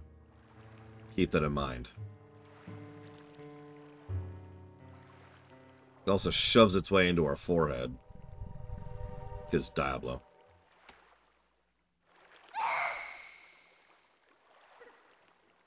My Midna, did you forget? That beast is one of the light dwellers who oppresses our people. No matter how much you may desire otherwise, you will never be more than a shadow in their world. You cannot consort with their kind. But if we can make their world ours, Midna, light and darkness will meet at last. Our tribe will take back their realm, and sweet darkness will blot out this harsh light. And that, Midna, is why I need you. Not just for me, but for all our people. Lend me your power.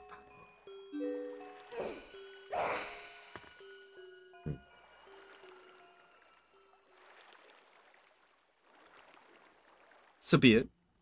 I will return you to the light world you coveted. And this is actually a really nice touch here. So, you're probably wondering why Zant is able to operate in the realm of light without any issues. It makes perfect sense given what he's empowered by. We then see exactly what should be happening to him because he exposes Midna to the light of the light spirit. Against the light spirit's will, I feel like pointing out. Quite literally poisoning Midna with light.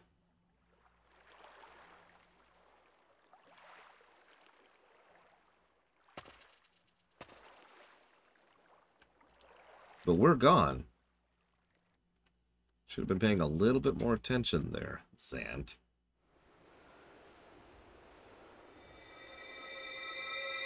But again, remember, the light spirit wasn't trying to poison us, so it intervenes to try and help us and gets us out.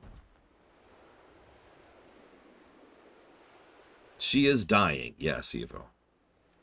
She is a creature who was born in the realm of Twilight.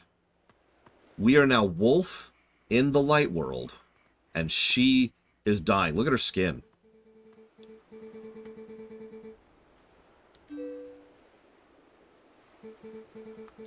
So that's why the light spirit gets us out and says, go talk to Princess. And that's interesting. What could the princess possibly have that could help her situation?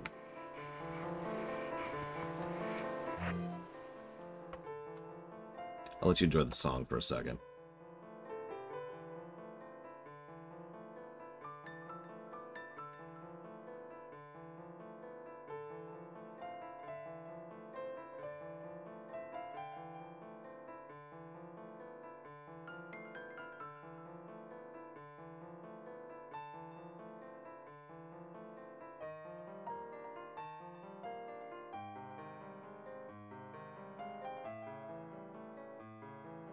I'm pretty sure we still have the battle problem. We'll find out in a second. Give me a moment.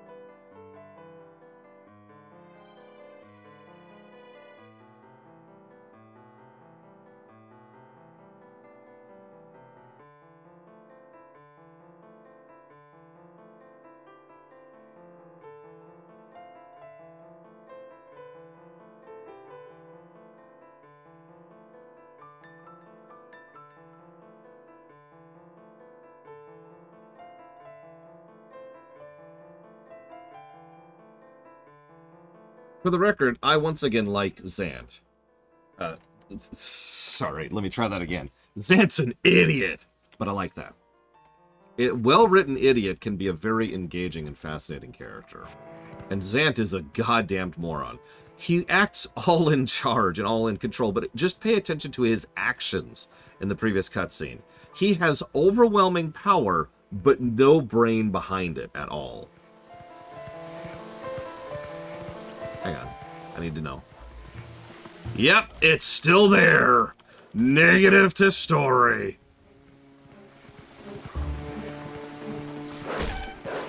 That is such a dumb and easily fixable problem.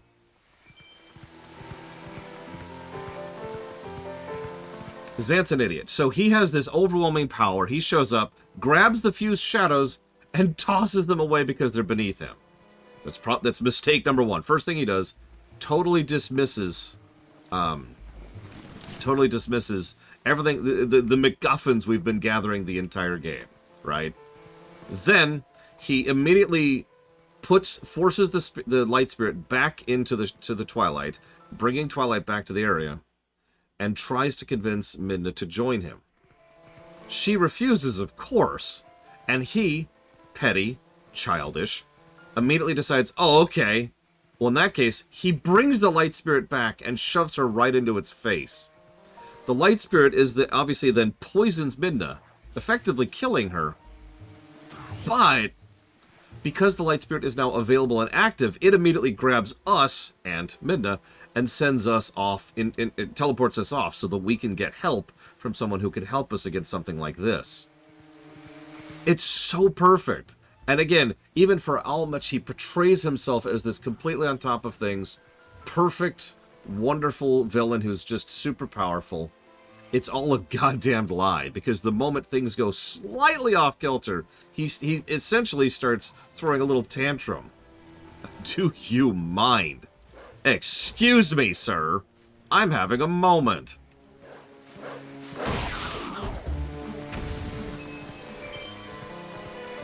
Yeah, honestly, agreed.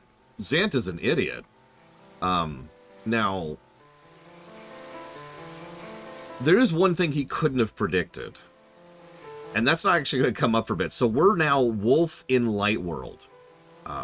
And we're going to be here for a minute. We're going to be stuck in Wolf form in the Light World for, I believe, the next dungeon, I think, is the next thing. Because there's another dungeon I forgot about that happens after this.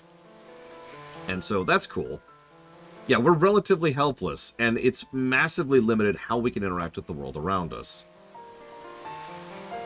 However, this is about to be turned into one of our greatest advantages, and one of the biggest things that's going to help us in pushing back against the forces of the enemy is a curse that the enemy put on us that we're going to take and manipulate to our own ends. Sound familiar?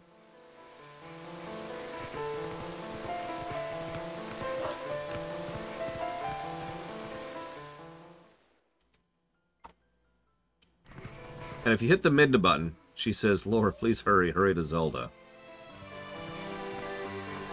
Notice the cat is right there to immediately come talk to us. And there's a bunch of animals actually during this section. The people just go, oh my god, it's a giant beast. Thing on your back, is it alright? That Zora kid came through here. Why don't you take this one to Telma's bar? Cat runs right up. So, I obviously...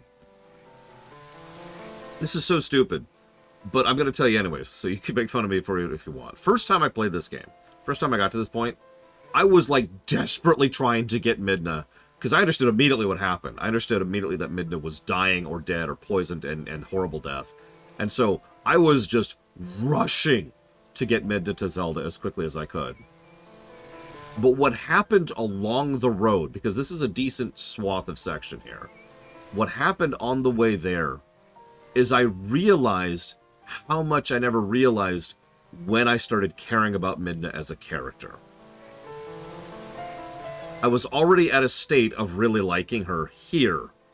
When I first started, when I was first introduced to Midna, I thought she was terrible and I hated her. And I never really processed for my first playthrough when that shift between those two happened. On subsequent playthroughs, as I've pointed out, even in this playthrough, her shift is subtle. It's quiet, and it's mostly in the background. Even just her word choice changes. Her sentence structure changes. She stops being quite so acerbic, and she notices and starts caring and starts presenting things more in the lights of, let's help others, and that way that can help ourselves, rather than, I guess we have to put up with this to get what we want. And you see the distinction between those two sentences. The game, this is one of the reasons I think why Midna is so well beloved by so many people for so much time. Why people to this very day put Midna up on a pedestal as one of the best companion characters we've ever had. It's because she's a character. It's because she's an honest-to-God character. And frankly, I like good characters.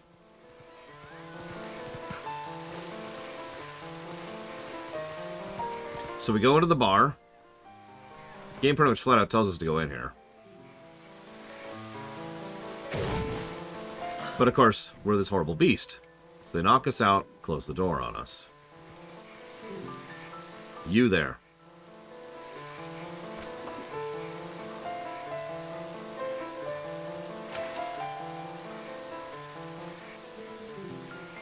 Your lore, correct?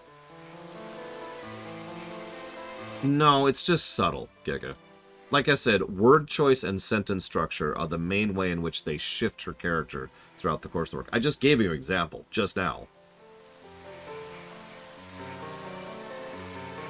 There's also one last tidbit here. We'll get to that in a minute. I'm Luis. Do you remember meeting me in the shop before? Though I don't think we were properly introduced. In any case, I must tell you, I'm a bit puzzled as to why you look like that. Really, dear, you can't blame humans for tossing you out the way you look. The way you look. Oh, another patient? You certainly are a curious sort. Please. Princess Zelda.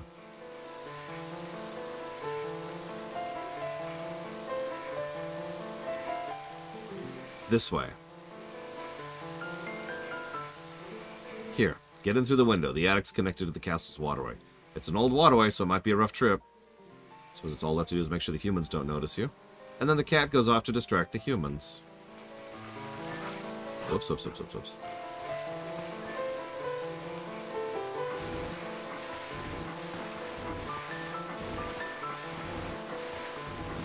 This is definitely one of those, we'll have to decide how many pluses this sequence gets, because this is, in many ways, the narrative core of the whole story. And it makes perfect sense. This is kind of where the big narrative beat should happen. I know that sounds strange. Let me complain about Kingdom Hearts for a second. Everyone okay with that? In Kingdom Hearts, there's a really good story sequence right at the beginning of the game. And then there's a really good story sequence right at the end of the game. Then there's a bunch of filler in the middle. And that's a normal format. A lot of games and movies and shows and books do exactly that. We just played a game that does exactly that. Wind Waker, which has a solid intro and a solid outro and a lot of crap in the middle. A lot of games do that. Hell, actually, I even have a freaking term for that. I'll get to later. And so this is a very, very, very normal kind of a thing to happen. I mean, hell, yeah, Breath of the Wild pulls that same trick. You've got the really solid intro, you've got the really solid outro, and then you've got the 60 hours in between. But to me, maybe this is just me, and obviously there's not one pattern that must be followed for narratives, but to me it makes more sense that the big, polished, impacting moment should happen in the middle.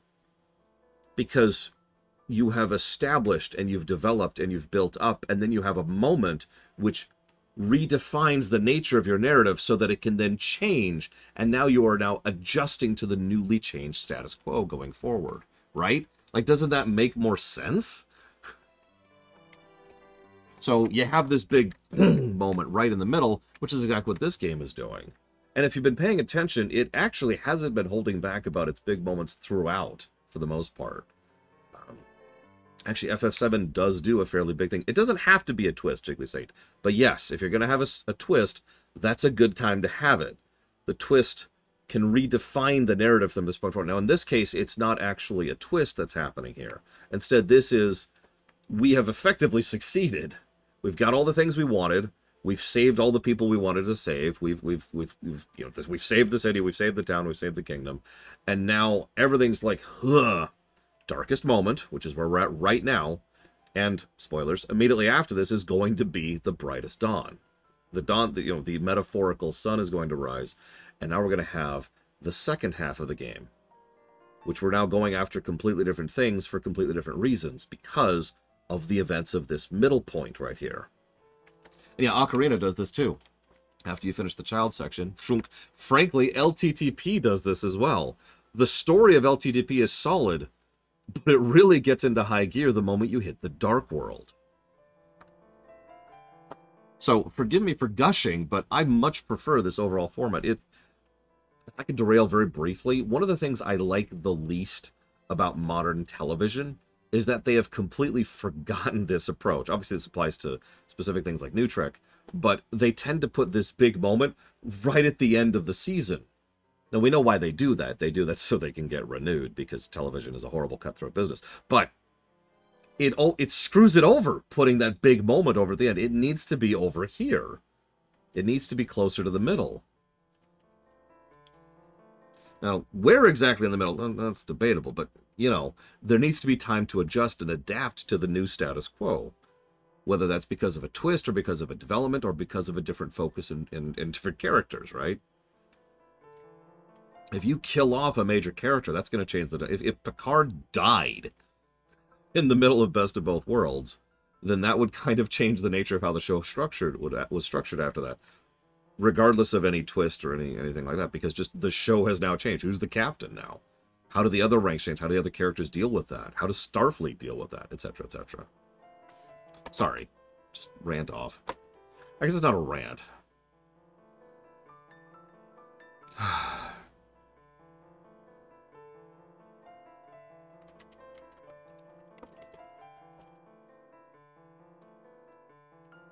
I'm sure there are several Pillars of Snow. There's no such thing as a universal.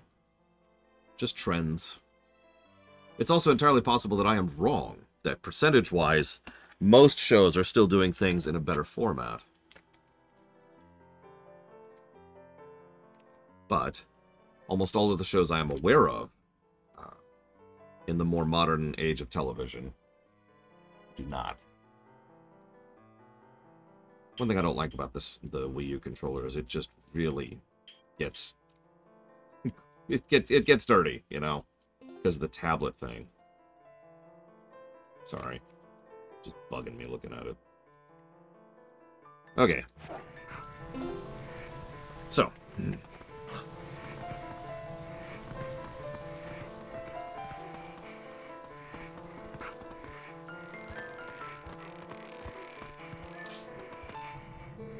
The Elder told me to escort Telma, but the city air does not suit my skin. Oh yeah, and that explains how Telma got back, by the way. Does it come to this? Monsters walking in the streets of town. What in the world are the soldiers of Hyrule doing? The Gorons are so much more reliable than they are, it's not even funny. Yeah, well, the Gorons are the you know, the dwarves. So that makes sense. Excuse me.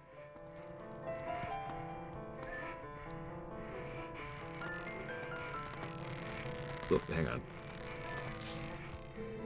I heard an acquaintance of Telma's defeated the beast that had been attacking the tourists on the bridge. By the way, remember those three people. They'll come up later. His name was Dirtbag. It sounds as though he brought Telma and her young ward to Kakariko. And here I was thinking Hyrule was empty of men of valor. I don't believe he's from Hyrule proper at all. My understanding he's from the small neighboring province of Ordona.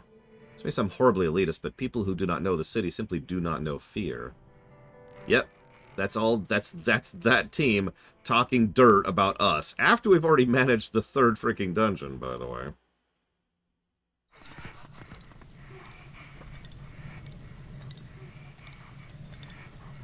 So, this is a weird place to put this, but let's get a tutorial in here, shall we?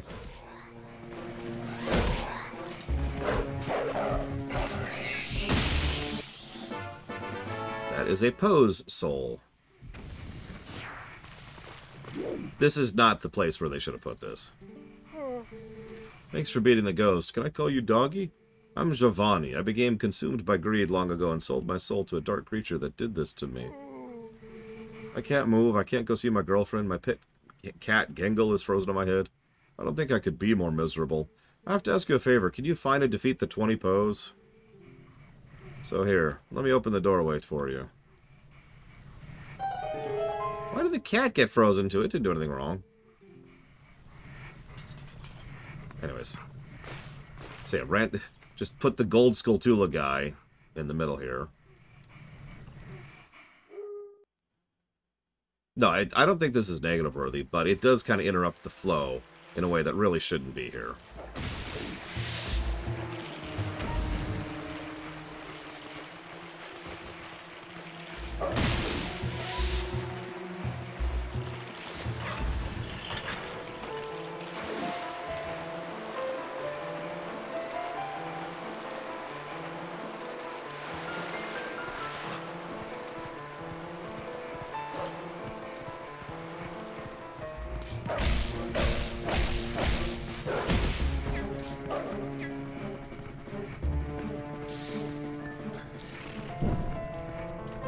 And yeah, obviously because there's enemies here, this also continues the negative. If it was just on the overworld sequence, I wouldn't mind as much, but come on, game.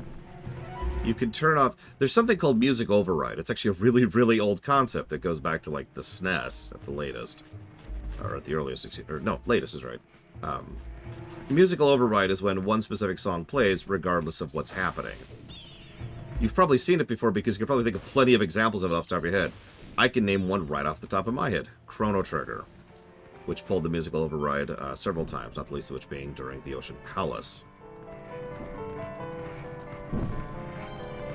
So, they should have just used music override here.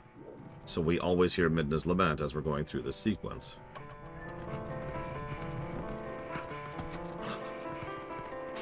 Oh, whoops. Probably Pillars of Snow, but it's a weird thing to not fix in the remaster. Yeah, exactly. This is a very old solved problem.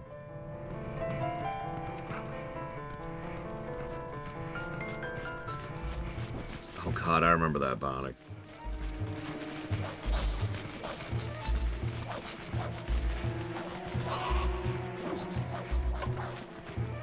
That's true. FF7 had a really specific and very well-positioned musical override moment, among others.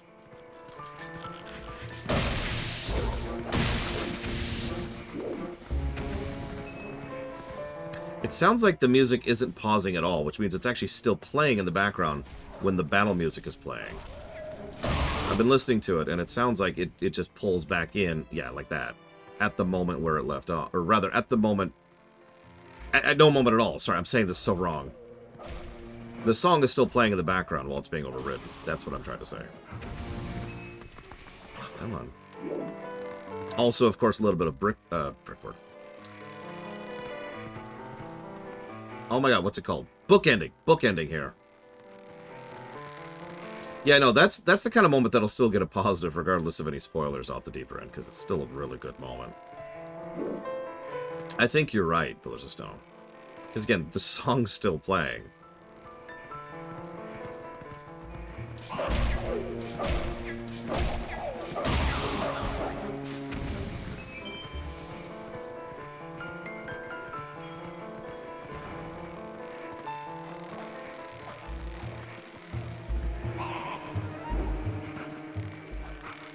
Well, unfortunately, years and years, and lots of people disagreeing with them has probably proven them wrong. I only bring it up because this is one of the more common complaints about this sequence, is the lack of the music override. Like, everybody complains about this. Even people who've just played this game like once. I've talked a few times about how I was streaming this game for a friend of mine. Streaming's the wrong word. I was doing a backseat run for a friend of mine. And he was, just like everybody else in the world, he was interested in Midna and making sure this happened. And when the battle song kicked in, I didn't say anything. I just let him come to his own conclusions. But he immediately, like in a second, was like, hold on. Why is the battle music playing? And I admit that actually amused me more than it probably should have.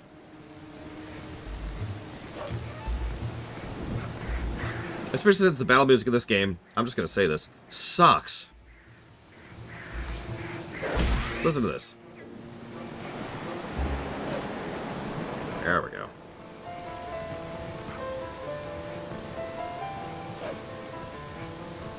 I'm sorry, I love this game to death, but what is that nonsense? Listen to this. Listen to this.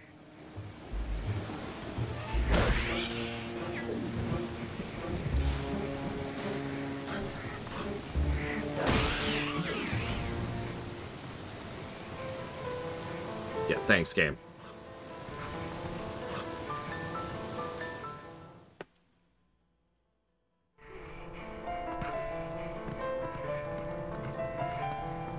But we made it.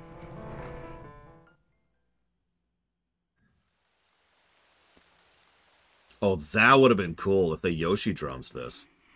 If there was a battle version, a more intense version of Midna's Lament, when we were in combat while getting her back. So, the best part of this whole sequence for me, and this is something I called out in the room too, this whole time we've been desperately getting her here so that she can get the help she needs from Zelda. But Midna's first thought and first request, the moment we reach here, is to ask Zelda to help us.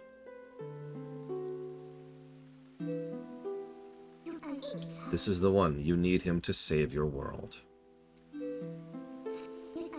That's why you must help Lore.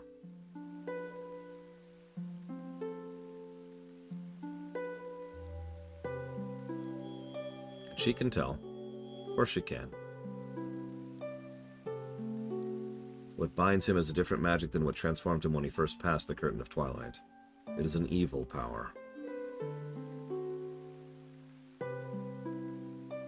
Our world is one of balance. Just as there is light to drive away darkness, so too there is benevolence to banish evil. Head for the sacred grove that lies deep in the lands guarded by the spirit of Pharaon. There you'll find the blade of evil's blade, crafted by the wisdom of the ancient sages, the Master Sword. Which in this timeline hasn't been used at all, remember.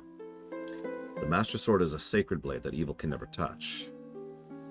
Evil cloaks you like a dark veil, and that blade is the only thing that can cleave it. Lore, a hero sent by the goddess. Like you, I have been granted a special power by the goddesses. Lore, you can get to the woods on your own, right? She's dying, I need to remind you. Princess, I have one last request. Can you tell him where to find the Mirror of Twilight? Midna, who is smart, is thinking ahead here.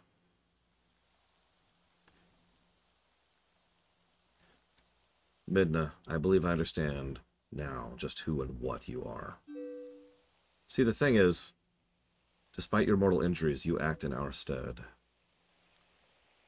These dark times are the result of our deeds, and it is you who have reaped the penalty. We'll talk more about that later. Accept this now, Midna. I pass it to you. See, the thing is, we can't heal Midna. What has cursed her is an extremely powerful curse. And she has been poisoned down to her very being. She needs the same advantage Zant had.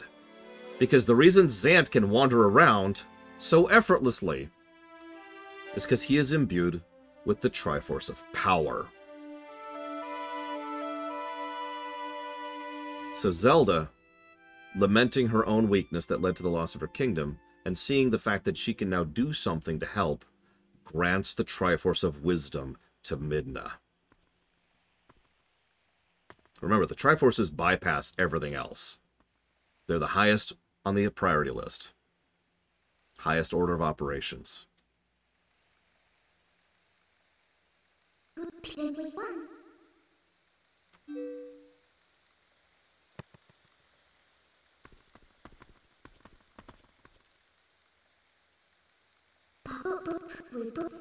I've taken all you had to give, though I did not want it.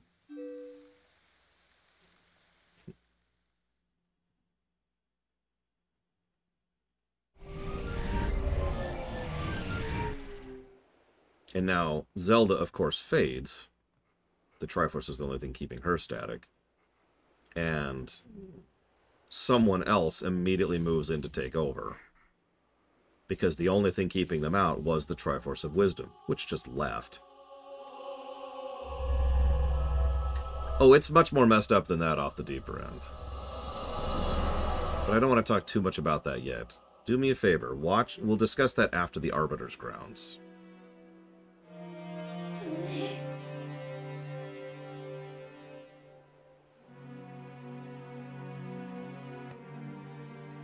Oh, it turbo isn't, Dakota. That's the best part.